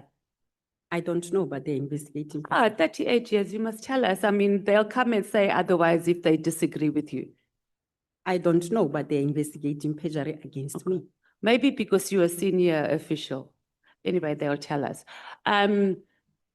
So you don't understand how they took the case, and I'm assuming it's based on the fact that there was a perjury case. So no, that they opened the perjury case. So, and the perjury case, the evidence is on the docket that you opened, right? So they still have both these files, which means, are they going to investigate from what you understand, or what should happen in terms of processes in SAPS? Is it their responsibility also to process the theft case? No. So that case should have gone back to the relevant police station or investigating officer to continue the investigation, because they already have the information they need to do a perjury investigation. That's correct. And that hasn't happened. I don't know. I haven't checked if the investigating officer has or got hold of the case. However, after engaging with them around September, the investigating officer did call me, but he called me on another case requesting that I should be a witness on another case that I believe had the similar modus operandi as my case. And I said, with all fairness, I will assist in any case, but they must remember that I still have a case. So I don't know if the docket is back with them. That I can establish, because yes, it's my case. I should know where my case is. You see? Do you see? You're also a product of the rest of South Africans. You don't know what's happening with your case. I have not followed up. I have not followed up. So I think, Chair, also let us also request to get a report on iPad on what, because that will speak directly whether there's unnecessary interference or whether our whole criminal justice system has been weaponized by senior officials in our criminal justice system. And this is not to say that you didn't purge yourself and that IPID shouldn't investigate, but just speak to us understanding what is going on and why something like that would take so long. In paragraph 58 of your statement, you say that you made amendments, right? Or you say that there were amendments were made and it was in a pen handwriting and it was done without your knowledge. That's correct. Yeah, so have you formally requested authentication of it, or because the file is still with iPad, it's just parked for now? I did not want it to interfere with IPT's investigation, so I received what they have presented to me and I allowed them to do their work. So in your experience, how would that happen? So someone would, because generally if you do any amendments to a statement, you have to do your initials next to it. So were your initials next to it? It should be done in the presence of the depositor of the statement. that's You what I- can't amend the statement that I have deposed if I'm not present. One. Two, it should be signed by both the deponent and as well as the person who have disposed the statement. So it cannot be one person sitting in his office amending somebody's statement without. So what is yours? So you're saying that it was amended, but there's no signatures on it? No, I did not sign. I did not know you of. didn't? Okay. Yes. So I just wanted clarity. Then you said that you submitted, you did a typed statement because it was requested because the ink was fading on your original statement, or did I misunderstand that? No, you understand it correctly. However, the type version was for the file that was at Loss Management Office, not part of the docket, because the docket has the original statement. It also has the supplementary statement. So the file, it's done, it's at the police station, Littleton or PIU that was investigating. Immediately when I finished with my statement to open the case, I had to submit documents for the loss management for the purposes of the state property that was lost in my possession. So in that, the loss management office was requested that the statement, because it was a copy Okay, I got statement, it. it's fading. Okay. Good. So they had to have it typed. So they said, as loss management, I think procedurally as well, they will not do it themselves. Can I type the statement? So the officer in my office typed the same statement verbatim as is, just to deduce it in typing for the purposes of the file. So it is the statement that was meant for loss management, not for a case document. Why didn't they just go to the police station and get the original copy? Because it seems to cause a lot of confusion. Why would it not go to the SAPS printer or make a photocopy that is proper? Because it seems very like we're here because of a type statement, or not here, you're not here because of that, but the situation is here because there's also a type statement when you could. Littleton is not far from the headquarters of I think because it was the submission from myself, they will want it to be typed at least. So the same statement was just typed to have a clearer version of the same statement. But do they generally ask for statements to be typed, or would they just use the original statement that you gave when you opened the case at SAPS? Because you're not really answering the question why they didn't just go to the police station, what is it, Littleton, and ask for your original statement in the docket.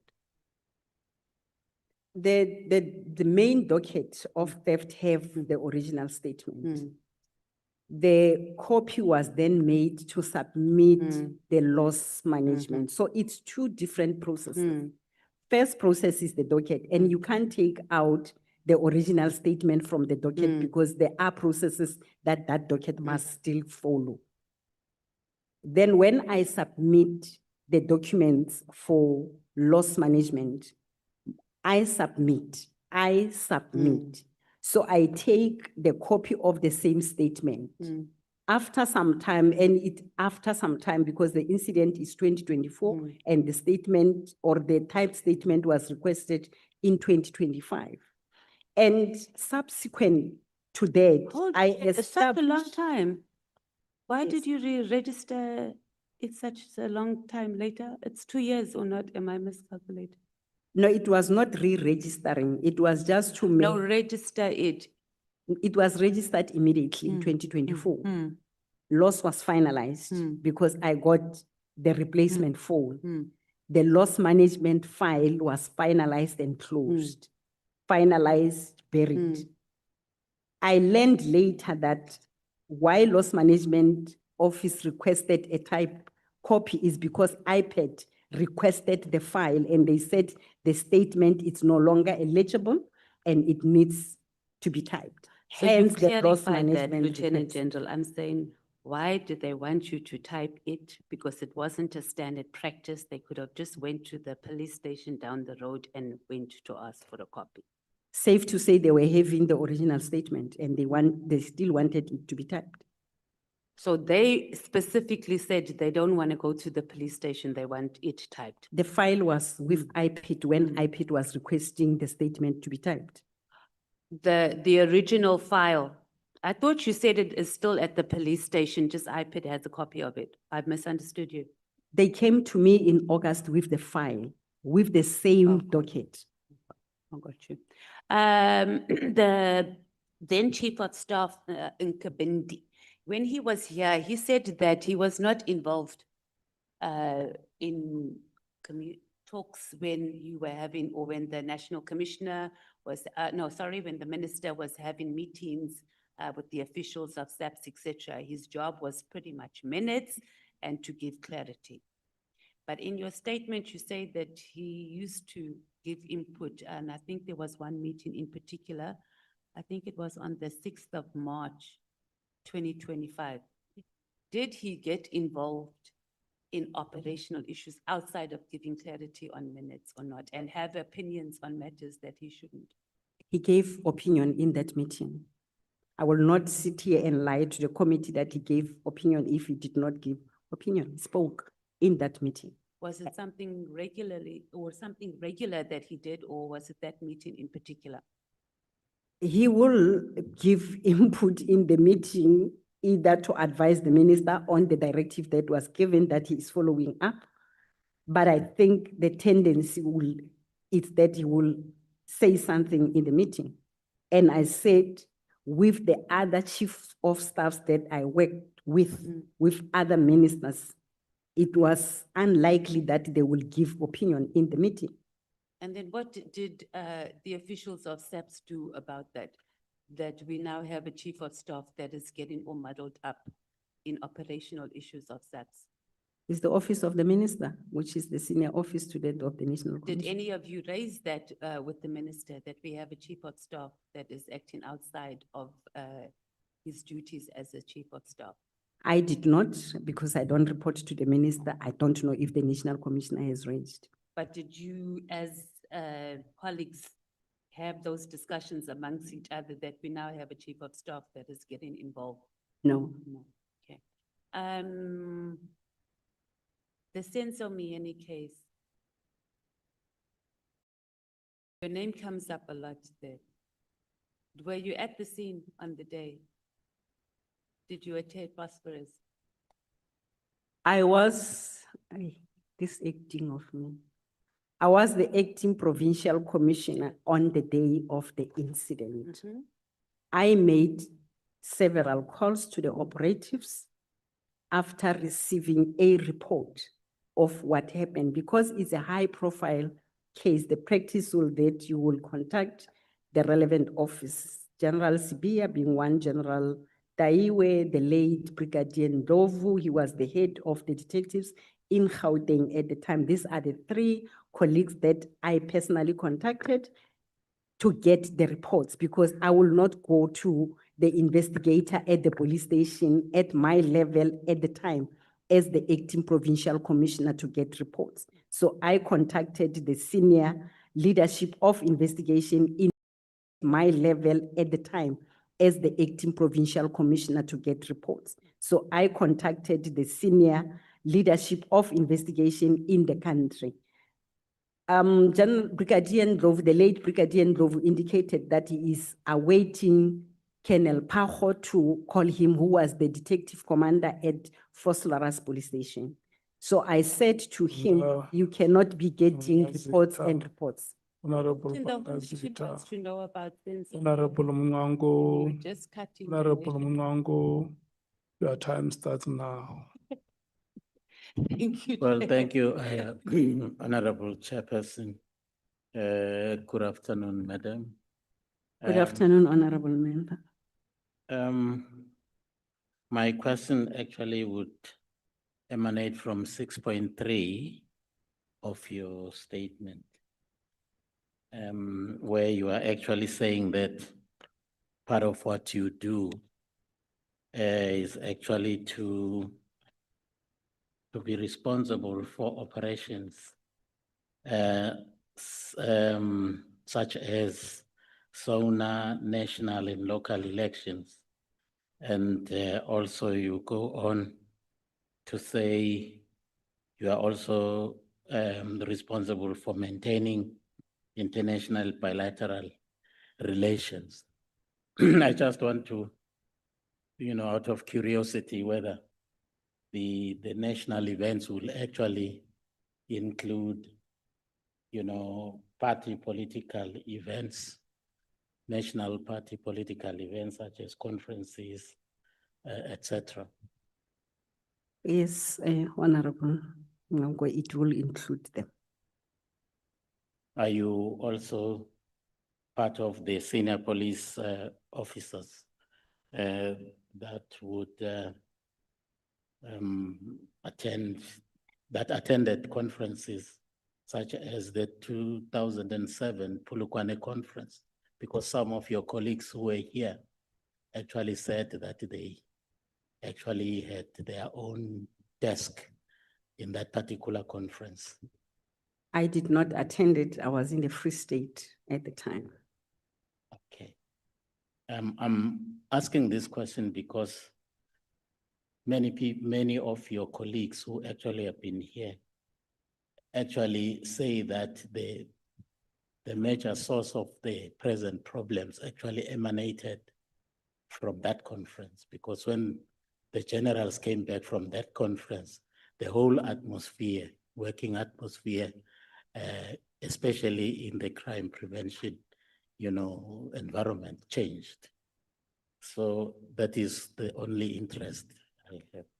The second question actually has to do with paragraph 6.4, where you say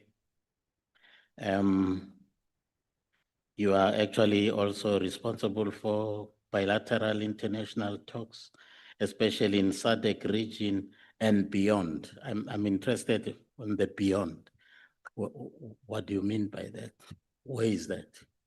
There will be bi-national meetings outside of the regional bilateral meetings within the region, where you will have the SADC countries having bilateral meetings. For an example, there will be a bi-national that one attended recently in Vietnam, where the president was attending. So that is one of the binational talks that I'm referring to.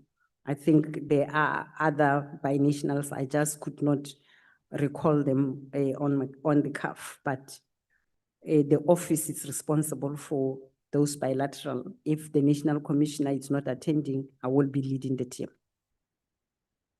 You, in paragraph 6.6, you say you also liaise with regional and international counterparts. Are you comfortable to disclose the counterparts that you liaise with? That will be the police cooperations.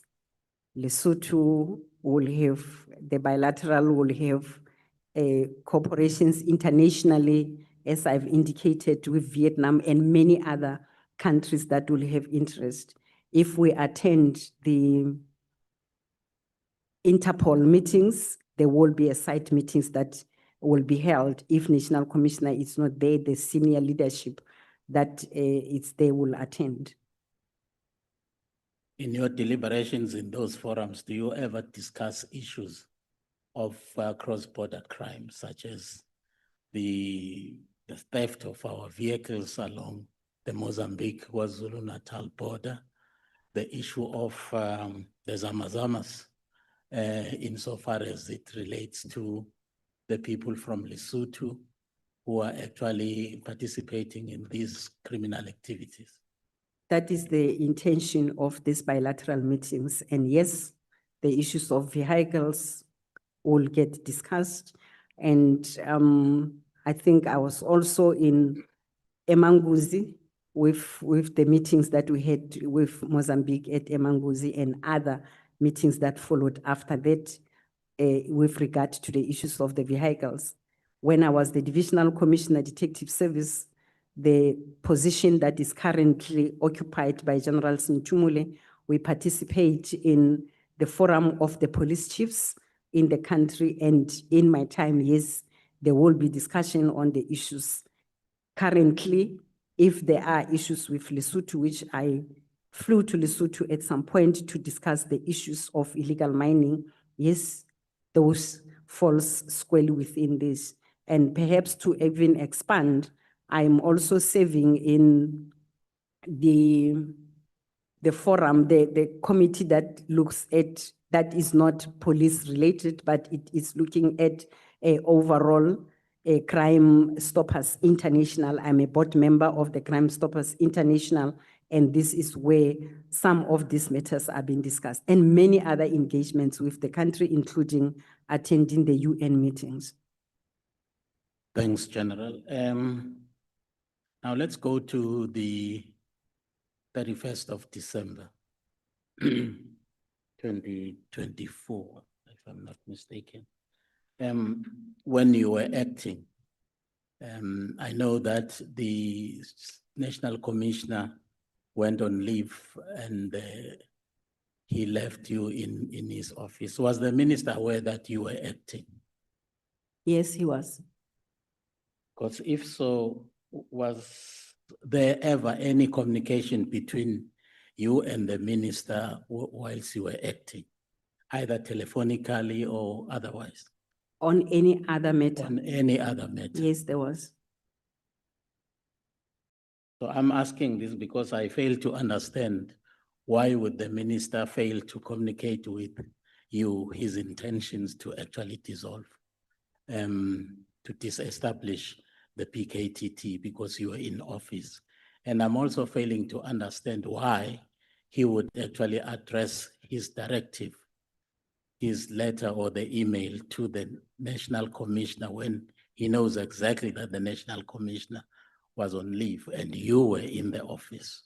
That is why I'm asking, was he aware that you were in office? He approves the leave of the National Commissioner, and he will not approve the leave of the National Commissioner. I think the law dictates that he will then need to know and appoint the person that will be acting or confirm.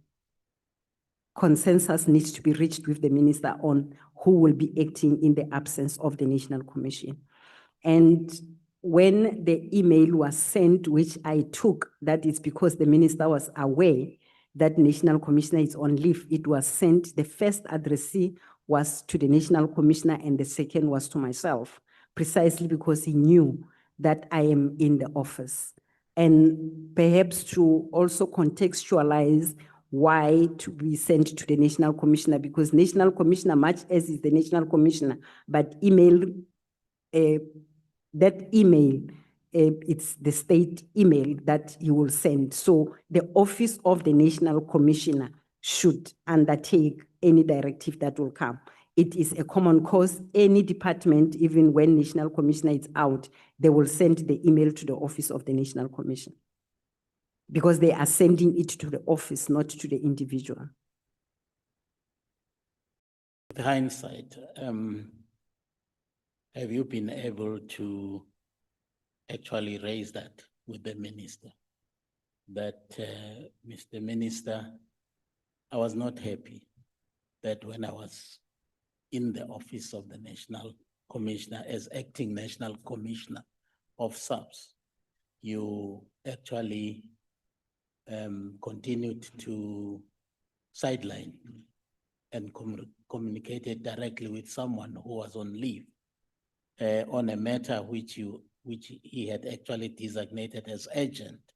How on earth was a person on leave going to be able to actually act on a matter, on an urgent matter when he was on leave? Have you actually been able to? I will not have raised it because I said earlier the email was addressed to the National Commissioner in the capacity of the National Commissioner and to myself. So not even copied, I was the main addressee as the National Commissioner. So the email followed one another. So the minister did address, or the chief of staff was mindful of the fact that in case the office of the National Commissioner's chief of staff and the PA are not in the office, because there is an acting person and he knows who the acting person is, the email was directed to me. So the minister's office did not sideline my office. They did send the email to me. But the email was addressed to the National Commissioner. To the National Commissioner and me. Was not to the acting National Commissioner. There is no office called acting National Commissioner. Hence, my explanation earlier is that it is the office of the National Commissioner, but it was also sent to Mosikili TC email, which is the Deputy National Commissioner who is acting at the time. So it was sent to me. So in what capacity did you deal with that correspondence? In your capacity as acting National Commissioner or as Lieutenant General Mosikili, who is the Deputy National Commissioner? Lieutenant General Mosikili, who is the acting National Commissioner. Because if I was not acting, another person was acting, it could have been copied or sent to that particular individual that was acting. But in this case, it was sent to me as the acting National Commissioner.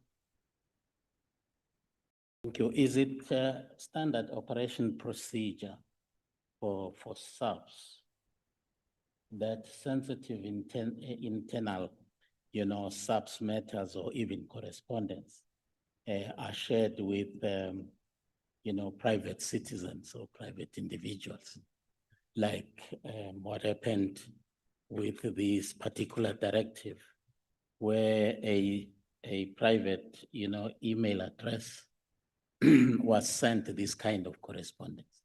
Is it your standard operation procedure? It is not. Okay. If it is not, then what steps have you taken or did you take to deal with this matter? Because it's most likely to happen again. I inquired, I engaged the chief of staff in the office of the minister and he explained who the email belonged to. The fact that I'm raising it is that of the addressees of this particular email, there was a private email, not a private person. A private email was used. I do have my private email where I'm receiving my private stuff. If it is the official correspondence, I do not receive them on my private email. But if an individual knows my private email and send it there, I will then raise it to them that please do not use my private email for official stuff, because again, I was worried about the leakage of information if the private email is used. You know, why I'm asking this is because when we were talking to Brown Mkhwanazi, one of the WhatsApp messages he sent out to some other people was about the directive itself. And looking at your statement, you only actually came to know about this on the 2nd of January. But already, Brown Mkhwanazi had actually, you know, communicated with other people to say, hey, that group that came to invade your house had been actually disbanded, which was already around the 1st. So have you actually made any effort to uncover who this one is? You know, who the owner of this address is? Because we want to know who exactly, you know, disclosed that, shared that information with Brown Mkhwanazi, because Brown Mkhwanazi is not within SAPS structures. With my investigations with the chief of staff as the person who sent the email to all these people, he did confirm who the email belongs to. Yes, I have done that. So you would not be prepared to share the identity of that individual with us? I think I said earlier, he did at the time, told me who the email belonged to. I'm just forgetting, but it was somebody in the minister's office, one of the staff in the minister's office.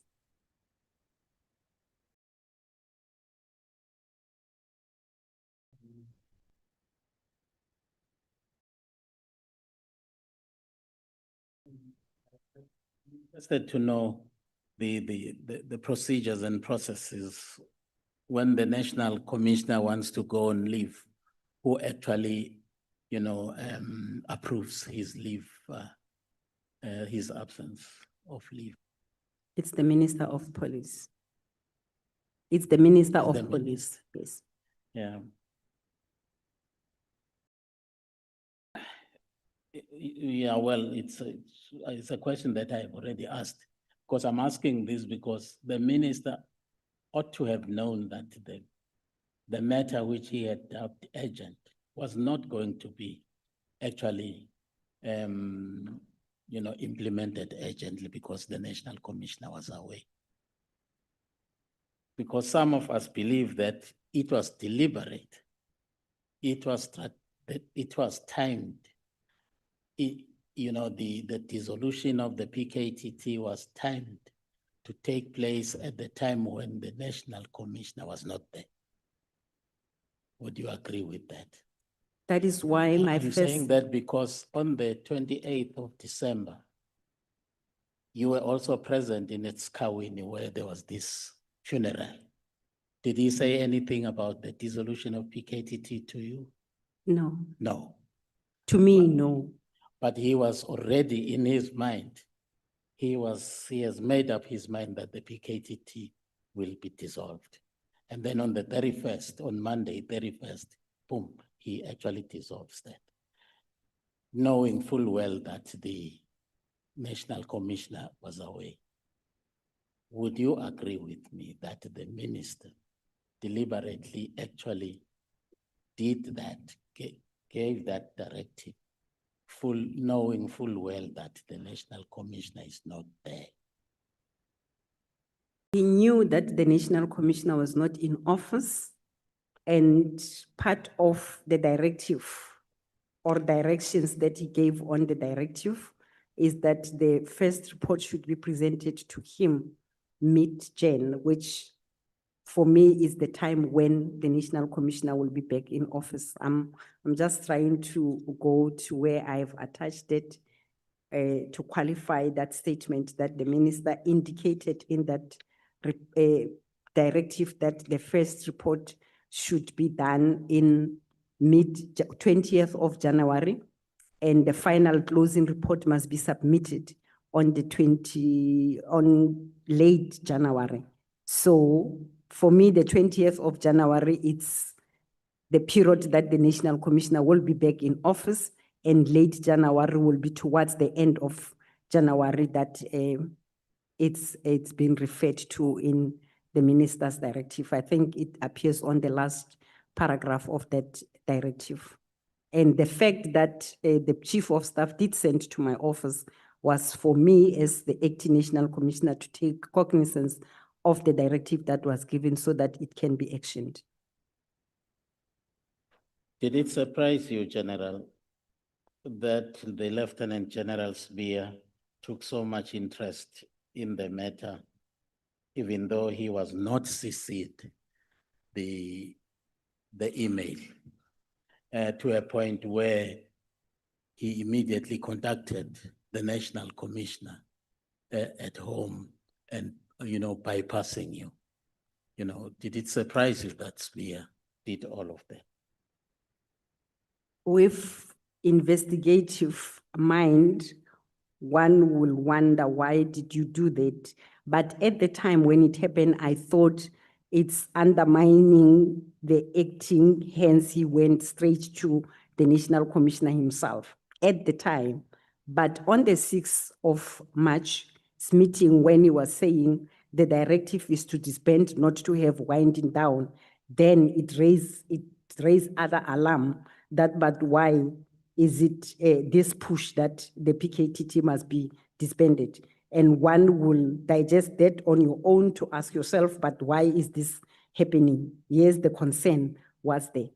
And I think with the incidents happen afterwards, it's when one will conclude to say maybe there is something that we don't know that my colleague know. You're in the meeting of the 5th of March, where you attended the portfolio committee meeting and where Lieutenant General Khumalo actually presented a report. Did he actually include in his report the successes of the PKTT? Yes, he did. What was the reaction of the portfolio committee in that regard? There were mixed reactions. I believe I will not be specific. I don't even have the minutes, but it was welcomed by some members. It was interrogated to some in the concerns that were raised, perhaps some were the time lapse between the investigation and that report, and whether it is viable to have that. And I think I will recall one Honorable Adams, who also voiced his concern about that presentation that was made.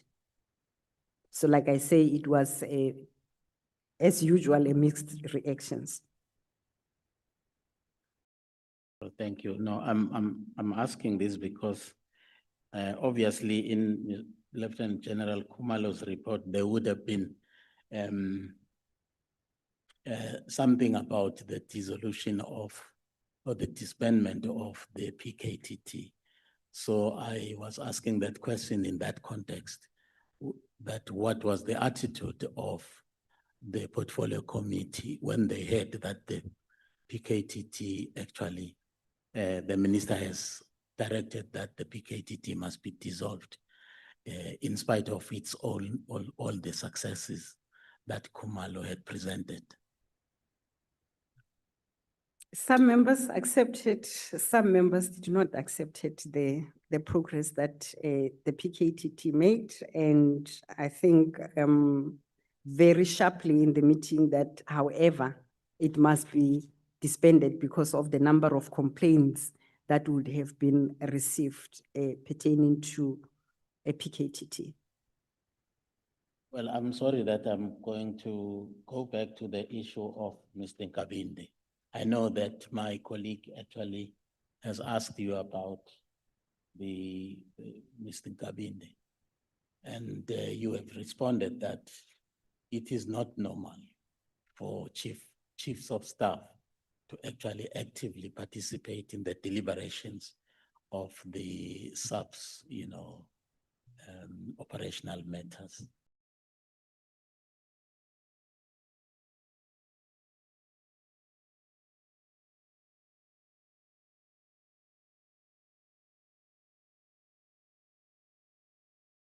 Now, Mr. Ngavin's decision that you actually took in that particular meeting. The status was implemented as a way forward of the meeting was that the team needs to go back and include the proposals that were made in the meeting. And it- Including Gavinder's inputs. No, the chief of staff's input was that it must be disbanded as the minister has directed, that way that it must happen. And the way forward of the meeting was that go back, National Commissioner, with your team and revise with the recommendations that are coming from the meeting. So I take the chairperson of the meeting is the minister, and the minister said, go back, revise with the inputs that were given. Again, with hindsight, have you been able to, you now have a new minister who is in the office. Acting minister. Acting minister, I'm sorry, thank you for correcting. Have you been able to actually warn him about these discrepancies? That because he might also be tempted to bring the chief of staff to meetings and allow the chief of staff to participate in the operational matters of the police to a point where he or she participates in the decision-making processes. I think the decision to participate will differ from one minister to the other. Like I said earlier, there were other ministers that I may, in my position of leadership, have engagements where the meeting will be held, where there will be little or no input that they will make pertaining to the discussion of the management, other than to take notes for the minister and guiding the meeting on the matters that minister will want us to give feedback on. So whether the minister will continue with that, it has not happened up to this point that the minister is in office. So I don't know if it will happen at any time soon, but advising him, no, I did not. Personally, I did not. I don't know if the National Commissioner, who is the person that is reporting directly to the minister, has done that. Well, my last question, Madam, has to do with discipline within the police service. What would you say about that? Because as an outsider, I can see that discipline has actually abandoned our police service. It doesn't seem that the standing order is actually holding anymore. What would you say to that? Standing orders still hold. They're still very strong. Policing, it's still very much efficient and effective in my view. And where there are wrongdoing, it is a responsibility of a particular commander to correct the situation on the spot. Where it is challenging is where members will behave otherwise and the commander is aware and it's doing nothing. So it is still the responsibility of the leadership to correct and bring the South African Police Service to the standards that it requires. So in the main, I think 80% we still have law-abiding or abiding members of the South African Police Service, including myself. I still respect the police, I still respect and I expect the same from my subordinates. If they don't, I call them to order to correct the wrong situation. Now, in your view, General, what would it take to actually restore the trust of the South African people to to the South African Police Service, given all the problems that actually have actually surfaced during this process. It's the unfortunate circumstances that we find ourselves in as a country. But the assurance that I want to give to South Africans is that there are still men and women in blue out there that still respect the oath that they have taken, and policing is continuing and it will continue. One rotten apple cannot spoil the whole police force. And it is being dealt with. This process that is undertaken, I have full confidence that it will bring back the order that will require and the respect that will require. I wear my uniform. I think some of the members, when I walk in, could not recognize me in private clothes because I'm always in uniform. And I will wear that uniform with pride, especially after this process that I know it is going to bring that dignity and respect in South Africa. This is the only South African police service we have. Is how Honorable Skosana knows you. The microphone passes to. Thank you, Honorable Chairperson. Thank you. Honorable Matthews. Mine is just clarity, please. Yeah, no, not now, later. Oh, okay. It was just on the email, Yeah, that yeah. private email. Okay, let us do clarity. Let's get Honorable Sols. We will come back to you at the end of the speakers list. Thank you. Honorable Sols, your time starts now.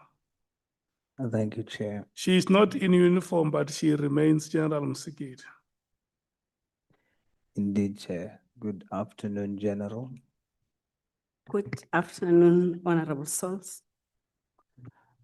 General, as an official who was in a senior position in the police in Gauteng before, based on your experience,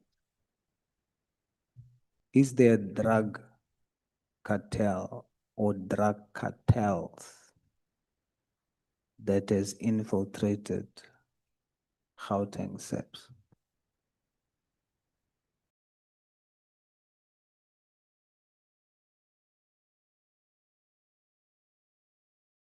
In my time in Gauteng, I have not experienced, and there were no presentations that were made to me as the deputy at the time of the Provincial Commissioner on the Drug Cartel. Infiltration of the system, we now know we had, but I want to say from time to time when there is a collusion and corruption incidents that were picked up will be investigated. I take Honorable Sols, it's reflecting on this matter on what was presented. If it comes to the intelligence operative at that level, that is the person who's advising the operational arm of the service on the intelligence challenges that are prevailing in our ranks. And I take that requires to be investigated by the relevant authorities. As a general now, you have sight and access to information with regard to safety across the nation. In your position now, is there drug cartels that has infiltrated SAPS? Presentation was made here. It did not come, I think earlier, I did explain my role, which is in the file, that over and above overseeing, I also oversee the operations in the country. And before that happens, there is a committee on the phases of implementing any operation, either at NatJoins level or at National Crime Combating Forum level, where crime intelligence will come and do the presentation on the challenges.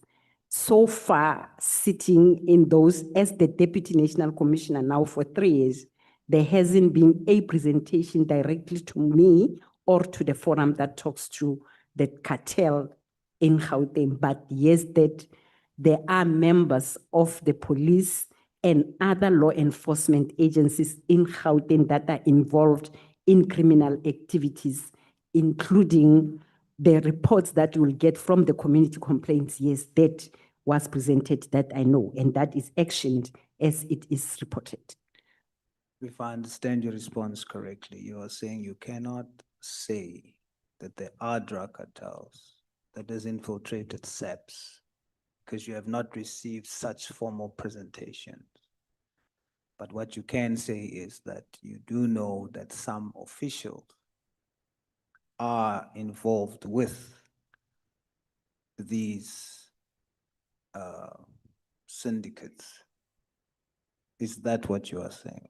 Now I know that there are officials that are involved, but I cannot with certainty say they are involved with drug cartel. I think for me is the issue of defining the cartel and knowing that there is an existence of cartel in the country and who are the members of this cartel and who are the members that are involved with the cartel. So it's from that premise that I'm saying I cannot with certainty sitting here today in front of South Africa and say I do know that Mosikili X is involved with Mutaung, who is the drug cartel. I do not have that information. Yes, that's not my expectation. My expectation is, as South Africa, we want to know, is it true that drug cartels has infiltrated SAPS?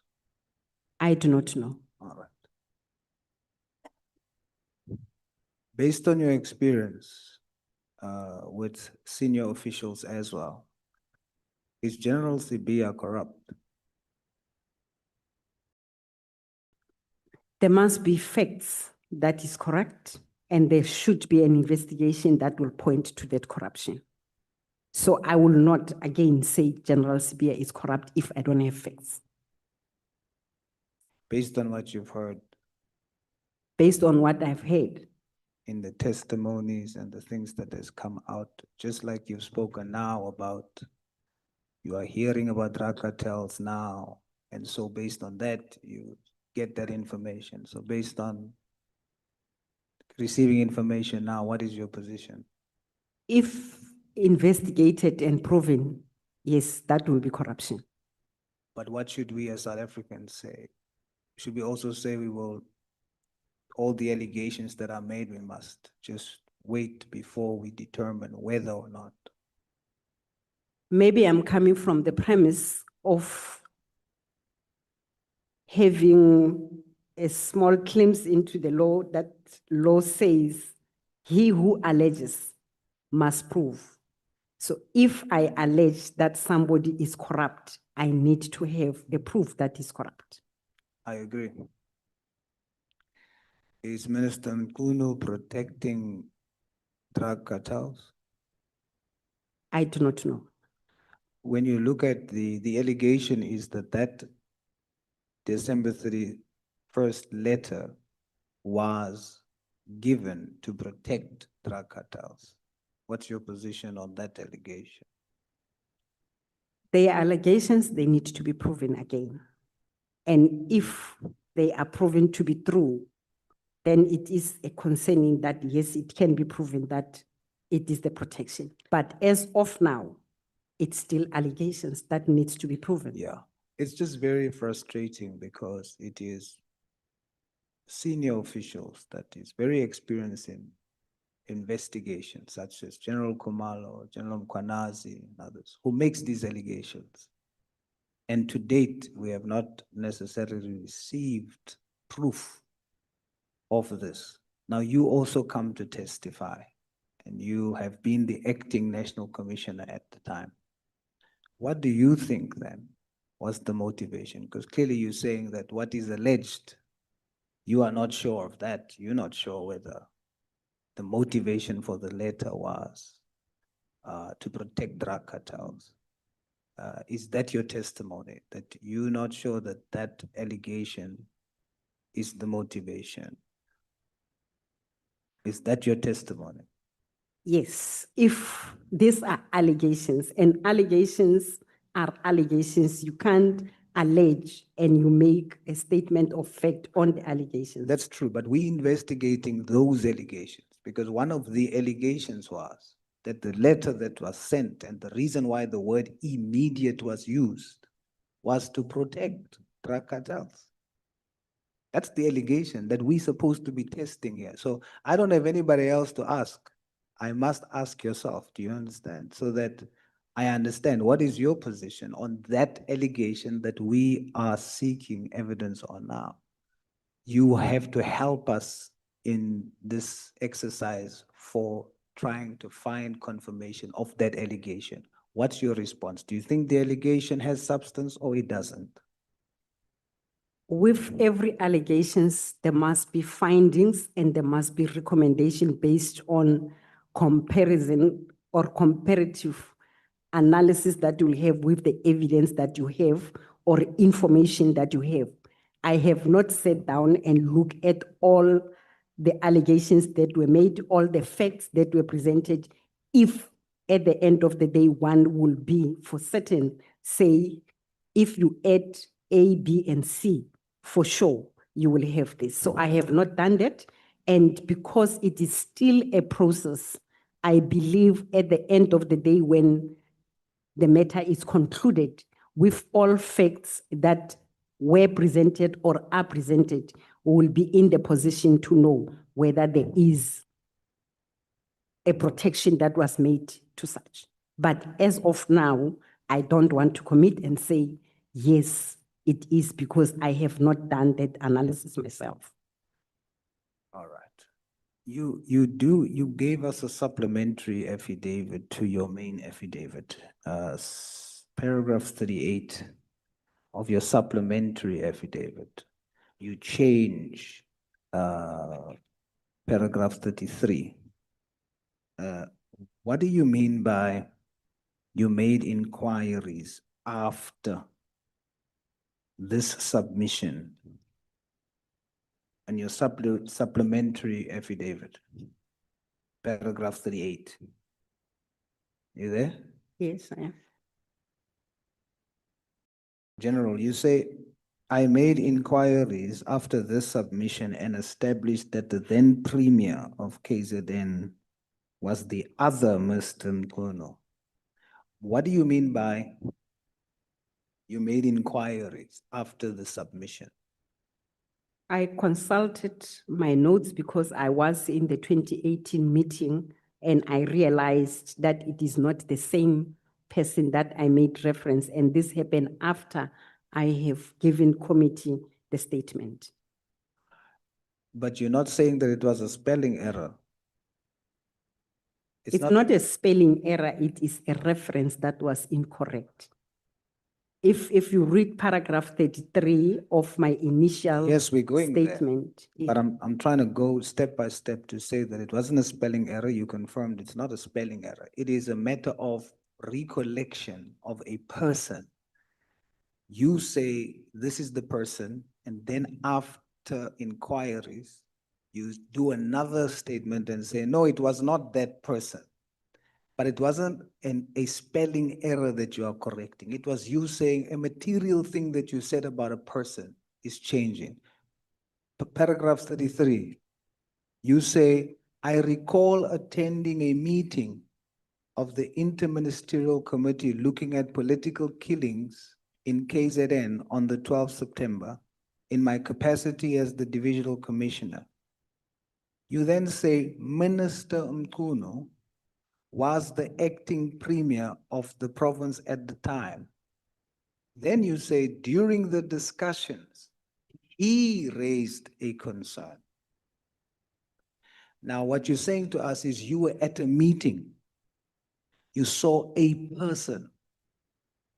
And that person you saw was Minister Mkhwanazi in paragraph 33 in your main statement. You say, the person I saw is Minister Mkhwanazi. Then in your supplementary, you say, the person I saw was not him.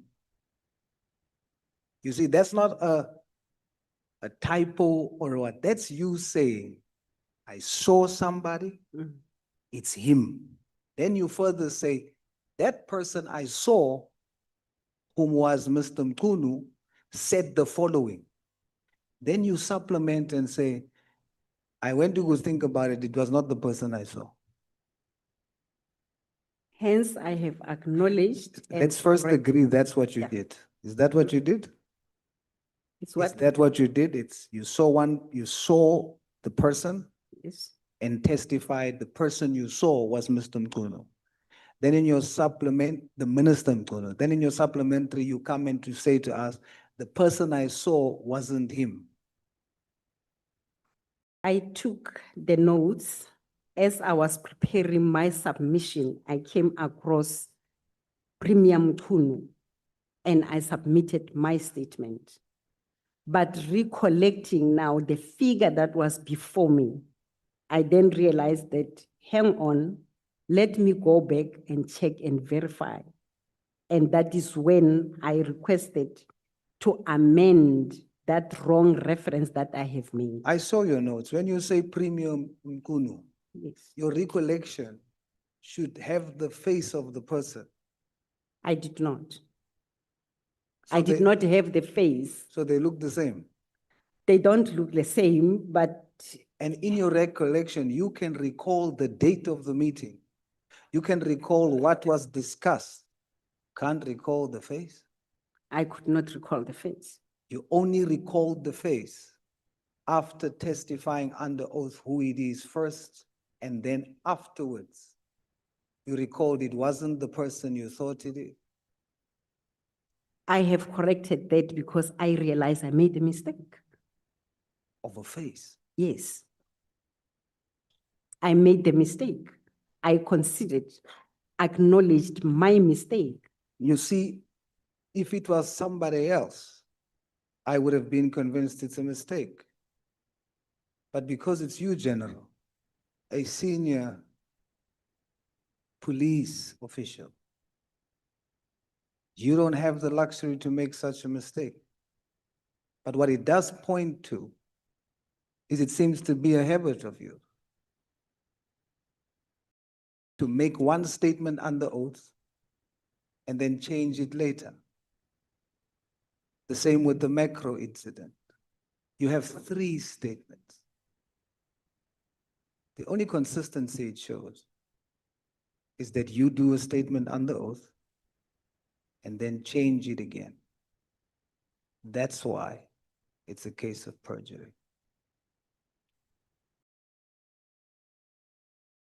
Can I respond?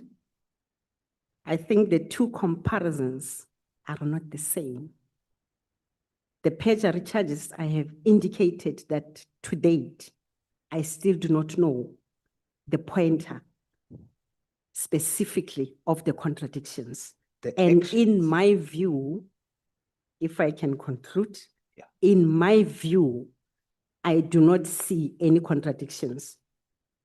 I want to correct again the 3 statements. I did not, and I've been saying since I responded on the matter, including when I submitted my statement in November, that I did not, and I vehemently deny submitting 3 statements. I did not submit 3 statements. Statement 1 and statement 3 is the same. The only difference, one is handwritten, the other one is typed. You're talking about the content of the statements, but you did submit 3 statements. What? I did not submit. The first one- Apologies. The first one was a Apologies. written one. The first one was a written one. Correct? It's in your affidavit where you say the first one was a written one, the second one was tempered, the first one was then tempered with, and there was a second one, and the third one was typed. No, that is not what I said. What? That is not what I'm saying even now. Okay, what are you The saying? third statement, it's not the docket statement. It was the file statement that was taken immediately after the first statement was deposed. Okay, who drafted it? Who typed? Yeah. Who typed? It's my office. Okay, so it's your statement.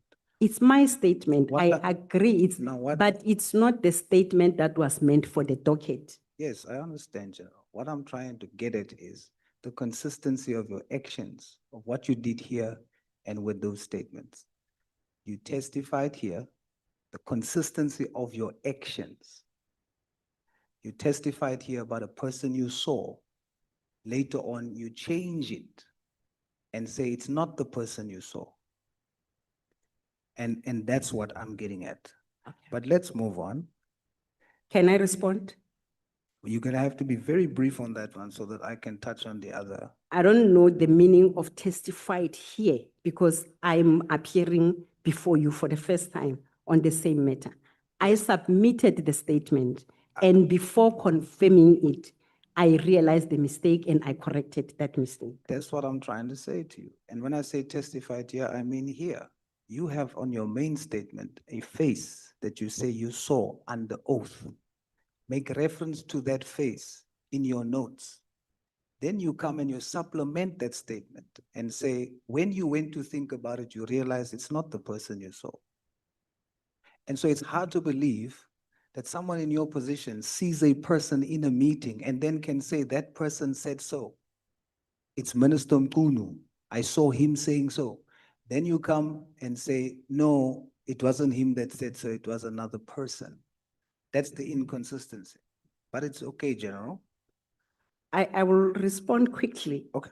It's not about the position of you being a senior person. It's a human error. It's a mistake that any other person can make.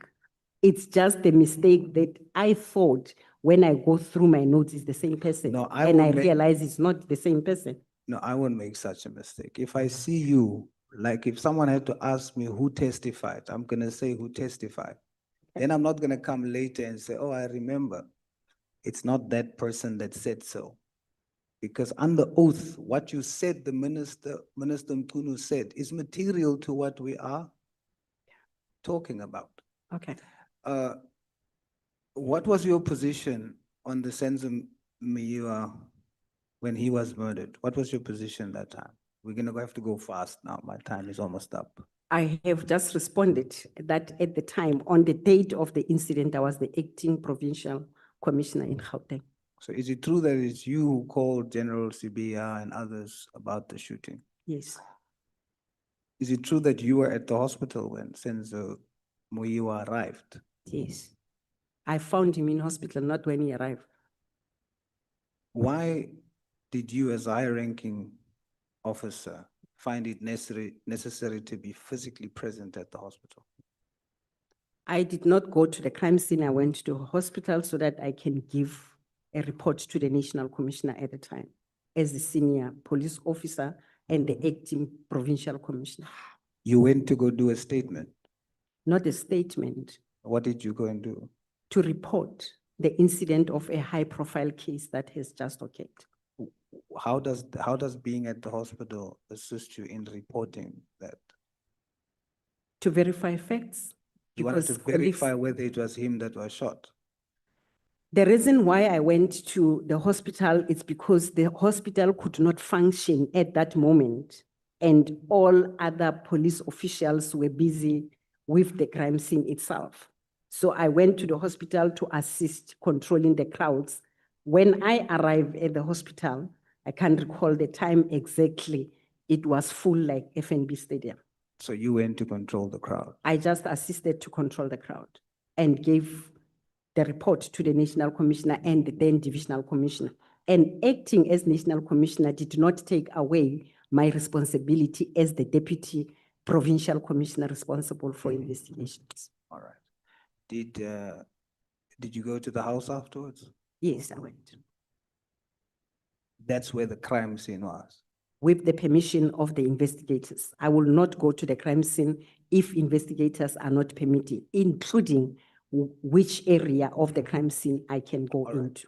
So you went to the hospital to control the And crowd. spend some time, yes. Please allow me to finish the question. Okay. You went to the hospital to control the crowd and then left the hospital and then went to the house, scene of the crime. What did you go and do there? To get the report. You had report you needed at the hospital? Yes. And report at the house? Yes. Take us through what you did when you got there, step by step. I called the then provincial head of detectives, which was Major General Taiwe, if it is safe for me to get into the crime scene, because the incident shall have happened the previous day around 7:30.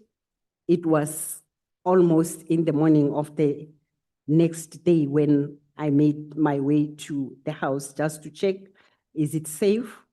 What can you report to me so that I can update the National Commissioner? I shall have called the National Commissioner at the time, General Pierre, and I have called the then Divisional Commissioner, General Munu, both are not in the service, and gave them the progress report on what is happening on the matter. I was briefed and I left everybody at the crime scene, called the National Commissioner, give feedback, and I left. So you just got out of your car, looked, called someone, and your report was fine.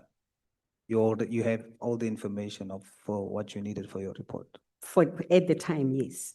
Just get out of the car, call the person. You didn't do anything on the scene. No.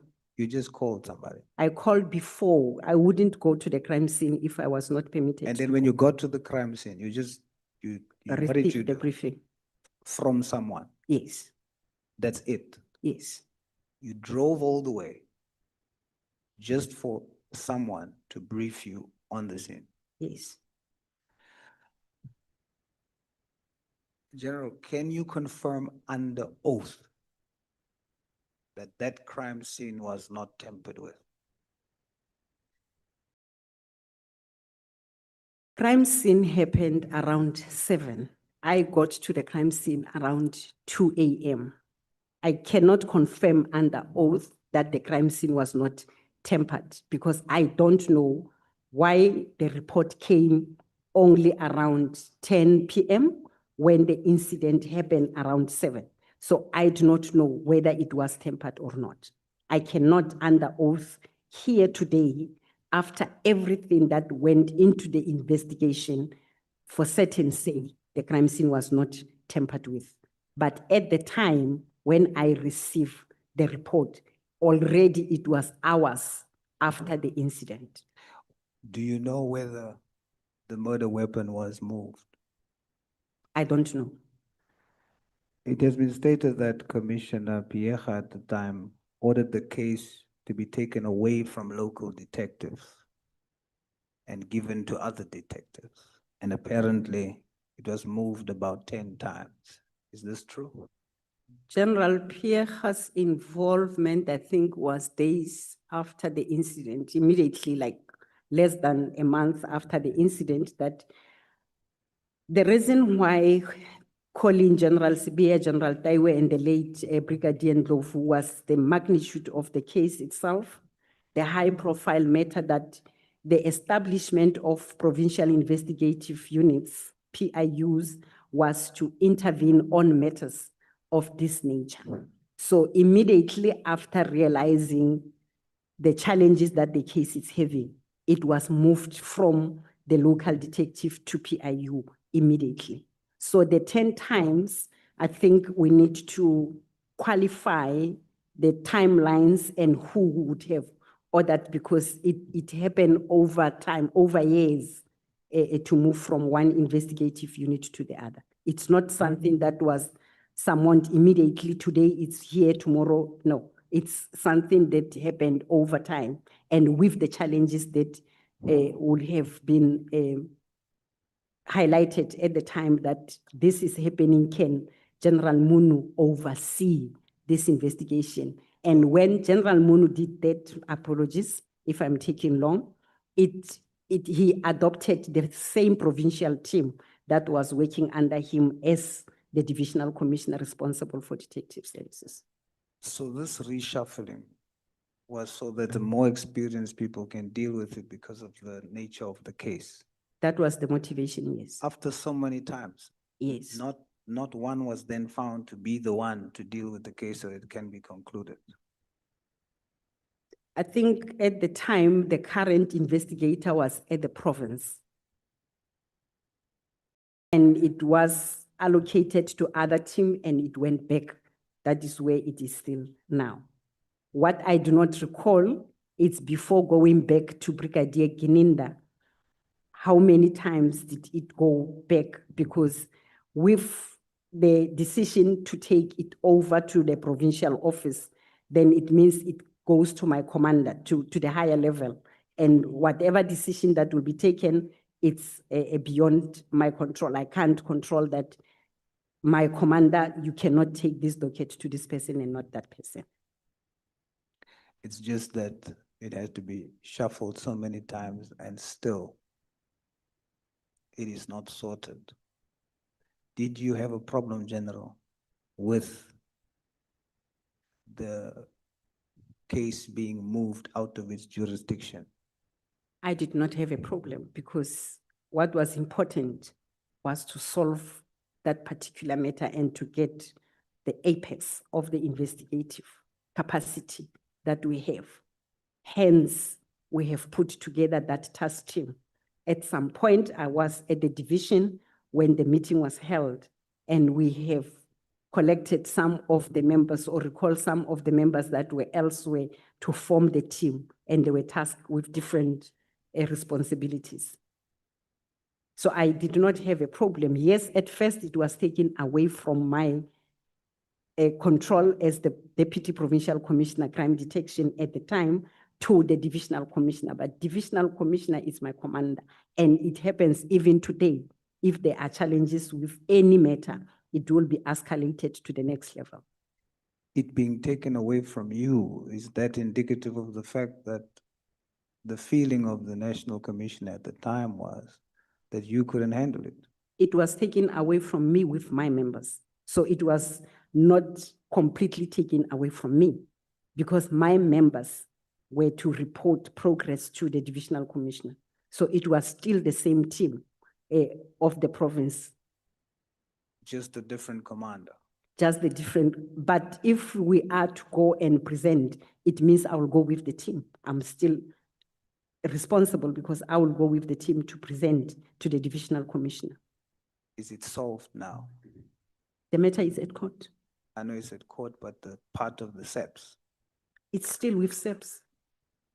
Is it solved? Do you have some conclusive, after investigation, after reshuffling, is there a conclusion? Yes. Honorable Sangone.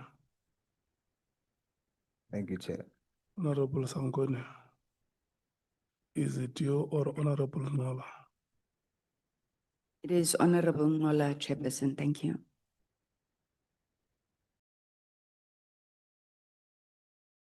Thank you very much, Chairperson. Good afternoon, General Mosikili. Good afternoon, Honorable I Nola. said Mosikili. That's what I said. I suspect you're waiting for me to make a mistake, so to correct me. So you say you were the primary recipient of the 31st December letter. If the two of us are primary, myself as the National Commissioner and this, okay. You were supposedly the receiver in chief. As the acting National Commissioner is. Are you aware that Mr. Brown Mkhwanazi and Mr. Ket Matlala had the letter before you saw it? I had during the testimonies over time that they have received. How does that make you feel? A letter addressed to you because you are busy in the operations on the ground, which is good. A letter that was directed to you and the National Commissioner is circulating among civilians when you have not even applied your mind on it so that you are able to brief the National Commissioner properly. It was concerning and it is still concerning. I'm not sure if it was not received simultaneously between myself and the two persons that you are referring. I don't know at what point did they receive the email, but I think I have clarified that the email can be confirmed that I did receive at 17:20. It's just that I did not see that email at the time that it was sent. What time did they receive? It might be that we have received it at the same time because it was sent from another source, which is the Chief of Staff. Yeah, when you were busy on the ground on the first day of 2025, and us busy, we're enjoying New Year, Mr. Matlala and Mr. Mkhwanazi were sharing the directives on WhatsApp. It will appear. That's evidence that we have here in the committee. Now, let's I want to get your thinking. General Masemula takes a leave effective from the 31st of December 2024 and is likely to return on the 14th of January 2024. The letter is written on the 31st of December, the day General Masemula departs. And the instruction is that the report must be brought to the minister on the 14th of January 2025 for signature. That's what it said here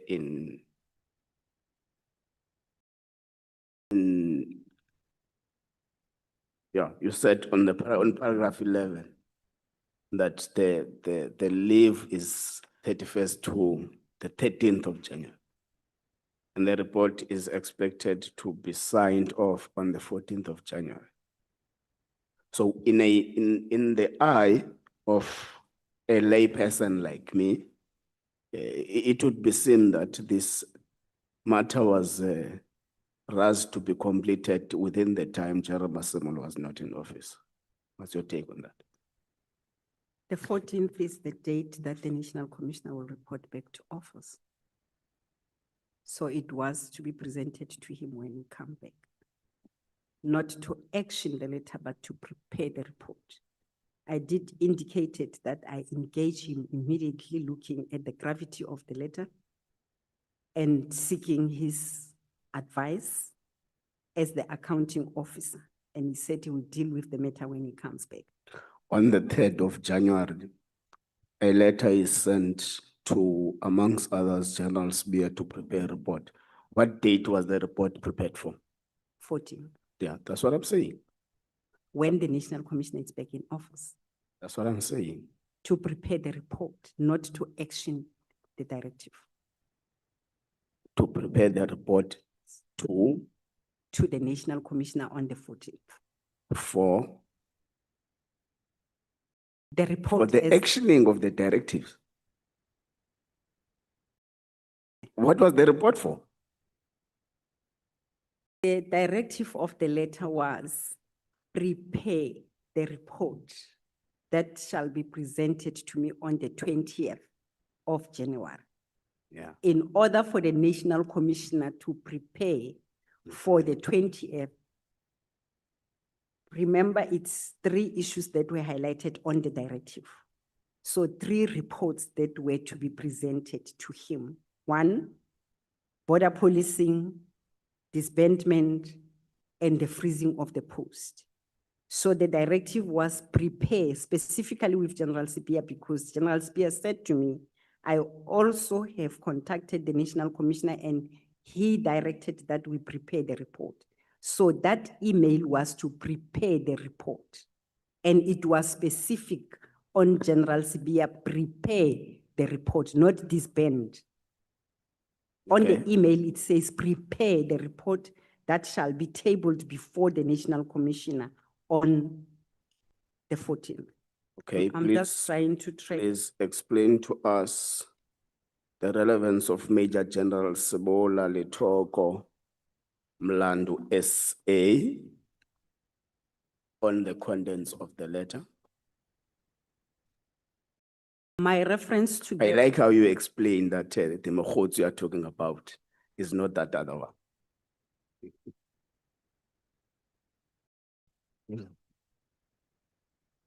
anticipating this question. Anticipating the question that it must be clear Yeah. which Mkhwanazi received the letter. So I think the relevance of that paragraph was just to give account of who received the email. Hence, I have mentioned all the names of the Yeah, people. but the point is, what are their relevance to the contents of the letter?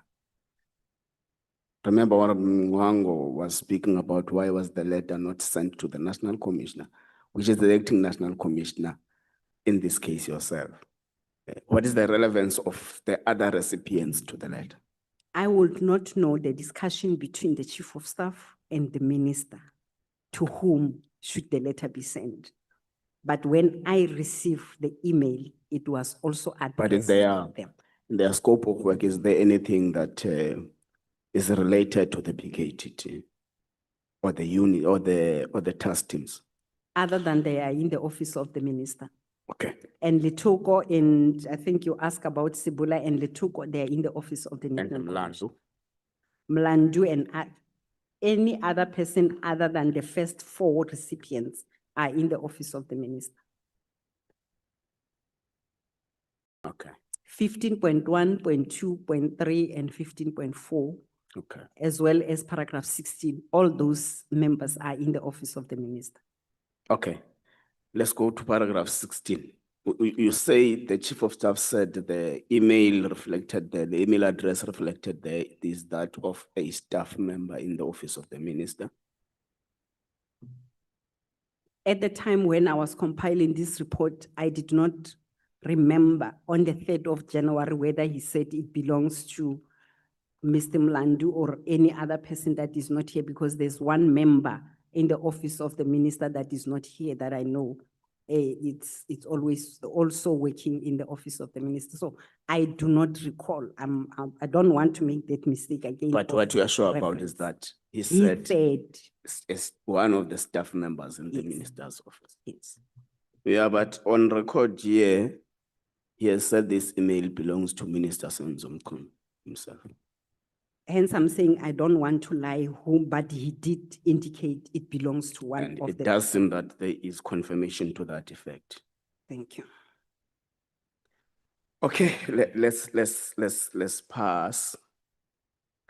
Now you see this letter that there is an intention to deactivate the existence of the PKTT.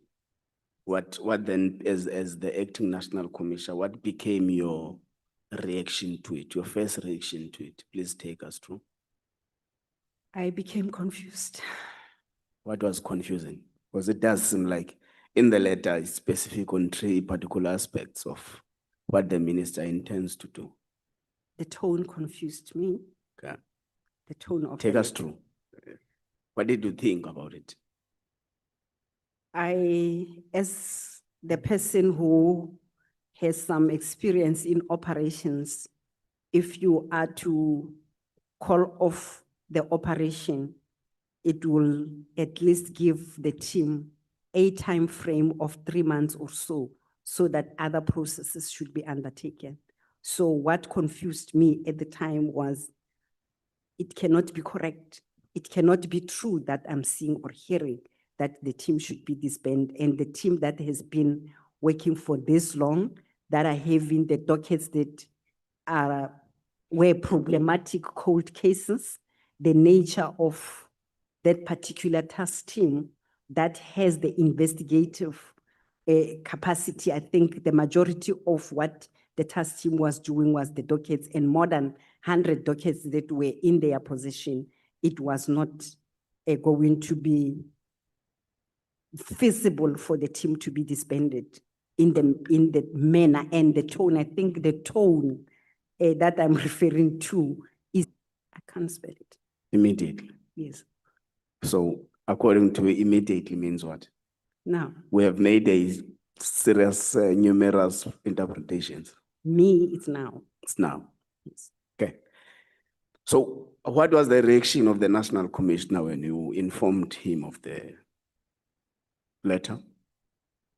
He appears not to, the specific words is that I have received this WhatsApp because I think all of us called him that morning. I was not the first person to call him. And on the 31st, the team informed me that they have sent him the WhatsApp sensitizing him of the email that the minister have sent. And he said he did not apply that much attention on it. And now that we are calling, what he will guide me, because the purpose of my call was for guidance, it's that we need to continue or start the process of preparing the reports, and he will deal with the matter when he comes back. Okay. Because I did not see him, he was on the other side. I can only imagine having interacted with him. But what is confusing us is that numerous testimonies before the ad hoc committee say there had been numerous meetings set in preparation for the dissolution of the PKTT and numerous testings. So your confusion is confusing us also. But if that's the case, you are the top brass of the South African Police Service. You ought to know that there is a plan to do away with task teams on the basis of effectiveness, on the basis of the study. And what's the name of the study? Murray report.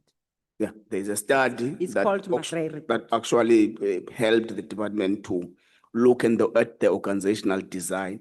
There's an issue of the budget as well. Now, if you are the acting National Commissioner on the 31st, but both you and the National Commissioner are surprised with the letter when there would have been preparatory meetings towards the letter. Because in my recollection, there wasn't preparatory meeting to disband the PKTT. Okay. In my recollection, it might have happened in the meetings that I was not part of. In the meetings where I was part of, reference will be the meeting that was held on the 1st of November, 2024. Mention was made to present what the task teams are, what are they doing. The work study came to the fore, and recall this work study, it's 2019 work study. We are in 2025. So it cannot be that there was engagements in preparation for the dismantlement of the PKTT. That's one point. The second point, that it will not be correct that it was preparing. When the minister took office, all the task teams that were in existence were presented to the office of the minister. So he was aware of the number of task teams that are national intervention task teams, and he said he will support them. They cannot be disbanded because he's in office. He will support the operations, he will support the National Commissioner on operational matters, and he will guide on policy matters. Okay. And shortly before the establishment, I think in December of the same year, there was a new task team in the purview of the minister that was sent to Eastern Cape to deal with the taxi killings. And taxi killings were also mentioned on the letter of the 1st of November. So it's November, we mentioned the PKTT, you also mentioned the taxi killings. But in December, there is a direction to intervene in Eastern Cape because there was a problem with the cases of taxi, and it were dockets as well in that space. There was a problem in the Western Cape. I have sent the team, Lockdown 3, in the Western Cape to deal with Cape Flats. Okay. So it cannot be that task teams should be disbanded. Okay, so I take it from your statement that both you and the National Commissioner were ready to accede to the call for the dissolution of the PKTT, except to the fact that the mannerism, the manner in which the task team ought to be disbanded was the crux for different views on the approach. Is that so? that you were ready to do it, but you had a different form of doing it. It's correct, which is the standard procedure that we undertake when you dissolve the team that has been established. What stopped you from proceeding with that, with the dissolution process? That is why the presentation of the gradual or winding down, because with every operation that you have prior to the dissolution. I'm you saying, will General have- Mkhwanazi, the letter has not been withdrawn. It's the 3rd of March today, 2026. The letter was returned on the 31st of December, 2024. What has stopped you from proceeding for the dissolution of the PKTT? Because there was no conclusive directive to dissolve. Okay. On the 6th of March, 2025, the direction was to have a revised plan that talks to the winding down of the team or gradual disbandment of the team.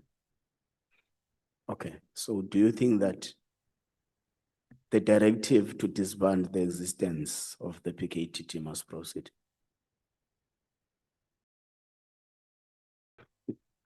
No, I'm not putting you in a corner. I see how you are looking at me.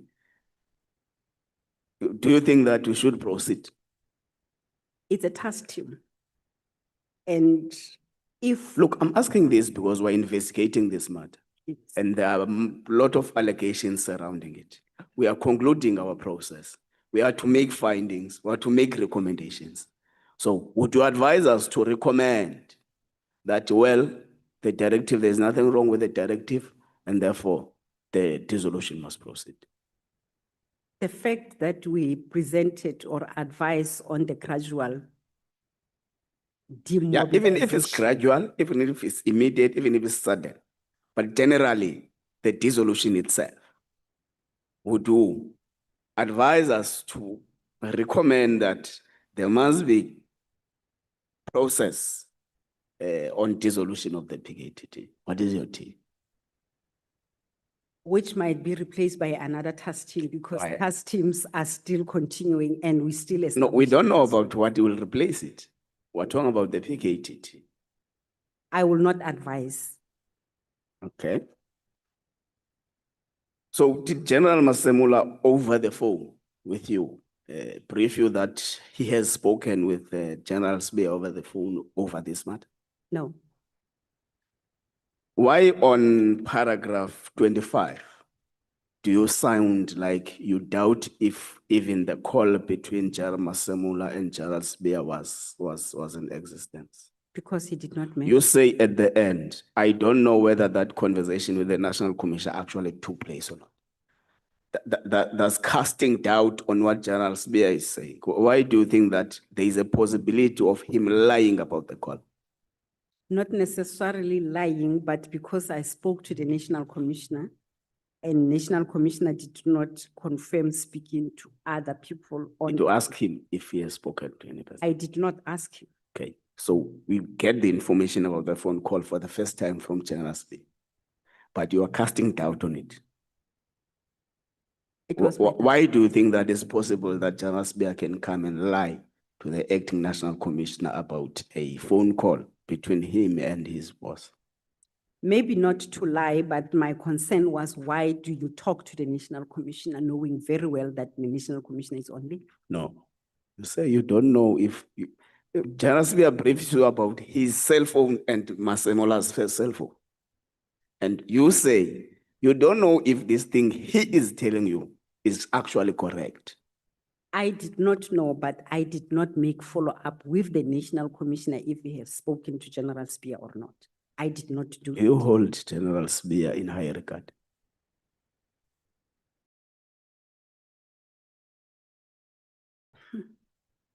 Apologies for putting you in a corner, but please answer. I don't. You don't know. Don't. Do you think that General Sbe is the rotten apple you are talking about? Until proven, no. So I what is your don't think. suspicion? Until proven. You are running away. Okay, let's now talk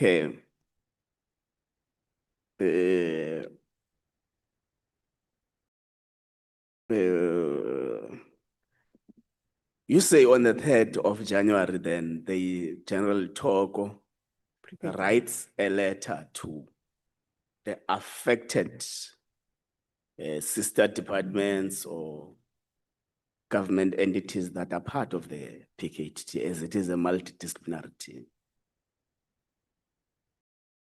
No, you say on paragraph 27, Brigadier Letogo sent 3 emails to various heads affected. So you'd assume that it's NPA and everyone was part of the PKT. Or I don't know. No, my reference here, it was supposed to be clear that within the department, because there were different other environments within SAPS itself that was affected by the directive. Okay. Okay. Now I get you now that you explain it. So the PKTT is a product of a interministerial committee. Do you think that there should have been at least a resolution of the interministerial committee for the deactivation of the PKTT and a possible replacement to the PKTT as a recommendation? I think so, and I believe so. You believe so? Yes. We have asked here Mr. Cedric Nkabinde of what becomes his role in the SMS meetings. And he said it's only to support the minister. Are you telling us that the chief of staff actively participate in deep policing matters, in the senior management meetings, and he would have actually lied to Parliament? I think I also confirm that his role, he's a senior manager. Remember, he's a chief director. In that position of chief of staff, he do support the minister. And it's a common practice that the minister cannot sit alone. He will need somebody that will assist, especially at the level of the chief of staff, because he is the chief of staff that will, after the meeting, have to direct different directorates within the minister's space for the reports, including to keep the minutes of the meeting. So it wasn't wrong for Mr. Nkabinde to be in that meeting. So Mr. Nkabinde disagreed with you and General Masemola that there must be a processed way of deactivating the PKTT and said immediately. Do you think that the deactivation was rushed? I believe so, yes. Do you think there were external forces influencing the rush? With the evidence that has been laid in different platforms, again, if proven, I will say, yeah, this suspicion or these allegations were informed by these particular forces outside of the service. Okay. So you have mistaken on paragraph 33. I was glad that you corrected it on the supplementary affidavit, because I was asking the chief whip here on the correctness of your paragraph 33. At that time, the chief whip was a leader in KwaZulu-Natal. So because Mr. Senzo Mkhunu was last a premier in KwaZulu-Natal in 2016. So have you mistaken him with Willis Mkhunu? That's correct. Okay, so you officially withdrew that? I have officially withdrew it. It was a pure mistake, and I profusely apologize for making such a mistake. Apology accepted. Thank you. What parts of the directive do you think that are impeding or tampering with operational issues? The filling of the posts for me, have adverse, which even to date, we are unable to, KZN in particular that has a vacancy, Western Cape has a vacancy of the head. As we all know that this is one of the 4 provinces that we are having problems. If filling of the post and senior management posted, the department has in terms of the DPSA, have only 3 months to fill them. Not that other posts are filled, but the critical nature of the crime intelligence in the police, I believe it is way too much. 1, 2, operations, with my experience in the operations and how operations are developed, what needs to go into the plan of demobilizing. Yes, I believe that was a concern for me. The third, on the border management, at first, the minister wanted the review and we presented the review. As I've alluded earlier, that preceding meetings over time, it became clear that the presentation that was made to the minister was the incorrect one that might have informed him of wanting the review. Although the initial letter did not say the police existence at the border needs to be reviewed. He just said, how are you going to work in that space to make sure that there is efficiency and effectiveness of the border management control in the country? So the first 2 issues, I think, yes. Let's pass that part. Then your money gets stolen with your belongings. What did you say was the source of the money again? SNT. I didn't get you talk about funerals, you talk about a lot of things. What is the source of the 10,000 rands that was in your car and got stolen? It was the SNT from the department as I was undertaking an Why was it cash? Because it is our belief. We do have an SNT in Parliament as well, but it is directly deposited to the account you use for your salary. Why was it on cash in your car? Normally, I take cash depending on when the approval was granted before the trip, because normally it will reflect on the account 2 days. Even coming here, I had to take cash to pay the hotel. So you mean it's your not- interim it's a- secretary?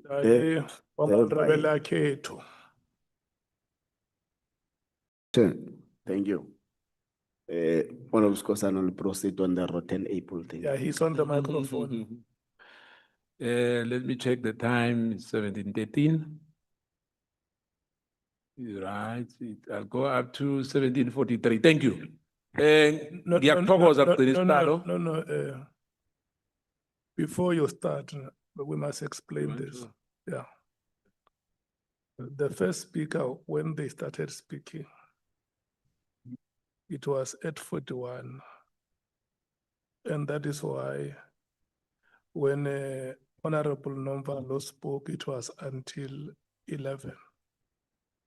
And then when Honorable Sols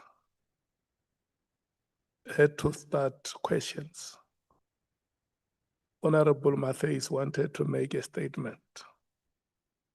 And there has been a time lapse. So it must be explained why the lapse is now at 43, it's no longer at 41 or 42. And you have not started, yeah. That's why I want to check the time before you start speaking. So for the 2 minutes that we have used now, your time starts at 5:15. Yes, and then you will run for 30 minutes. Your time starts now. Ngithokoze mgcini sihlalo. Ngiyakulotshisa General. Dumela, Honorable Member. Namhlanje ilanga labomma lokukhuluma isikhethu noma ngabe ukhuluma yiphi language. Ngicabanga ukuthi nesikhethu esiyasazi mhlambe ngibethe nesuthunyana lapha nesipedi mara ningangihleka ni mara ngizokhuluma isikhethu. But for the sake of time, ngizakubetha isikhuwa msinyane. Is the language called skid? isikhethu isiNdebele. Oh, I Iye. didn't know. Ya uyasazi bani isiNdebele angithi? Ke mme wa ka Letebele sena. Asitebele ke indebele. Yeah, ngithokoze Lieutenant General, the Deputy Commissioner. Chair, I think in this country there was this misconception that the Deputy Commissioner is only General Sibiya. There's 3 Deputy Co-Commissioner and one of them I think is yourself, am I right? Yes, you're correct. And you've been in the police for many years. Your CV is very impressive, I must say. And I guess I'm going to start with one question which has been going on, and I've asked many generals about this matter of Senzo Meyiwa. I'm not sure whether you were still with the province at that time when Senzo Meyiwa was killed. That's correct. You were still with the province. Yes, I was in the province. Now, in your opinion, are you happy with that investigation from the police of Senzo Meyiwa? Let's forget about the court for now. What is happening in court is something else. But are you happy of what exactly happened in the scene where Senzo Meyiwa was killed in Vosloorus? With what was presented to me by the team, I think they were still on the right track. I'm sorry? With what was presented to Yes. me by the team at the moment, I think I did indicated earlier that at the time that the incident happened, I was the acting provincial commissioner in the absence of the then provincial commissioner, Lt Gen Mkhwanazi. Yes. What was presented to me, I was satisfied that the team is still on the right track. What differs will be the pressure that the team had to finalize the case with speed. So are you convinced that the people who were arrested are the right people? I'm convinced. And are you convinced that it was correct for General Sibiya to be on the scene on the day? I called him. I'm sorry? I called him to the scene. So it was correct for him to be in the scene because he said he was called by someone. I called him. He should No, have not said necessarily you. Yeah, but I'm confirming that it's me who called him. Maybe somebody else called, but I called him precisely because he was the provincial head of DPCI at the time. Because what he presented on the Madlanga Commission, he said that almost everyone who's in the DCPI was under him. In Gauteng. In Gauteng. Yes, he's correct. Yeah. Now, I think the displeasure of the family and because of Senzo Meyiwa, he was a national hero. There's issues, there's holes. They poke a lot of holes in this matter. Hence, the matter is still in court. We are watching with interest of what is happening there. But there's an issue of unhappiness that the conduct of the police in that scene where Senzo was killed leaves much to be desired. It is a regrettable state of affairs, but what the team presented at the time that they attended to the crime scene, hence the provincial leadership of the detectives, I believed that they did what was expected of them at the time. So what was the role of General Sibiya in that incident? Normally with high profile cases, you will have a multidisciplinary team so that they can guide and assist one another. Both General Sibiya and General Taiwe were the head of detectives. General Taiwe and General Sibiya was the head of the Hawks. So there's no interference at all, in your view? From him, no. At the time, no. At the time? At the time. And But I will of qualify. what we know now, what would be your view? With what is presented, again, must be investigated and he must be proven.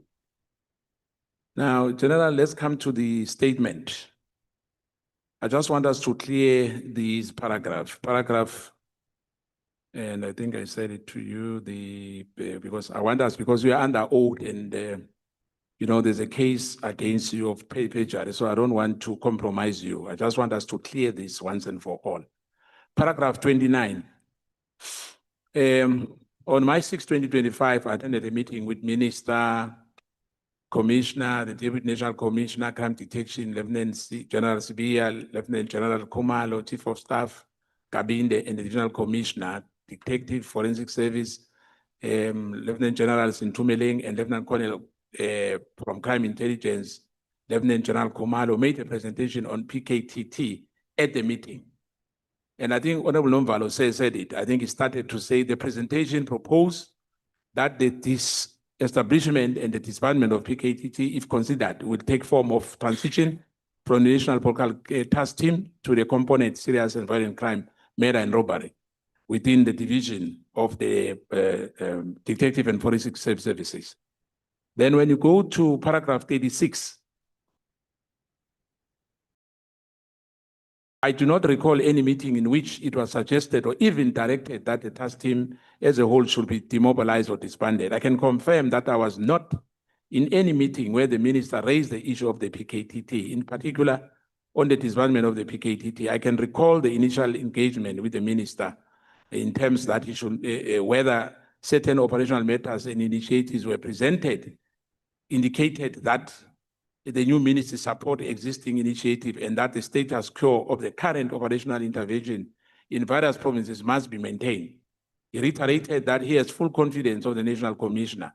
Now, these two, they contradict each other. I would just want you to clear up, you know, and then we start to depart on this, what we presented and what you have attached on your submission. Paragraph 36 maybe chronologically was supposed to come before paragraph 29, but it's no, I will clarify that a confusion that you are raising. Paragraph 36, it's referring to matters prior to the letter of the 31st, meetings that were held prior to the meeting of the 31st.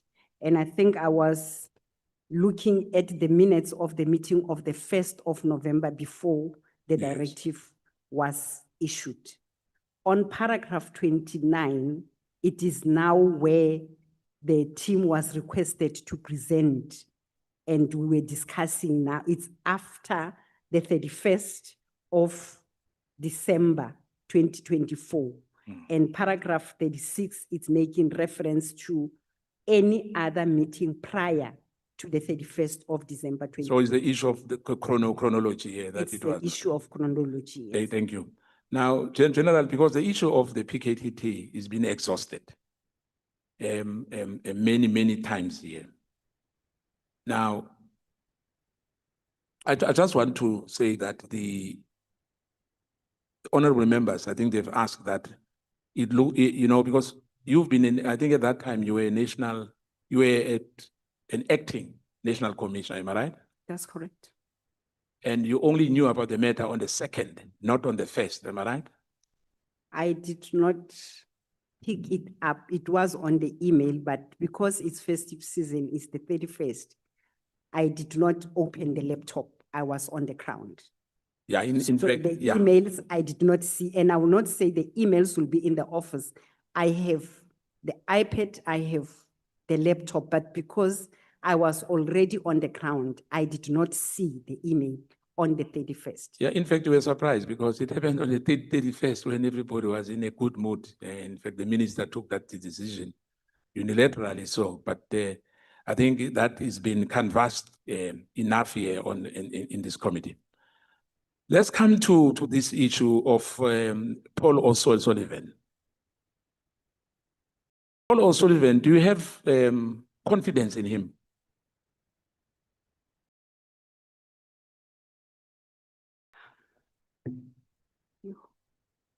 I don't have confidence. Do you have trust in him? Do you think that this so-called forensic, I call it fraud, for a forensic company, because of what is presented to me now, alleged for now. And I'll have some backing on that, but that will be the decision of this committee at the end, whether is it authentic or is it involved in all these shenanigans which happens in the top echelons of the SAPS and other security agents in this country. Okay. Maybe to conclude on the confidence part. Yes. That now, after everything that is happening, you do not just trust the person. I think the intuition of a police officer in me, you do not just trust. I think it was coming from there and after everything that was said. But in terms of forensic, I will not, without facts, doubt that the forensic investigation team that he was involved with was authentic. Yeah. Yeah, because himself is not a qualified forensic investigator. I mean, we found out here he claimed to be an engineer, and now he knows beyond reasonable doubt that he's not. You know, but be that as it may, we will, because it's coming back here. Let me ask you now on this matter, because Honorable Mantheis, I think, is the one who asked about him. Because it was alleged that the matter, let me start by asking you, do you know Bandile Masuku? No. Have you ever spoken to him? No. Now, because there was an allegation, why I'm saying that? Bandile Masuku in Gauteng. An MEC. No, I know him. At that time, you know him. I know him. Have you ever spoken to him? No, I don't think so. You don't remember? Unless maybe? when we are attending an event in Gauteng. Because if you remember well, there was an allegation because your Paul O'Sullivan and these some journalists, Stratcom journalists, Mariam Tam, you name them, Karin, the name is Van Veek, Paula Van Veek and others. There was an allegation that a forensic report which was commissioned by Gauteng Health MEC Bandile Masuku has cleared him of any wrongdoing in the Gauteng personal protective equipment scandal. And the allegation was that the person who in fact sent the integrity committee of the ANC and that you recommended Paul O'Sullivan to Bandile Masuku. And in return, Paul O'Sullivan made a report to clear Masuku and send that report to the integrity committee of the African National Congress. But the allegation is that Paul O'Sullivan was recommended by yourself. Is that true? It's not true. Now, you never send any email which recommended Paul O'Sullivan or copy him or singing his praise on the issue of Jackie Slebe. No, I don't remember. Are you aware that ANC Integrity Committee preferred Paul O'Sullivan on the report over the report of the SIU in concluding or alleged Masuku and Loiso involvement in the PPE issue in Gauteng? I'm not aware. You're not aware at all. No. So you distance yourself from this. I do distance myself. I did not recommend. I did not send email recommending. So you never recommended Paul O'Sullivan anyway. I don't remember doing so. Now,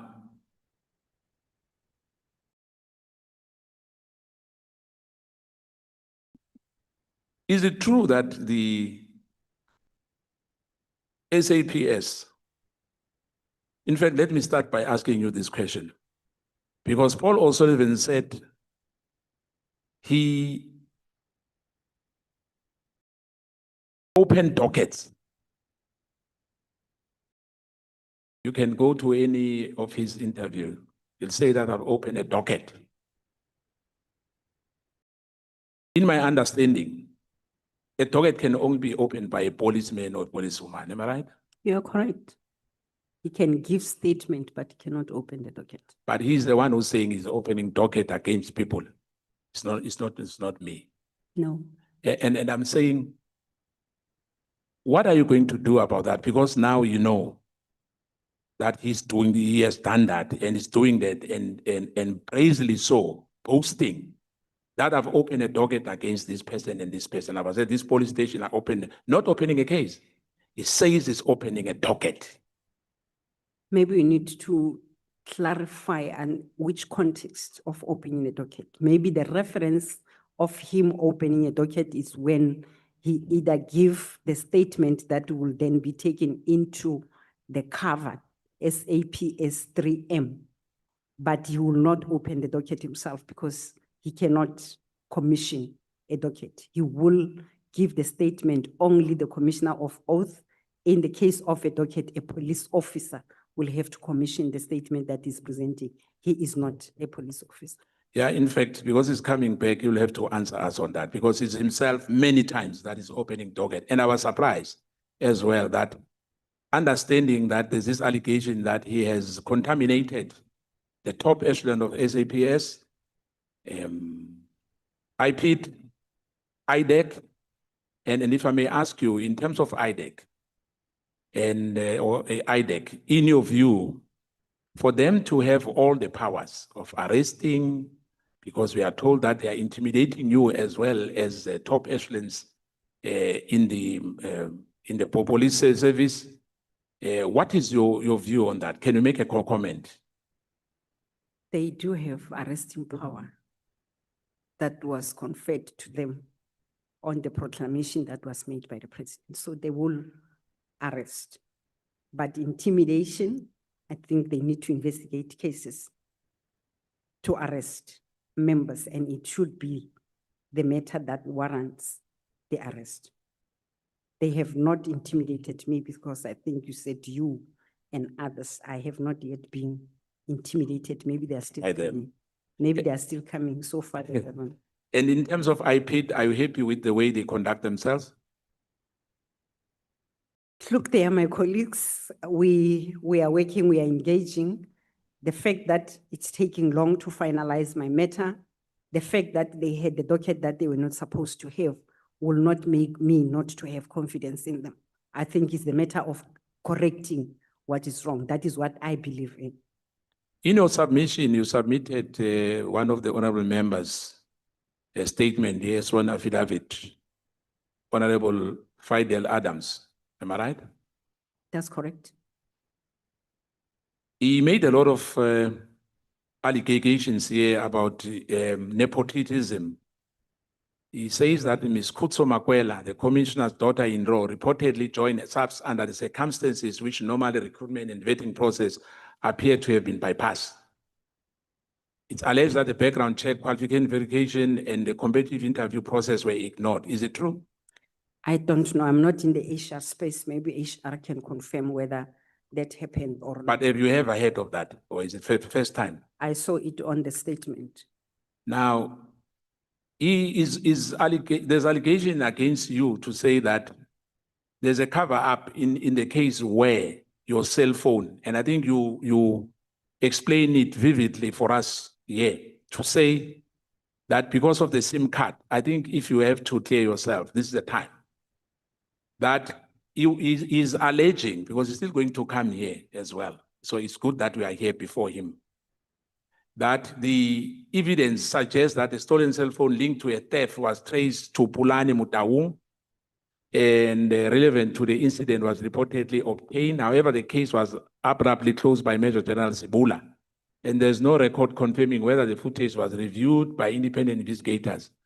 Major General Sibula, a close ally of a national commissioner, was assigned to oversee and close the file, which raised serious concern about a conflict of interest. My question is, because he is alleging that this was closed prematurely. Because you remember that you said yourself that you were still traumatized because you were once upon a time held at gunpoint. You know, hence I'm saying this country, I don't know what is happening at your level. A general, people have the audacity to come and hold you at gunpoint. Now, understanding that this troubled you, as you said, but for him to allege that you are concealing an evidence is a serious allegation. Can you really just clarify the issue of a SIM card that you borrowed a phone, a handset, and perhaps you did the so-called SIM swap, I guess. I don't know, but can you explain for us in short? Because of my position and the operational nature, I cannot go beyond 2 to 4 hours without a contact. Yes. So immediately when I reported the case, I used the other phone, and the office started the process of getting the SIM swap, and they did the SIM swap and presented the card to me that they don't have a handset. Therefore, I will need to find the handset in the meantime, and the following morning, because it was already late, they will make arrangements with the office that is having loan phones to borrow the handset. So in the meantime, as I was waiting to get the loan phone, I had to improvise to get the handset. I did not have an alternative handset, hence I borrowed the handset to insert the SIM card so that I am reachable. So that is the reason why the phone was activated. It is the SIM swap that was activated whilst I was awaiting to have either a loan phone or a replacement of the phone, considering that the matter happened on a weekend. So I had to find the handset immediately so that I'm reachable, including that if the investigators will want to get hold of me, they will reach me. So I had to activate my number. Thank you very much, General. How many times have you acted as the acting national commissioner in this country, if you remember? If I include the past week, including weekend until Sunday when the national commissioner was out of office, I think it will calculate to 11 times. Now, you've got an extensive experience for 36 years or 38 years, if I remember. That's what you told us today. 36 and a half to be precise. Now, I want to go to the issue of border management. BMA.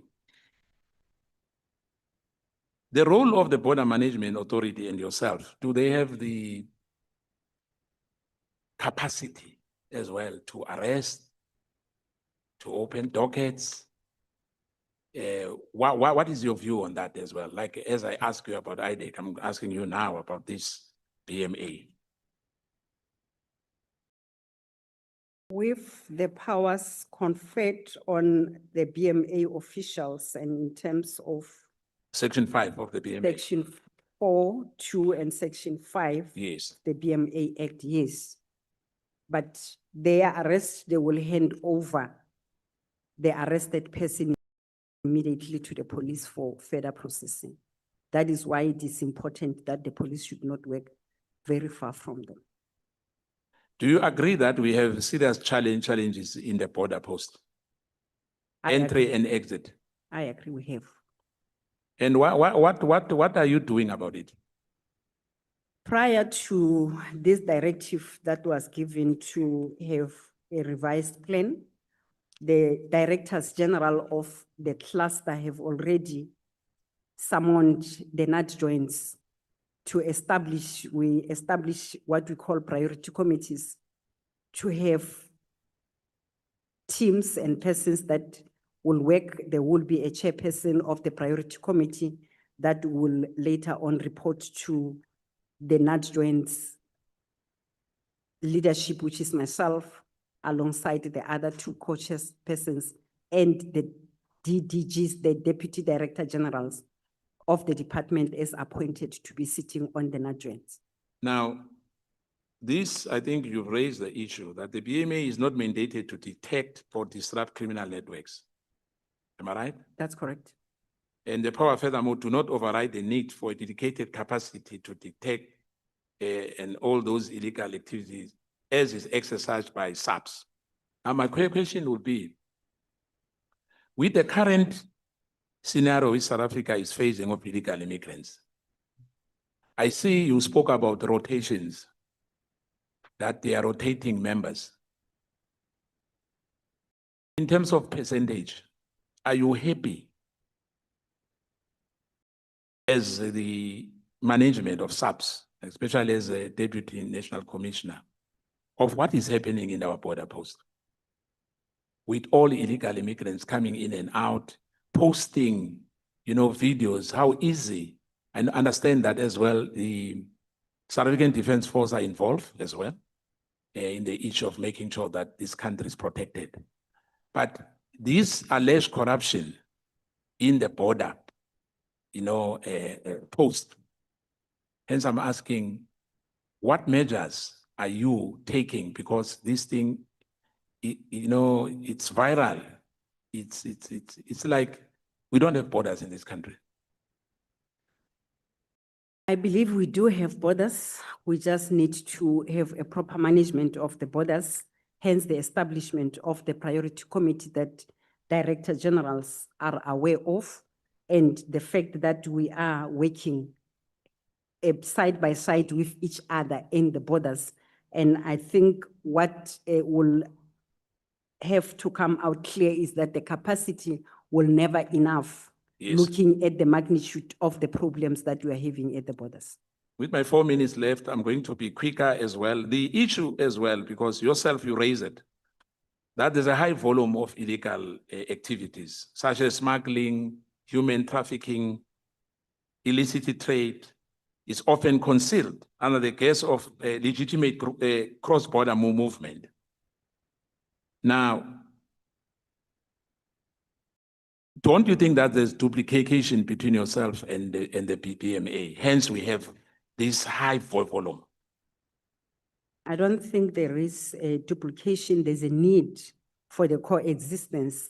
Hence, BMA will coexist with other structures such as customs, as well as the National Defence Force, equally with the police that will then be discharged with a classical policing at the borders.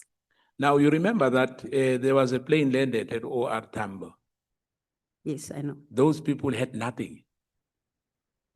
How possible is that? How do they bypass the immigration?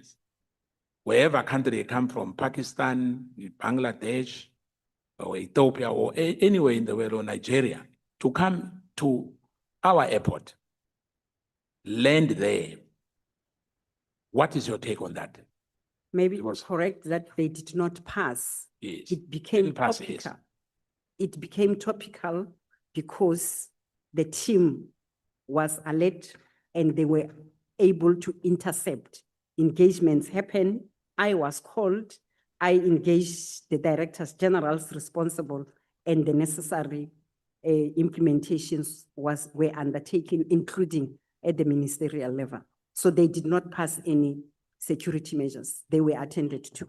Yes, I understand that. But what I was saying is that they had to be kept for hours and hours at OR Tambo. As you said, SADC, like myself. Is it a problem of the SADC countries or PAP for them to allow people to leave their countries and say, you know what, South Africa is free for all? But because they came with a aircraft, maybe that's where the problem was. But if they were using what these our neighboring countries are doing, crossing through the rivers, it means they will have been in this country, am I right? Should they have used Yes. other forms? Yes, yes. And we should recall as well that they used a chartered flight. Yes. And it was intercepted because information have reached the intelligence communities that were operating. Thank you. General, my last comment is that General Mkhwanazi was very brave to go in public and say there's a rot in this country. We have to reset the country. And I hope that with your experience as well in the police service and your colleagues, let's not let down this country. Let the South African Police Service maintain its integrity.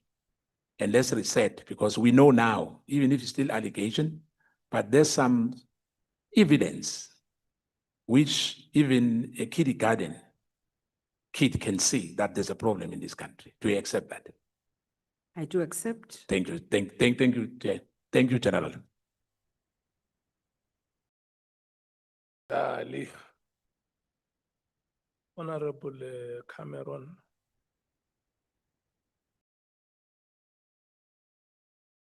Honorable Cameron. He sent his apologies to you, Chair, so I'm filling in for him.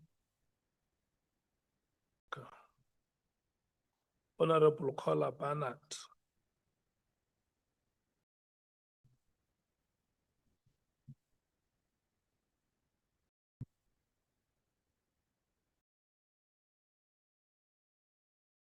Your time starts now.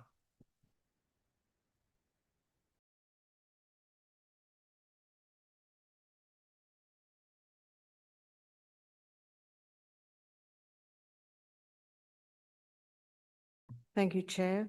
Lieutenant General Mosikili, you've admitted that the email that we were discussing earlier originated from home13404@gmail.com.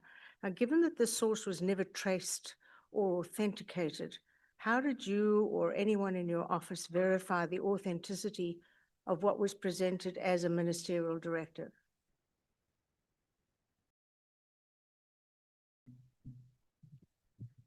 Whether the email is correct or not. Where it was from? It, could have no, been the email with the directive came from the Chief of Staff, not from email home 13404.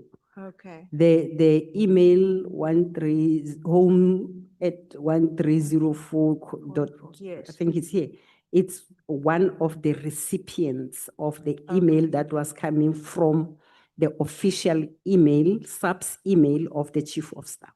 So we don't know who that belongs to. It could be a hacker, it could be anybody.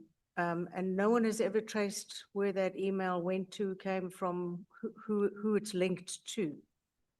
I think I did indicated that with my engagement with the Chief of Staff, he did indicated that it is in the office of the ministry. And it was confirmed in this meeting that it belongs to the minister A himself. person.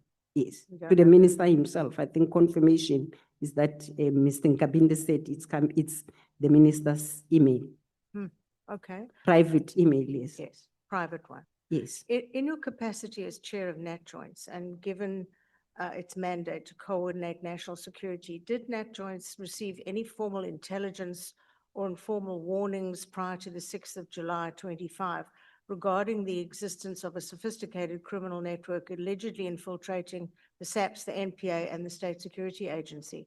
No, it was never received by So NatJoints. if no such intelligence was received, how do you explain what appears to be basically a complete intelligence failure at the highest level of national security coordination? It may not amount to intelligence failure. And I will qualify because General Khumalo is part and parcel of the NICOC, and he has this information. It might have been discussed in the NICOC. NICOC is National Intelligence Coordination Committee of the infiltration within the ranks. But I think the infiltration needs to be qualified as well. That what I referred to earlier is the cartel, not necessarily on any other matter of infiltration or the involvement of collusion. I think even myself in some of the presentations that I would have made before the Portfolio Committee of Police, we did consider that there is a problem of collusion, there is a problem of corruption. It is living with us. I cannot sit here and deny it knowing that it's happening. The only issue that I cannot confirm is on the drug cartel. You see, Lieutenant General Mkhwanazi described what he termed a functioning criminal network embedded within the state. Now, did Nat Jones ever discuss the rather extraordinary fact that he felt compelled to go public, flanked, of course, by armed special task force members, because he apparently had no confidence in the internal security channels under your coordination? He never raised it with the Nat Jones per se, and prior to the July 6th, there has been number of operations and task teams that were formed, including those that will be coming from intelligence community itself and presenting to the Nat Jones and the structures on matters to be attended to. And I think the issues of criminal networks, in simplest terms, where you will have a form of collusion, it is a value chain in the criminal network where you will need to have somebody at the NPA to know that your matter will go, and you will have somebody from the police that you know if the investigation is done and it's presented to NPA to prison. That is the network that I think General Mkhwanazi is referring to. Hence, I am confirming the issues of collusion, that when you have the chain, in the chain of a criminal justice, you will get away with some of the things. And I will sit here and confirm that that has been detected and that is happening. That is why I will talk on number of officials, both from Home Affairs, that in the cluster itself, that were found to be on the other side of the law, members of the South African Police Service that were found to be on the other side of the law, and they are all have been investigated and sent to prison. The NPA, I think you know that there are senior, very senior, some acting NDPPs, DPPs that were found on the other side of the law, and they were dealt with accordingly. So actions were taken. So they were dealt with prior to him making his... Prior to him making his. Okay. Yes. Now, the president described the allegations as a matter of grave national security concern. Was Nat Jones consulted before he placed the then Minister of Police on leave? Before placing the Minister of Police? Yes, did he come to Nat Jones? Did he consult with you at all before placing the then minister on leave? No, I don't No. think, no, it's not the matter of Nat Jones to place, And what about the suspension of Deputy National Commissioner Sabia? Did he mention this to you? no, it's part of the administrative justice. It's not part of Nat Jones. It's actually the operational arm of the cluster to investigate, to undertake all the operations. So his appointments had nothing to do, they had no reason to be brought to you? To Nat Jones, no. Okay. No. Now, the General Mkhwanazi presented WhatsApp communications and financial records allegedly linking associates of the minister to criminal suspects and suggesting advance notice of police operations. Have you conducted, as Nat Jones, conducted your own internal audit to determine whether other sensitive operations were perhaps similarly compromised? I think in this case, when such is detected, it will then be referred to a relevant investigative body to continue with the investigation. It is now beyond the Nat Jones itself. Now, the task team investigation linked, sorry, could I ask you to lean back, Albert? Sorry. Thank you so much. The task team investigation linked weapons ballistically to at least 10 high-profile murders, including the assassination of DJ Somebody. Now, given that Nat Jones is meant to oversee intelligence fusion across provinces, why was this apparent modus operandi of a single hit squad operating across provincial lines not identified and disrupted at an earlier stage? It is the investigation that is already on the investigative arm of the cluster itself. So there is no need for a proper, further coordination of the NADJOINT's bodies to do, because it is already on the task team that is multidisciplinary in nature that is doing that investigation. So there is a distinction between the matters that will come to the NADJOINTs and from the NADJOINTs to be operationalized. Sensitive matters of this nature, you will not want to see that bigger team of the NADJOINTs to be dealing with the matter that needs to be dealt with by the investigative capacity. So in this case, it was detected by the already established PKTT, and they will undertake that operational requirements that it's sitting with information at hand. So it will not require to go back to NADJOINTs, because if that happens, there is a possible leak and infiltration of that particular information. Did NADJOINTs interrogate the rationale behind the disbandment of what many have described as a highly successful task team? No. No. So you just accepted the developments without actually scrutinizing what was going on? Because there's already a project in place, and the project is reporting to the higher body from the NADJOINTs. Okay. The president's now established 147.9 million rand Judicial Commission of Inquiry into matters that a single provincial commissioner exposed in a 1-hour press briefing. Now, given NADJOINT's mandate to ensure coordination and prevent exactly this type of systemic failure, do you accept it's possible that NADJOINTs actually has failed in its duty, looking at what the Lt Gen Mkhwanazi has stated? I don't believe NADJOINTs has failed. So what personal accountability do you take for not bringing the crisis to the fore through formal national security channels before it actually reached the stage where he felt he should stand up and speak as he did? Maybe I should qualify that by making an example. NADJOINTs have now developed the organized crime strategy or plan. From the strategist plan, now it's going to be operationalized. There is no need for the investigative team or that task team to come to the broader meeting of NADJOINTs to come and present, but rather to report to the structure.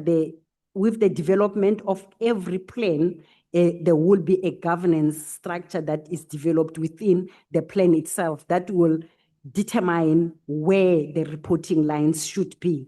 In this case of the example that I'm making, after the team, we call it the National Organized Crime Combat Group, their reporting line will be to the NADJOINTs chairpersons, not the broader NADJOINTs meeting, and will report to the JCPS ministerial team and to the National Security Council. So it's not all matters, depending on the weight or the gravity of the matter, that will go back to the lower structures. It will then be reported to the higher authority as approved. Was this formulated before his press conference or after his press conference?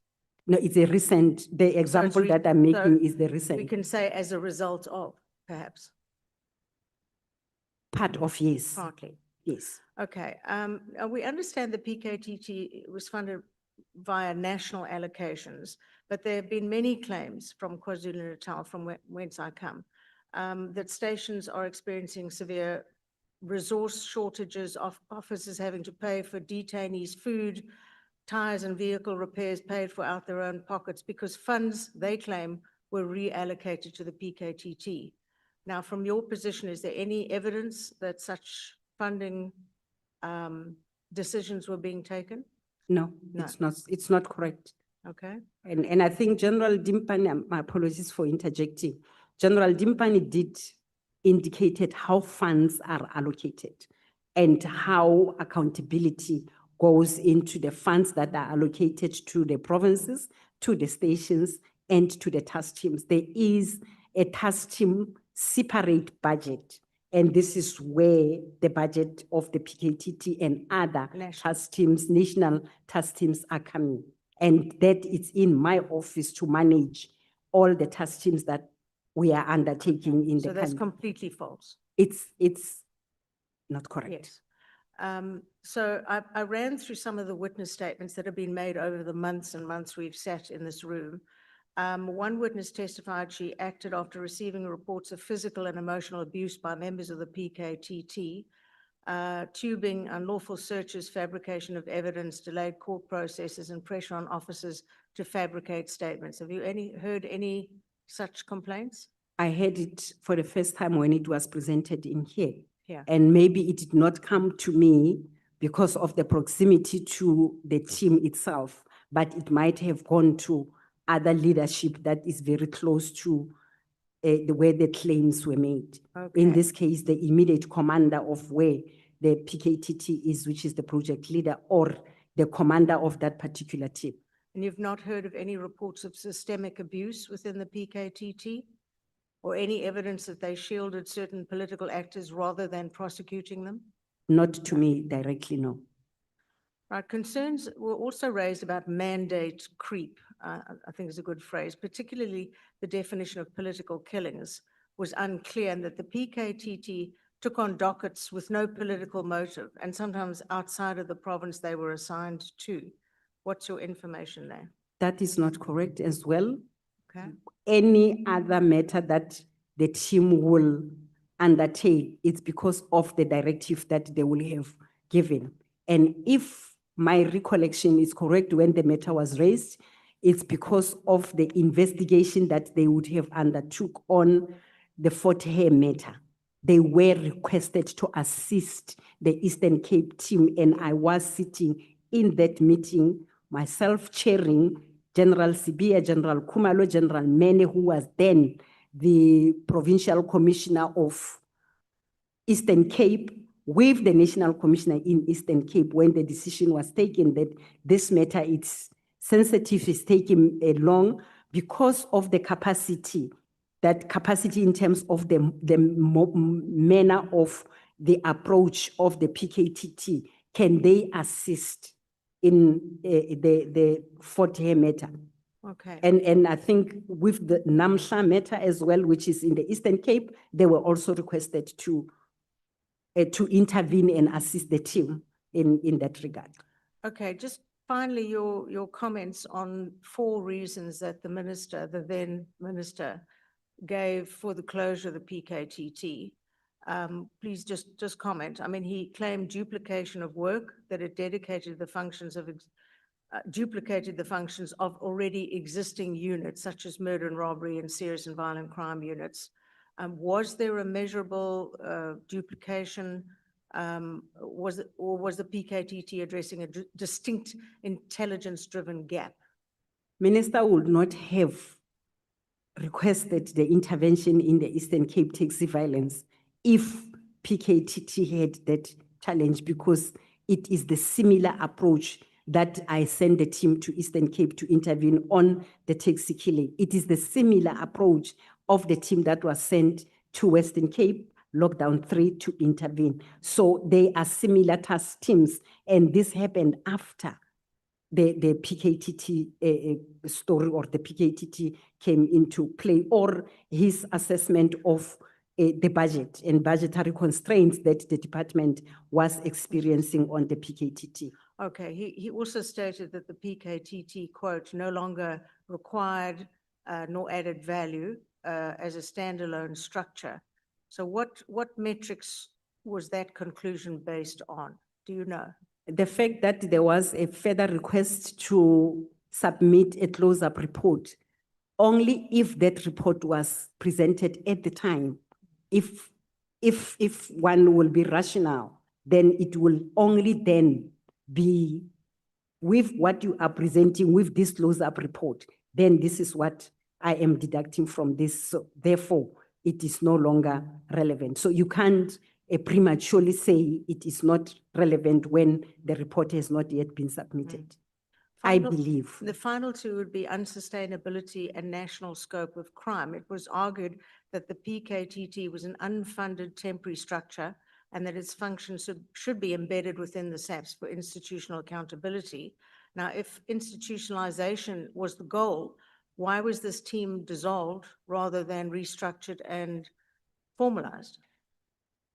I think there were attempts to have a team.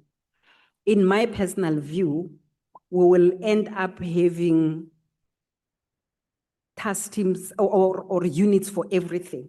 If we are to take every challenge or commodity criminal wise and establish a unit.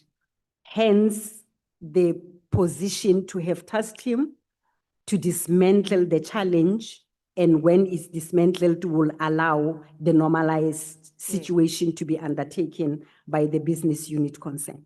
Okay, finally, the former minister argued that political killings occur nationally, which they do, not only in KwaZulu-Natal, and that a regionally focused task team was insufficient.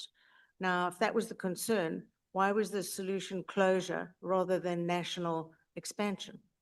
It will be extended or national expansion if the threat has not yet been neutralized.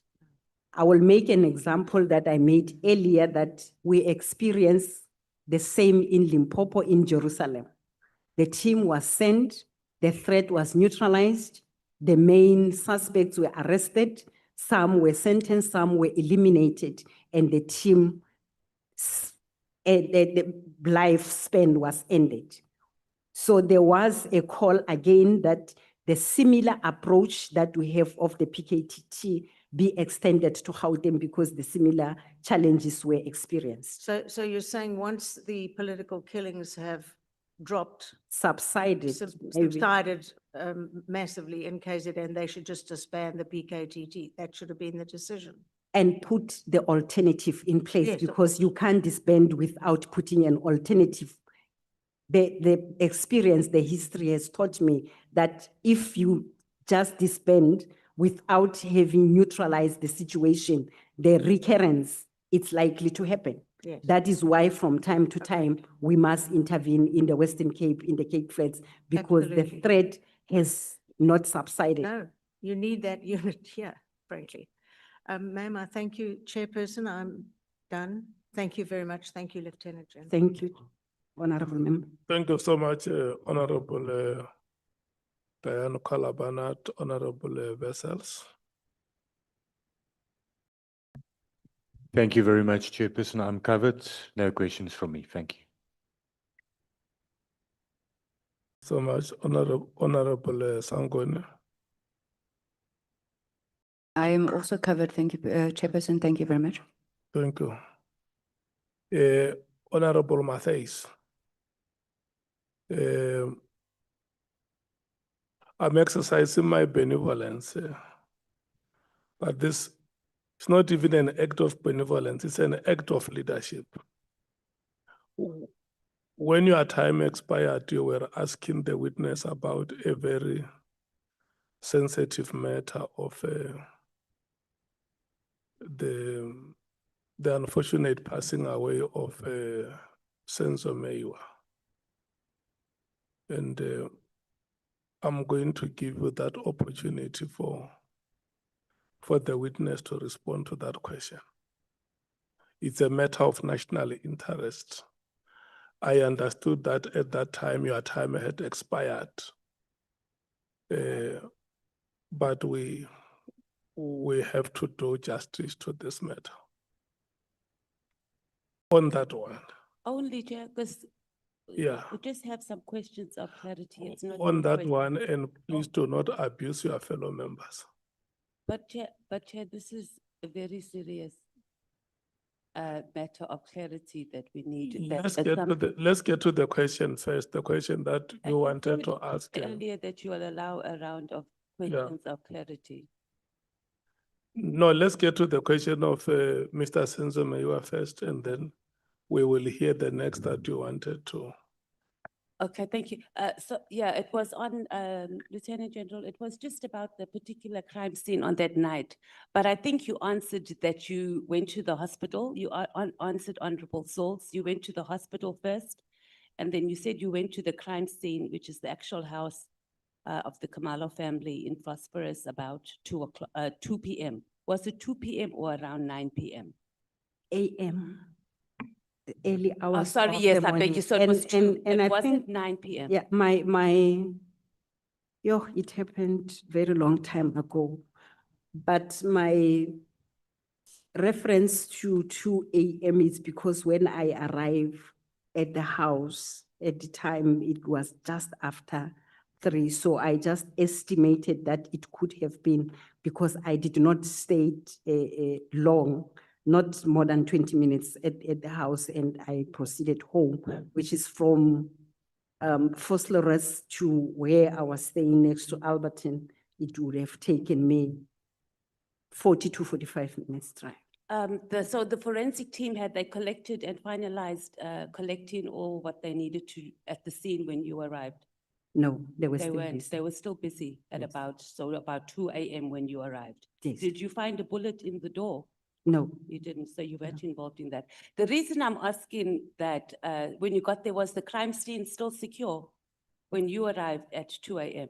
It was still on. The crime scene was crime still scene on. was It still was still secure. cordoned off. Yes. So if there were 2 witnesses, well, at least one, who was just an ordinary citizen who knew the family, and they arrived there and no police stopped them. They walked through the door, through the kitchen, turned left and went into the bedroom. No one asked them any questions and the scene was not secure. What would you say to that? After the cordoning off of the scene, no one can cross the line. But So I what don't if believe. there were, and what if it was, I was one of that, or I was one of those 2 people who got access? Nobody. Before the cordoning off of the During- scene. yeah. It's before the cordoning off of the scene. The police, there were a lot of police there.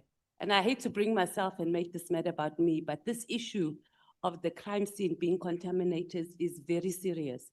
And I went there along with a friend, but that person will have to come forward. And we probably got there at about 11 o'clock, about 11 p.m. After we've been told. Nobody asked us who we were. We literally walked in. We walked through the kitchen. That place was there was not a trace of blood. Nobody stopped us. And we went to go and sit in the room with the baby and the kids. That's what happened. I was not there. I'm not saying you I weren't, don't but I'm think- saying when you got there, the scene was secure. Yes. And nobody was allowed in and out. And I'm saying that I'm one of 2 people that I know for sure that went there. So that scene was contaminated. So are you satisfied, as you were head of detectives, you were the acting national provincial commissioner at that time, and you said you were satisfied that forensic had done a proper investigation? With what was presented, I said, when I arrived, I was briefed what was presented. And if I was aware that you were on the scene, I could have requested a statement if you have I passed through. didn't know that there was an issue around the scene. So when I arrived there, I would have thought that's why I asked where the forensic had completed. And I would have been shocked if they would have completed it in such a short period of time, given that the place was very clean. There was not even a trace of blood that we saw visibly. So I would have thought that if that was the case, they would have to do some other forensic cleanup to see where the blood was removed or whatever. But I don't have experience in that, but I'm just imagining from what I've watched on crime scenes that, or crime TV, rather that's what would happen. I'm not saying that is what would happen. I wonder what you have said to the team to allow you in. That's my point. No, I it's just not walked in. correct. I'm not lying. And they It's didn't know who not I was. correct, but because you are mentioning it, I think from time to time, with the challenges, we take the gaps, we go back and we teach our teams, because education happens from time to time. And it was a mistake if you were allowed to be on the crime scene when the scene was cordoned off. Actually, if you were not related, if you did not say you were related to the family, what was coming next was the arrest for contamination of the scene. Me? That is what was supposed to happen. But I didn't force myself on there. I didn't know. Honorable But Sons. that's fine. If you'll have to arrest me, I will expect. Okay, but Chair, I'm begging you, but this is in relation to something that's very important. Honorable Sons. Yeah, but it's a question of clarity, please. It's just about, please, I'm begging you, Chair. It's a question of clarity on the testimony that Lieutenant General gave on whether she sent an email to the Gauteng Health MEC about recommending Paul O'Sullivan. It's something that is very important. And I have an email that I would like to submit to, but before I do that, we don't want to harass the witness. So it must go through the evidence leaders, so Lieutenant General can comment on the email. Okay. Can I forward the email to our WhatsApp group as, what would you like me to do, Chair? Can you give guidance? You have not, She didn't send an email. you have not She sent, didn't remember. you have not sent it. No, I haven't because I needed guidance. It's a Yeah. screenshot of an email because Lieutenant, Commissioner, listen to me. Honorable Kekana asked about an email. So Yeah, let's initially, let, Lieutenant let's General let's said live she let's didn't, live then she by said she doesn't remember. let's live by our decisions and our customary practices. And you know the matter that we are dealing with was suggested by you, how we must process it. Yeah, that's what I'm saying. I want to send it to the group. I don't want to Yeah. raise it now. If you had intention to ask, you were supposed to Just have got done it now, like literally.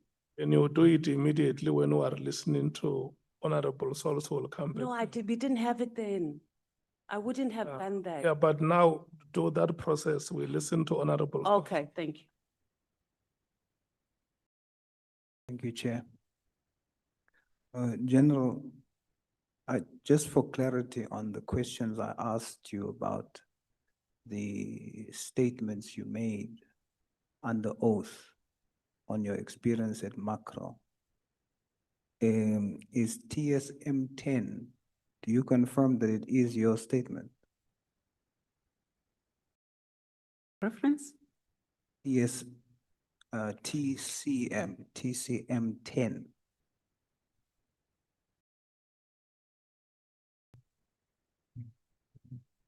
Yes, It is your statement. yes.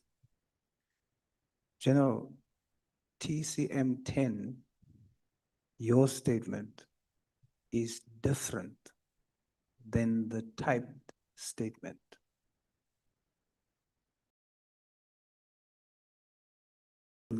In content. Are you asking a follow-up question, Honorable Sol? No, sir. Are you raising a new matter? No, sir. Remember,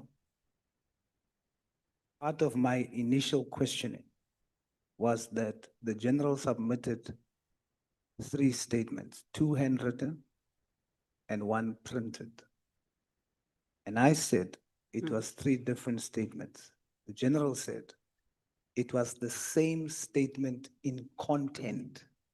It was just one was handwritten, the other was typed. So you are clarifying. Now I'm clarifying. The point that you earlier asked. Yes, sir. To go ahead. You are allowed. Thank you, Chair. You don't have to justify yourself anymore. All right. I'm just trying to make sure that you are not raising new matters, but it's a clarity seeking questions. Yes, sir. It's a clarity seeking question. Thank you so much.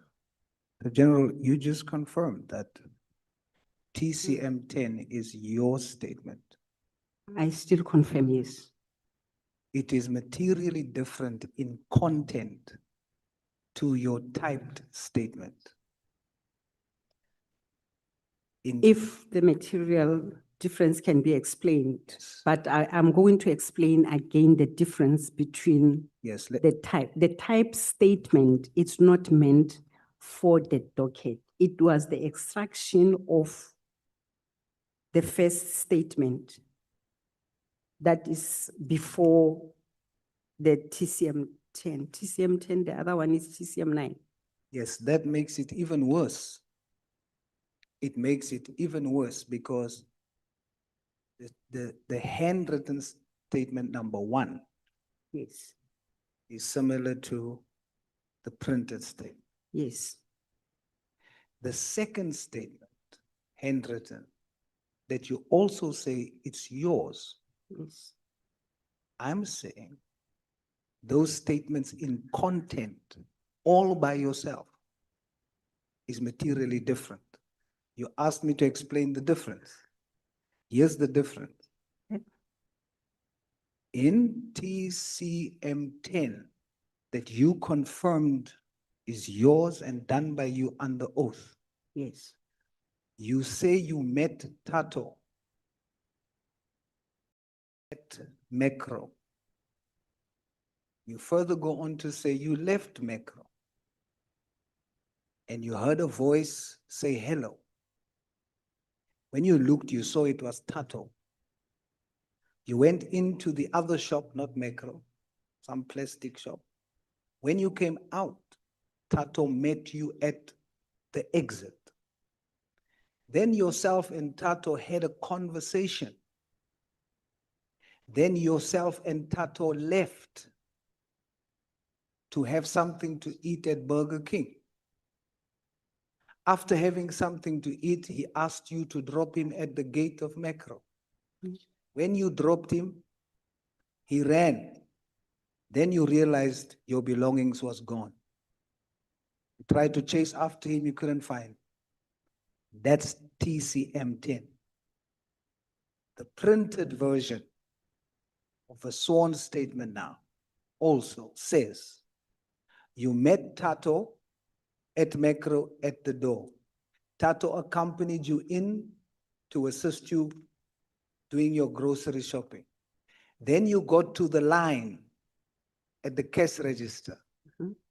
You realized your purse was gone. So was Tato. The entire Burger King and all that is not in that statement. So I'm submitting to you based on what you have given us. There's two statements under oath, different in content. Can I respond? Please. I have explained the first statement.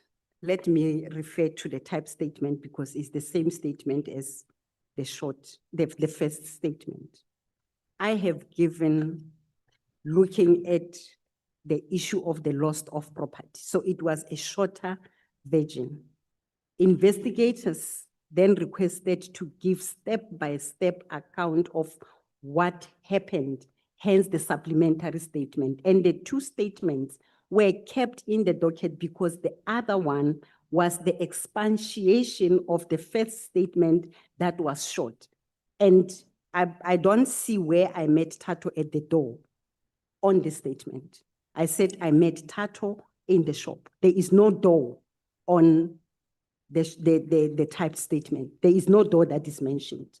But if that is what the member is saying, given the shorter version of the statement, which was also explained that the shorter version was given, and given the investigation process, I then have to expand on movement by movement that I have undertaken.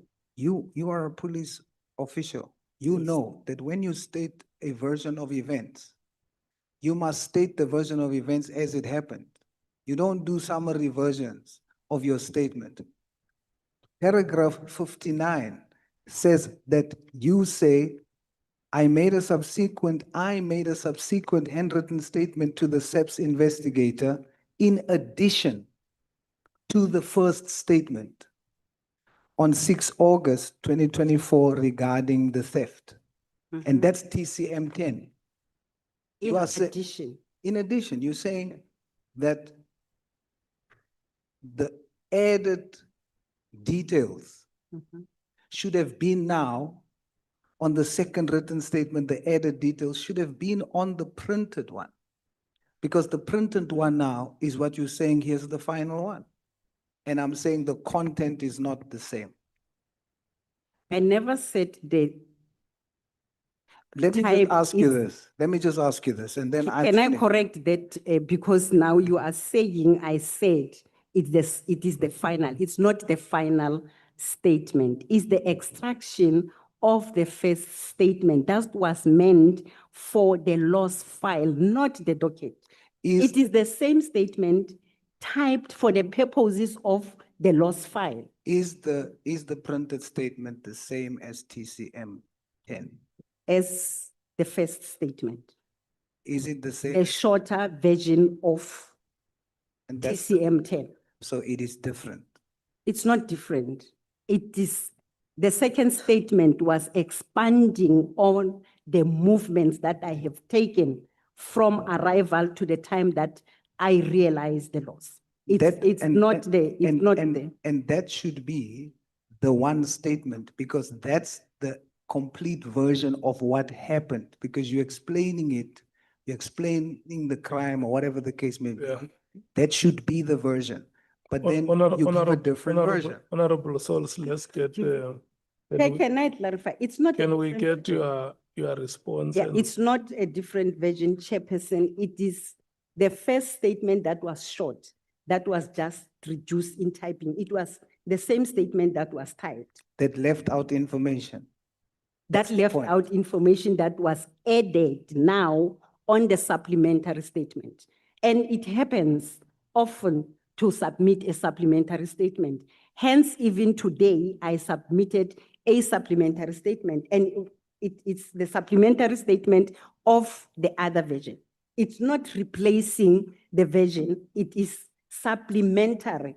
Hence, the two statements were kept in the docket. If it was meant to be a different version, the other statement could have been taken out of the docket. Okay. Honorable Skosana, where is he?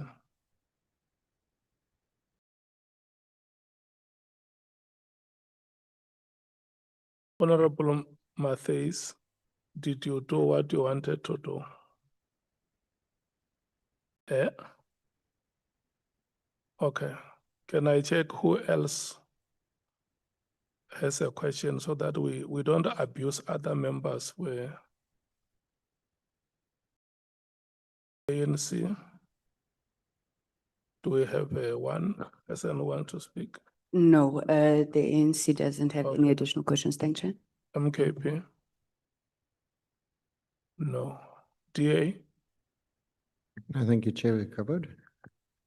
Bangazita? No, Honorable Chairperson, thank you. Honorable Vessels? I'm covered, thank you, Chair. Honorable Souls? Nothing, sir. Okay. So the last two speakers will then be Honorable Matthias and Honorable Souls. I mean, Honorable Skosana. Honorable Matthias. Thank you, Chair. I don't, has that screenshot been sent to who it needs to be sent to? Has Lieutenant General received it? Because she can't respond to something she hasn't seen. That was the whole point of putting it in the group, because we can't bombard witnesses with things. It hasn't been done. I thought you were doing it when we gave you time. Chair, I sent it in our group ad hoc committee. How it gets to the witness can't be, that is a process the secretariat and the evidence leaders must do. So I assumed that was what was happening. Or was I supposed to send it directly to the witness? No. Okay, so I did the right thing. It's in the group. We said we run by the legal team. Okay, I don't have access to the legal team. Okay. I received it on my phone. Okay. Let's hear the question, Honorable Matthias. Okay, so Lieutenant General, this is information that we received from the public, and we just want you to respond. I don't know if it's legit, if it's not. I mean, it's obviously something we can investigate as a committee, but can you respond to the screenshot of that email that appears to be sent from you to the then Gauteng MEC for help? Thank you, Chairperson. This is not my email.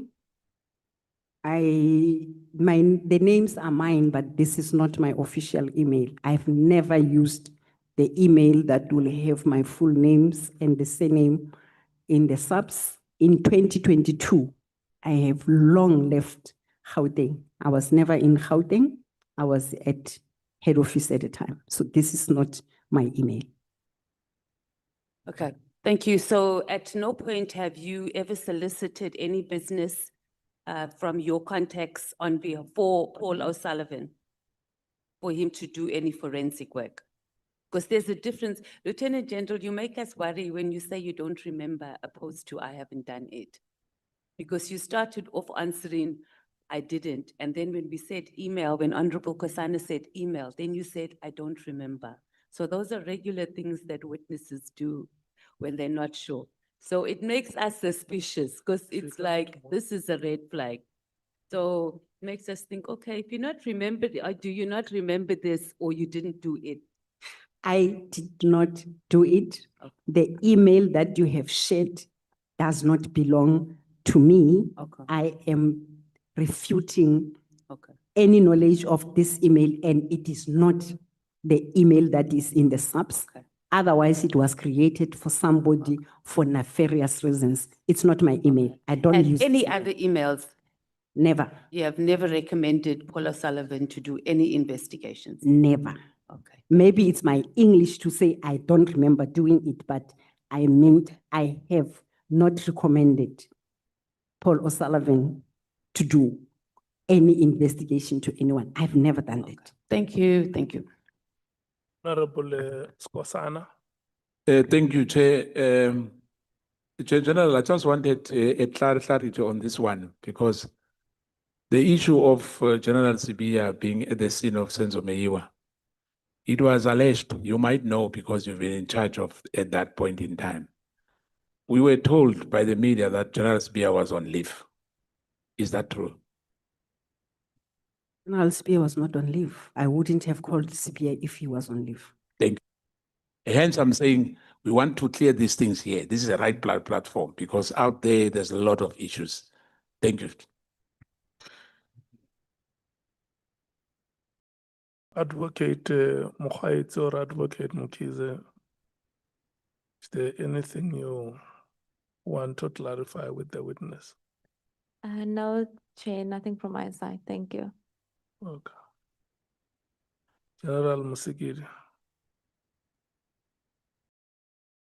Chairperson, let me take this opportunity, if it's my time, to thank yourself and the committee. Before. Your colleagues who have come before us here as witnesses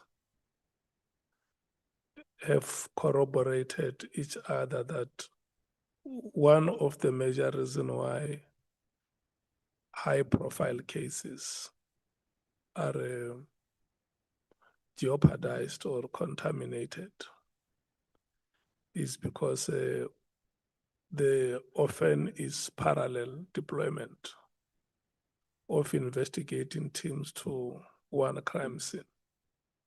Is that correct? If not properly coordinated, it has the likelihood of causing problems. But if you want different skills, like calling them at the same time, it will not be confusion or conflict at the crime scene. But what they said here is not that the teams went there, go there to complement each other. They say parallel investigative teams.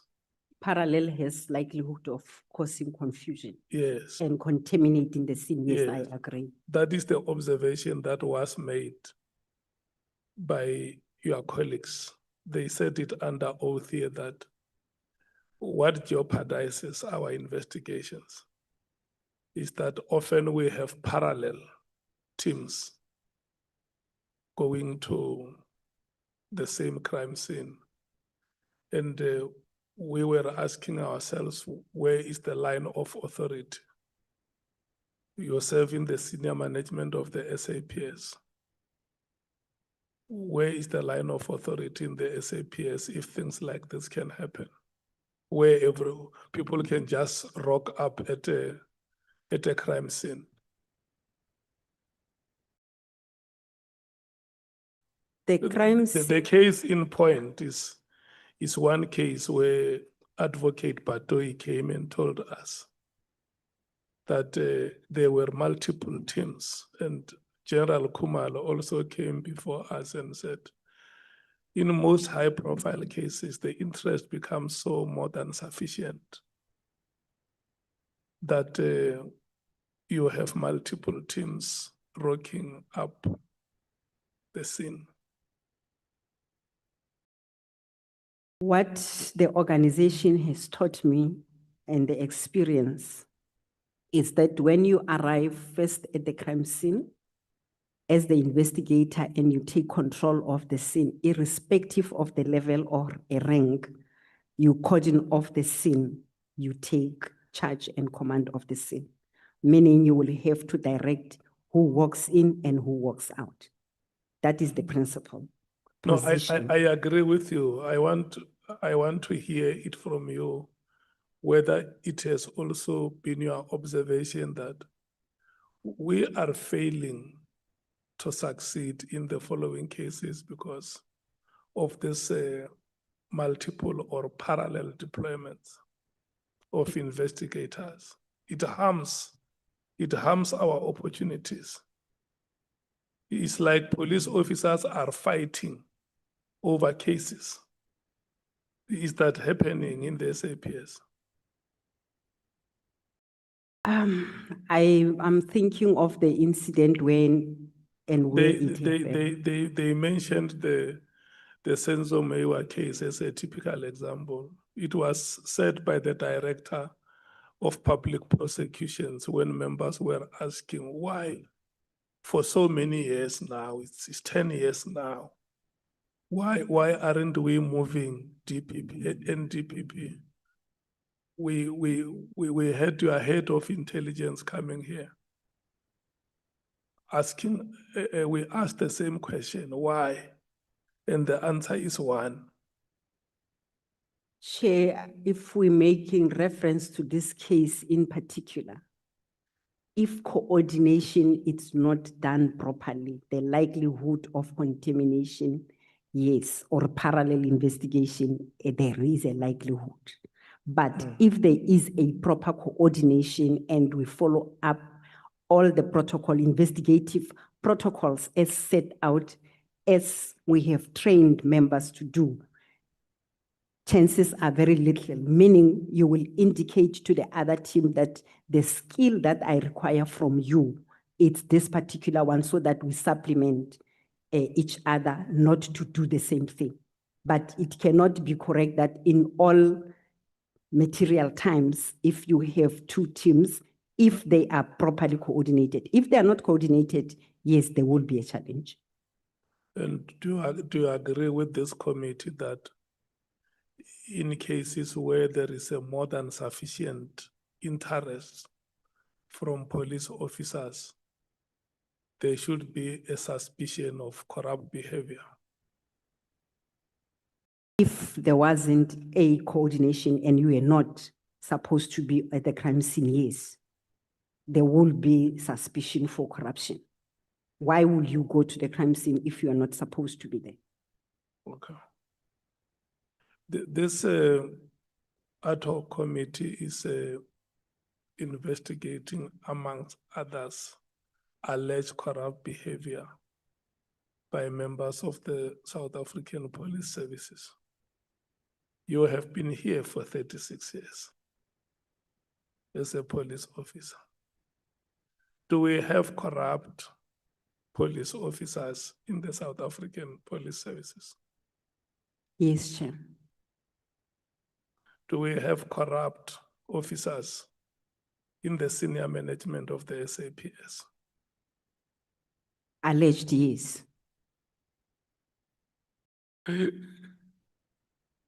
No, you must help us. We're not saying mention anybody by name. We're not saying give us details. Do not answer the question that I have not asked. We want to know here as Parliament, we must deal with the problem. Okay. In the many years that you have been in the SAPS or in the senior management of the SAPS, have you observed corrupt behavior in the senior leadership of the SAPS? I have not seen, but I've heard of the allegations. Hence, I'm saying to you as And how serious were those allegations? Very serious, Chair. Those allegations, as you heard them, do they have potential to erode the public confidence in the SAPS? My personal belief is that they will if they are not attended to and addressed sufficiently. If That's what I'm saying. Yes. The little, even if you have had one or two, the little that you have had, let's say I'm an ordinary member of the public. I want to hear whether the SAPS is coming or going.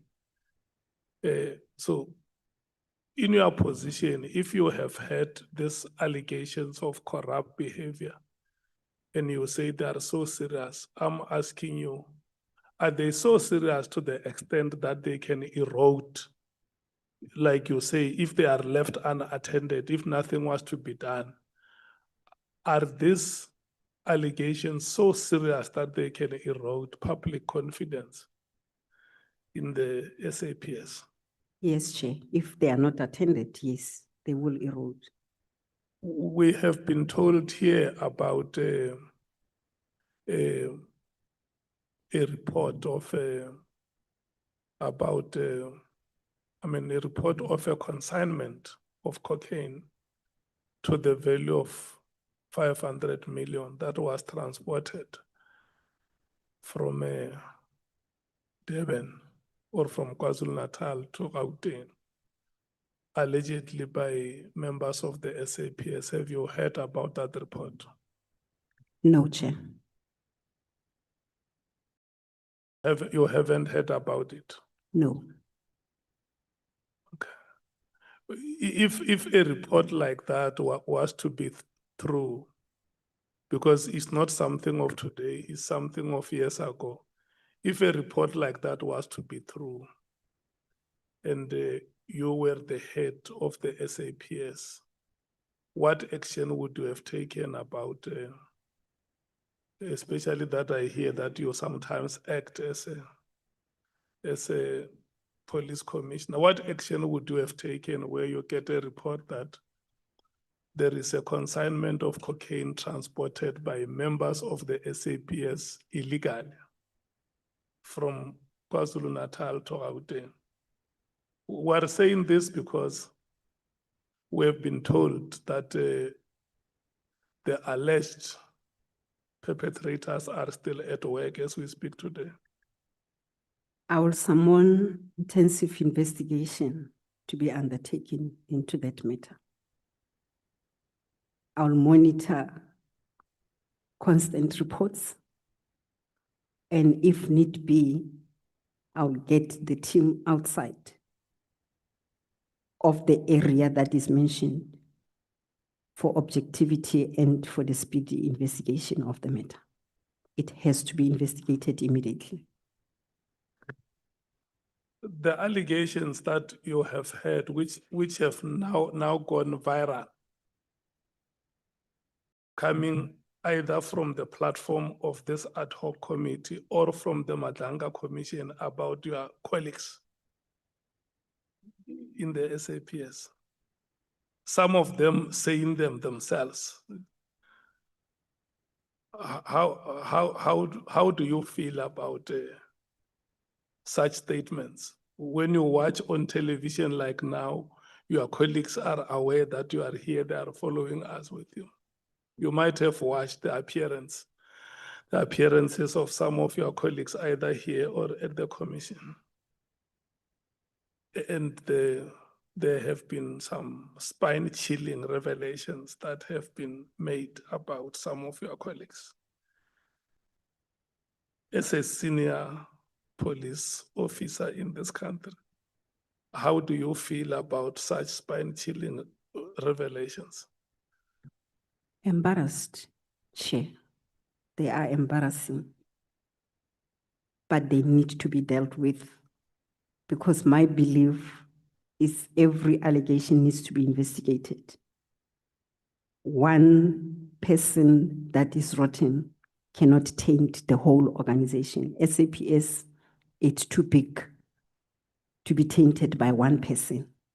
While I'm admitting that— It's not one person, it's not one person. There are many. If you had, if you have been following the proceedings, there are many, and they themselves implicate themselves in the statements that they made. You are in the absence of General Masemola is you, like you were there on that day of Christmas Day and New Year's Day. New Year's Day. Yes, it was you. They are So, embarrassing, Chairperson. Yes, and you were presiding over an institute at the time, or the days that you were in office. The institution you presided upon included the very officers who now come before us or before the Matanga Commission and say, this is who we are. Chairperson, it's embarrassing. And I think with the current proceedings, it will send a clear message and it will serve as a deterrent for others who wish to follow the same.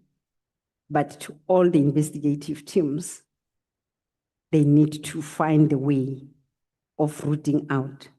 Hence, there are parallel investigations that are undertaken as and when these revelations are being presented to different platforms. So the department is not sitting back. The investigations are happening. If they need to be criminal investigations are instituted. Departmental investigations are instituted at the same time as the commissions to make sure that we clean and we leave this organization as pure and clean as it should. Okay. So the last question from me would be that with the evidence that has been presented before us since we started, where you are standing, even if you were to form an incomplete opinion, would you say that the SAPS has been captured or was on the verge of capture? Maybe on the verge of being captured, Chairperson. Okay. No, thank you so much. Honorable members, no, I'm not going to. No. Chair, it's not a question, it's a housekeeping matter. Yes, no, we will come to that. Oh, okay, thank you. We must release the witness. Is there anything, General Mosikili, that you will wish to say before we formally thank you? Thank you, Chairperson. Just to thank yourself, Chairperson, and to thank the members for the opportunity that I had to come and present and clarify. And I hope the evidence that I have shared with the committee today will assist the process going forward. Thank you, Chairperson, for your time. Thank you for listening to me as well. Considering that it is March, Chairperson, I think it came very silently that we are to observe a Women's Day very soon in a month. Yeah. Thank you so much. Let me thank you in this way that you are the first witness today to start with us and finish with us after what happened last weekend. We think you have set a very good example to the witnesses that will be coming this week and next weekend. We hope that we can have witnesses like yourself who will stay the course of our proceedings. We want to thank you so much for being exemplary. And because we have come to the end of the proceedings with you, I'm going to release you. Or is there anything related to the witness that you want to ask? Okay. Thank you so much for indulging me, Chair. I'm not asking a question. I just want to greet the General. No, Chair, I thought that maybe we would ask the General to submit to us in writing her thoughts on reforms. I kept quiet because I know you like that question, but I thought you would come there. On what reforms you would want to recommend that Parliament looks at in order to strengthen some of the weaknesses that you would have identified over the last couple of years. Thank you. It can be in writing, Chair. Thank you. It can help us. You have been there for over 30 years. Yeah, you are an old bait that cannot be caught with chaff. Honorable Scosa. I will, Chair. Yes, she's done. Ngiyathokoza Mgcinisihlalo ke re a leboha General gore re fedise le wena be ke re ko kwala mnyako today because the last time I could not. Thank you. Honorable Scosa, you know, you couldn't close the door last week. No, listen to me.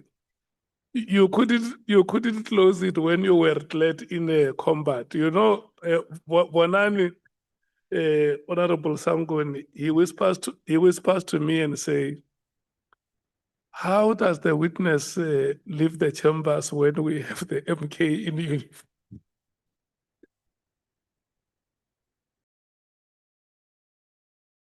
No, it's just on a lighter note. Thank you so much, General Mosikili, General Van Rooyen, and you said the other colleague is? Lieutenant Colonel Parsons. Parsons. Parsons. Yes, Lieutenant Colonel Parsons. Thank you so much for your stay here with us. We want to thank you so much. We always give credit. The women that work with us here, they know how much credit we give for the excellence that they give us. And we want to thank you so much for the work that you are doing in the SAPS and the people of this country. And for sure you heard what Honorable Sangoni has suggested, that if time permits, just make for us a submission on the reforms that you think we can introduce so that we have the SAPS that can serve the people of South Africa in a better way. Thank you so much. All the best. Honorable members, I want to give no, sit down, honorable members. Sit down. Remember, we have the second witness that we must take here. Yes, we have the second witness. I want to give Advocate Mkhize to make a presentation here on the second witness who has requested that the committee must give him an opportunity to make a written submission. Advocate Mkhize. Chair, Honorable Skhosana is standing up again when the witness is going towards the exit. No, Honorable Skhosana, just get the point that Honorable Nomvalo is saying. Because you see, when you go out, I see members of the media want to follow you.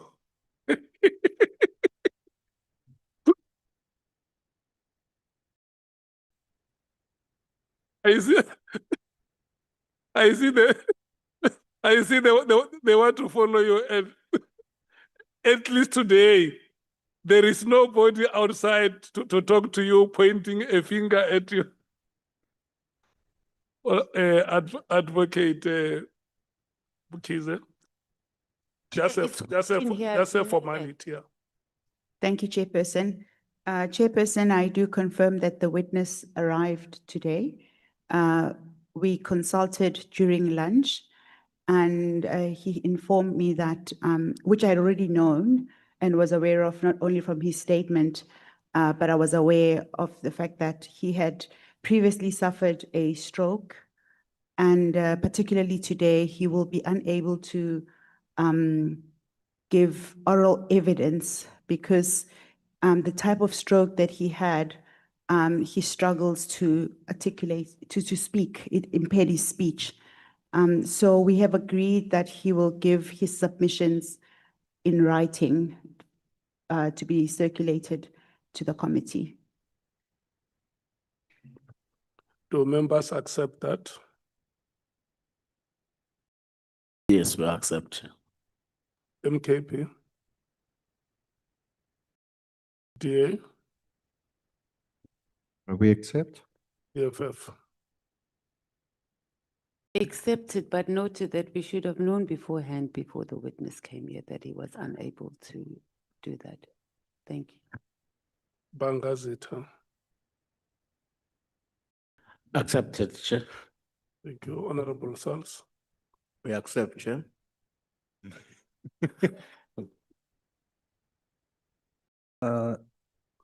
People are already saying we are a small ANC.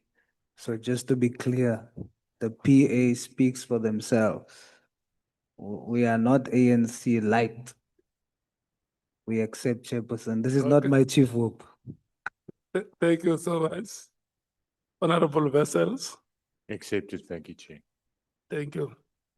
Honorable Matthias, you raised a housekeeping matter.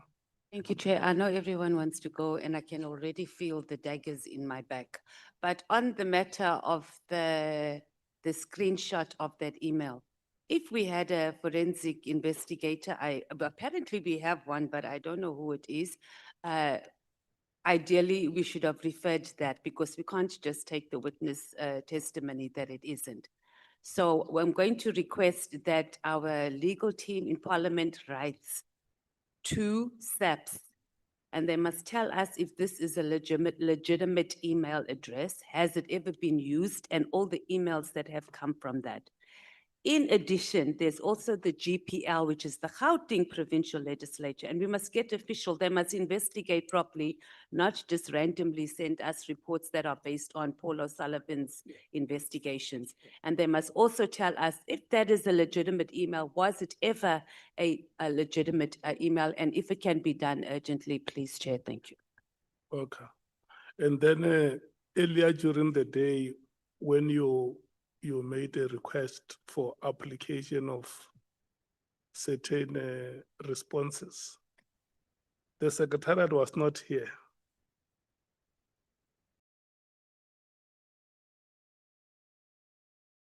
Yeah, I'm just saying that the request that you made for further responses to be made to the committee, if you can remember it and sound it with the Secretariat so that it's on record. It's on record and in the minute. They don't miss it. Thank you. It was on the case of the Lieutenant General, the one that she opened, the theft case, that she has indicated that IPID still has the docket. So we need to understand why IPID still has the docket. And then the actual IPID docket on perjury for the Lieutenant General. What is the status of that case? And the reason we're asking is that these open-ended cases against factions in IPID and high-ranking officials is costing this country, and ordinary South Africans are not getting justice because they spend more time opening cases and investigating each other instead of closing the matters. Thank you, Chair. Honorable Sangon. Thank you, Chair. Just a housekeeping matter, whether we've received a response from SAPS corroborating General Pahlane's evidence that the information Ms. Trend was downloaded legally. I'm worried that she's coming here in a day and we need to resolve that matter. Thank you, Chair. Yeah, a follow-up will be made on that matter. The last, honorable members, you can see at the rate at which we are going per day. Tomorrow, the committee has approved that 3 witnesses must come here. Is it going to be possible?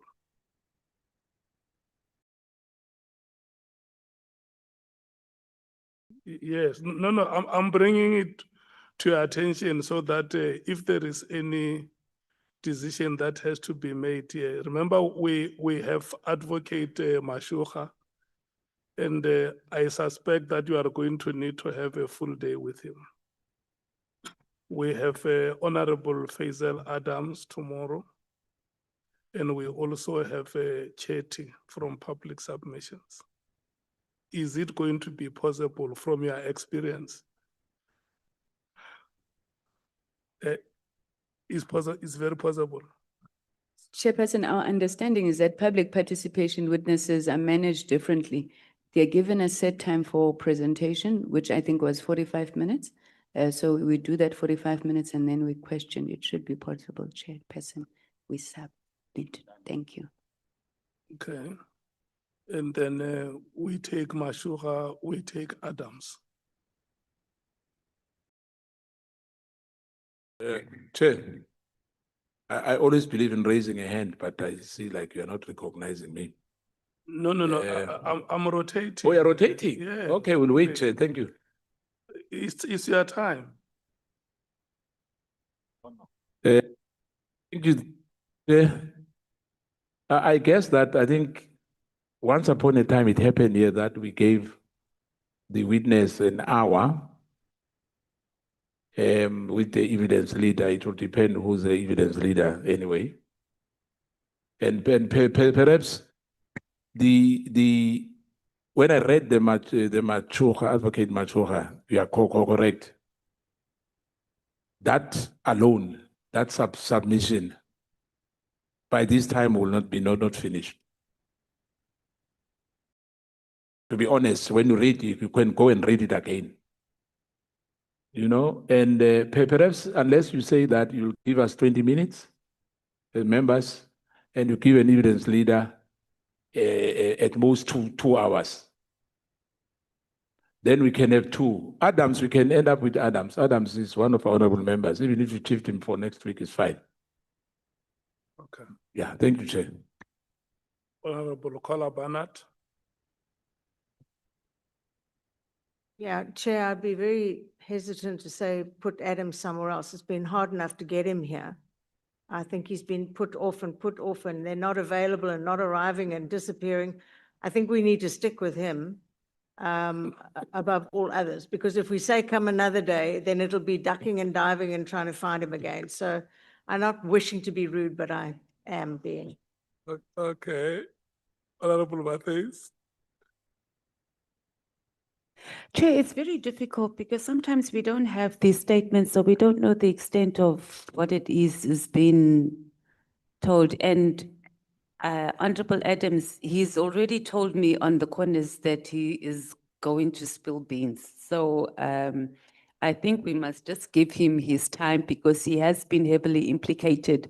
So I think we must just put him. Bangazita.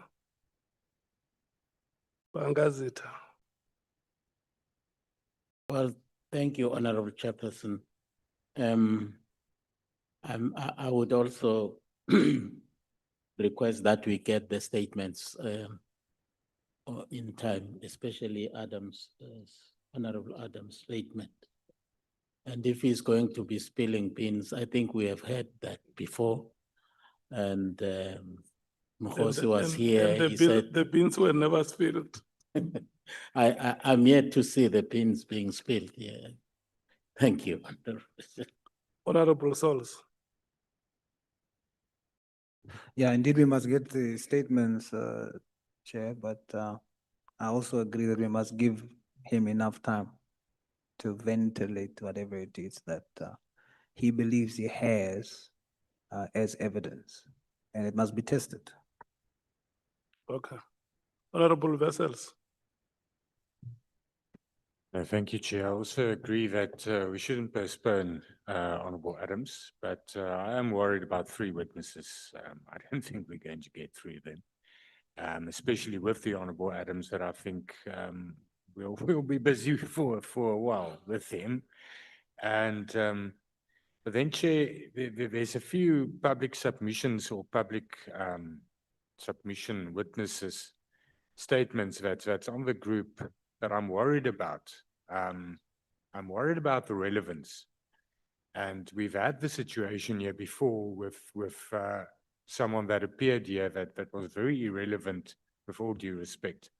And I'm really worried that if I look at those statements, we are again going to have something that's really not relevant to our terms of reference.